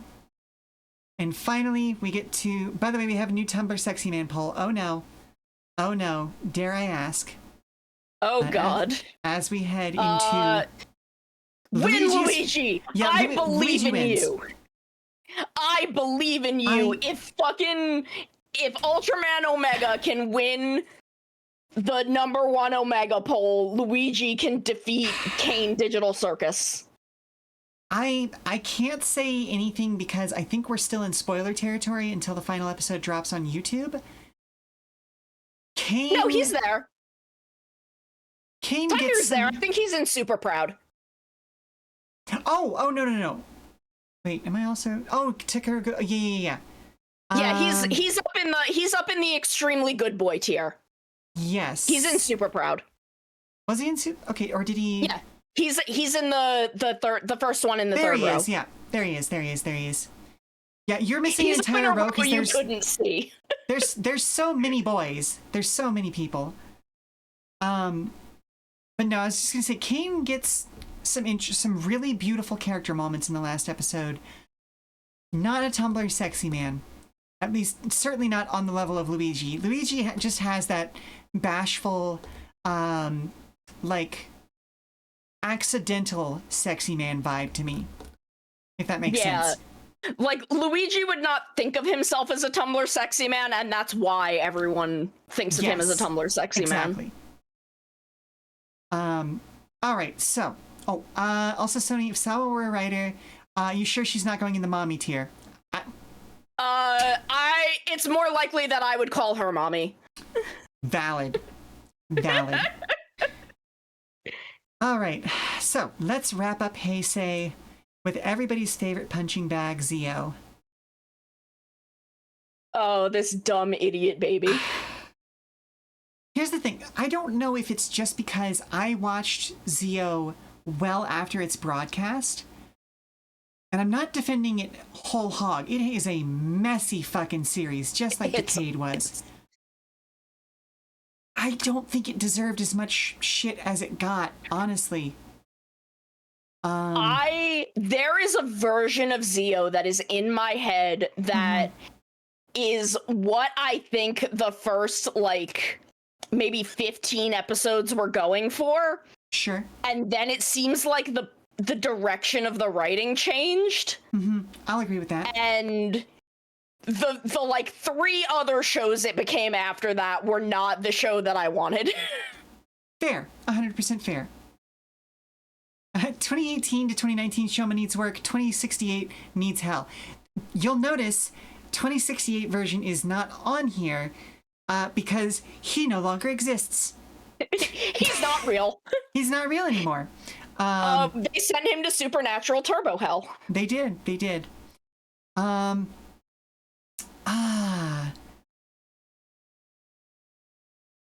Sogo is complicated in that he's a very interesting true neutral in that he does the right thing for not even the wrong reasons, but for the really fucked up reason of, I'm the king, so this is all mine, and you don't get to fuck with that. Yeah. But he is a good kid. I want to bump him up to reasonably proud, specifically because you're right, but especially the 2018 to 2019 version does consistently choose the right thing. Yeah, like, I'd be proud of him, I just wouldn't tell other people that. Right.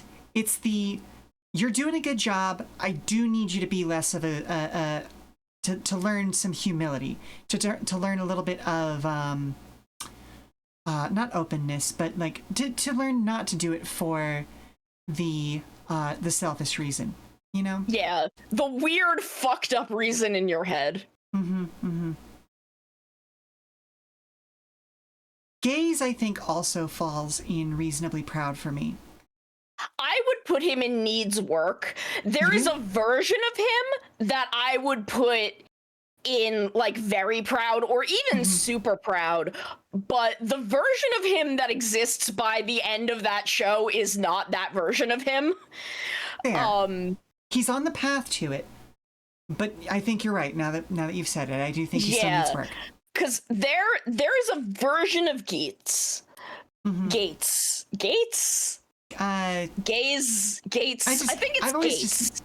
I've always just said Gaze, but yeah, Gates makes as much sense. There is a Gates. Okay, I thought so. There is a version I'm thinking of Gates because I like him a lot more. Oh my god, yes. There is a version of Gates. Yeah, speaking of boys in the mommy tier. For a very not insignificant portion of the show, I was very, very convinced that Gates was Omazio's son, who essentially traveled back to stop his father from doing evil, even if that prevented him from never being born, which would explain, that's why he has Omazio's emblem on him. That's why he has the same driver. That's why he has ride watches that we never explain why he has. That's true. And then they don't do that with him, and he's just kind of an asshole. Yeah. All right. Waz goes to the mommy zone. I'm doming that boy 6 ways to Sunday.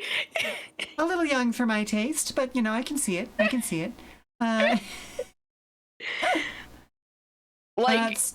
He's got nothing else going on.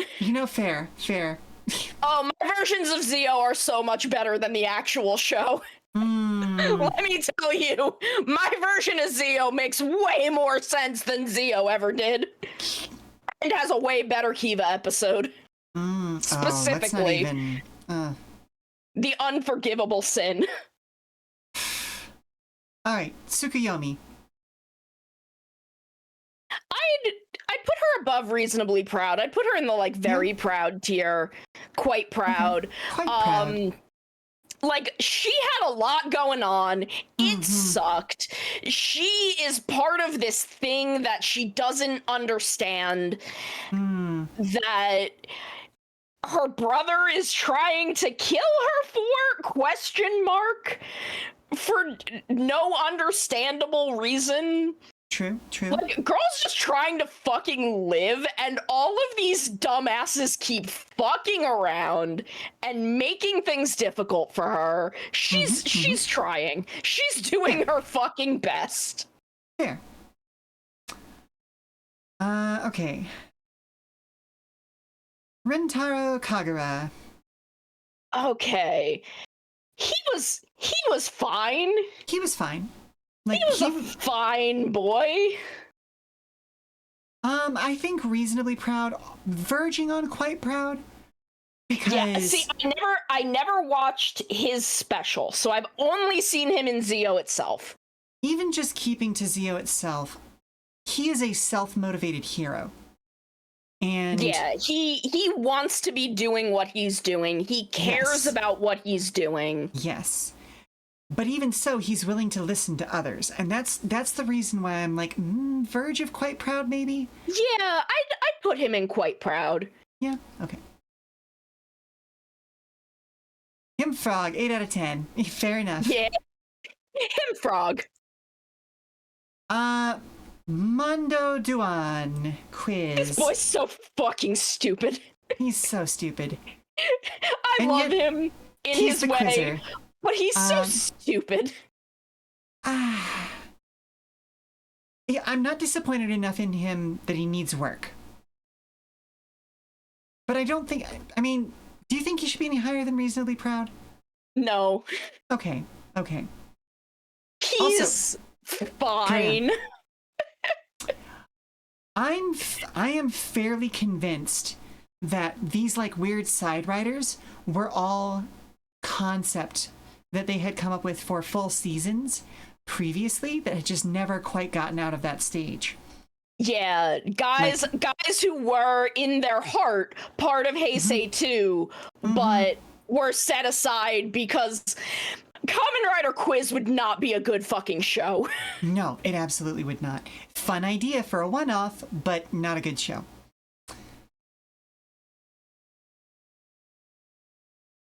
Rinto Machina. I really want to put this guy in super proud. Cause like yeah, he is a robot who is learning to be human and takes care of the kids and makes sure they're safe. I'm super proud of him, you know? Yeah, he's the part of Sogo that I want to be super proud of. Mm-hmm. Mm-hmm. Like, he is that part of Sogo that is the really good boy who's a Kamen Rider. Mm-hmm. Mm-hmm. And Sogo's just too much of a freak to get there. Yes.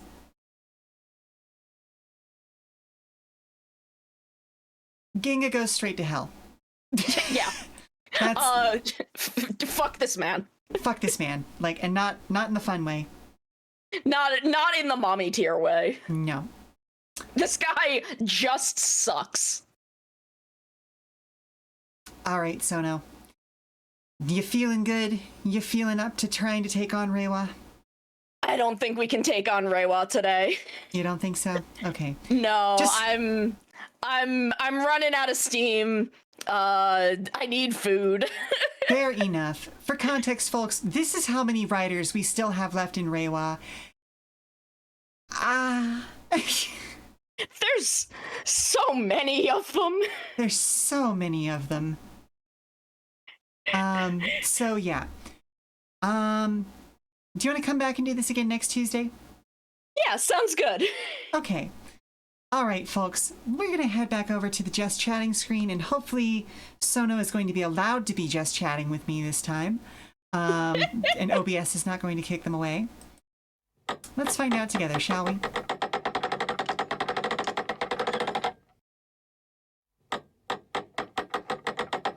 Maybe? Nope. Okay, hang on a minute. We may have turned the Fugi off. I sure did, didn't I? Get back in here. Okay, there you are. Yeah. Hang on, let's see. Can we raise that up a little bit? Just because you got a whole scrungle in there. There we go. Yeah. Alrighty. All right, hang on. We've still got the the Zio theme going in our ears, so I'm gonna pause that real quick because it's a little overwhelming. Yeah, Overquartzer do be like that. Oh my goodness, it's a good song, but also, whew. It's a good song, but you can only listen to it like once. Mm-hmm. So, thank you very much for being here today with me, Sono. It has been a delight, and I look forward to finishing this list off with you next week. Oh my god, I cannot wait to talk about more of these scrungly little idiots. Well, we have one final hydrate from Weather. Thank you very much. Thank you so much for having me as part of your birthday week to do some mommy stuff together. Thank you very much, all you weary travelers out there. I hope you've enjoyed today's stream. This does mean that we will not be having at least a full Hightail stream next time. Although, maybe we'll dip into some Hightail after we finish off this list. But then again, we got 70 whole riders to get through. Oh boy, there's so many of them. Goodness gracious. A full third of the Kamen Riders that exist only within Reiwa. Holy shit, y'all. There's so many of them. They give belts to anyone these days. Goodness gracious. But we will be back on Friday, June, whatever the number that is, 19th, for Final Fantasy VII Rebirth. We are continuing to explore our second region, but we were forced into actually engaging with the storyline to unlock the rest of said region. So we'll be dealing with that, I'm sure. Sono, do you have anything coming up? I think there was a very important event for you coming up this weekend, if I recall correctly. Oh, yes. On Friday, it is the beginning of VTuber SummerSlam. I am doing SummerSlam karaoke on Friday, and then next week there will be Ocarina of Time randomizer with crowd control, so you can fuck with my game in order to help kids in hospital. And there will be the traditional Bob Ross paint along. Nice, nice. I will also be on Maru's channel on several days. I don't remember which ones offhand, but we're doing it for the kids yet again. Alrighty. Well, if any of you somehow have not already followed Sono Mikan, also known as Karate Bug Mom, please go do so because they are delightful. Thank you, thank you. Yeah. And of course, if you can join me on Friday or any other day, or just want to follow along for future streams, keep an eye on our Blue Sky at Come and Go Tavern for announcements and daily check-ins from the Come and Go. I have been your hostess, Sheela Ornthalis, here today with Sono Mikan. And if you need to prop your feet up for a little while longer, we've got some more entertainment coming up soon via a raid. So let's see who is online right now. Cap is on. How long has Cap been going for, though? That is a good question. Because if I recall correctly, I saw the start of that stream fairly early. Yeah, Cap's already been going for 3 hours 20. Do we want to raid Cap? Do we want to find somebody who hasn't been streaming quite so long? Let me see who else is around. He doesn't look like he's stopping, but let me take a look around. Fuck it. It's been a while since I raided Cap, so we may as well. Yeah! Alright, we're gonna go ahead and raid Cap American. Go to the hog! Yes. Alright, thank you very much one more time for being with us today, folks, and I will see you all on the next one. Ta-ta for now. Bye, everybody! Bye, bye, bye.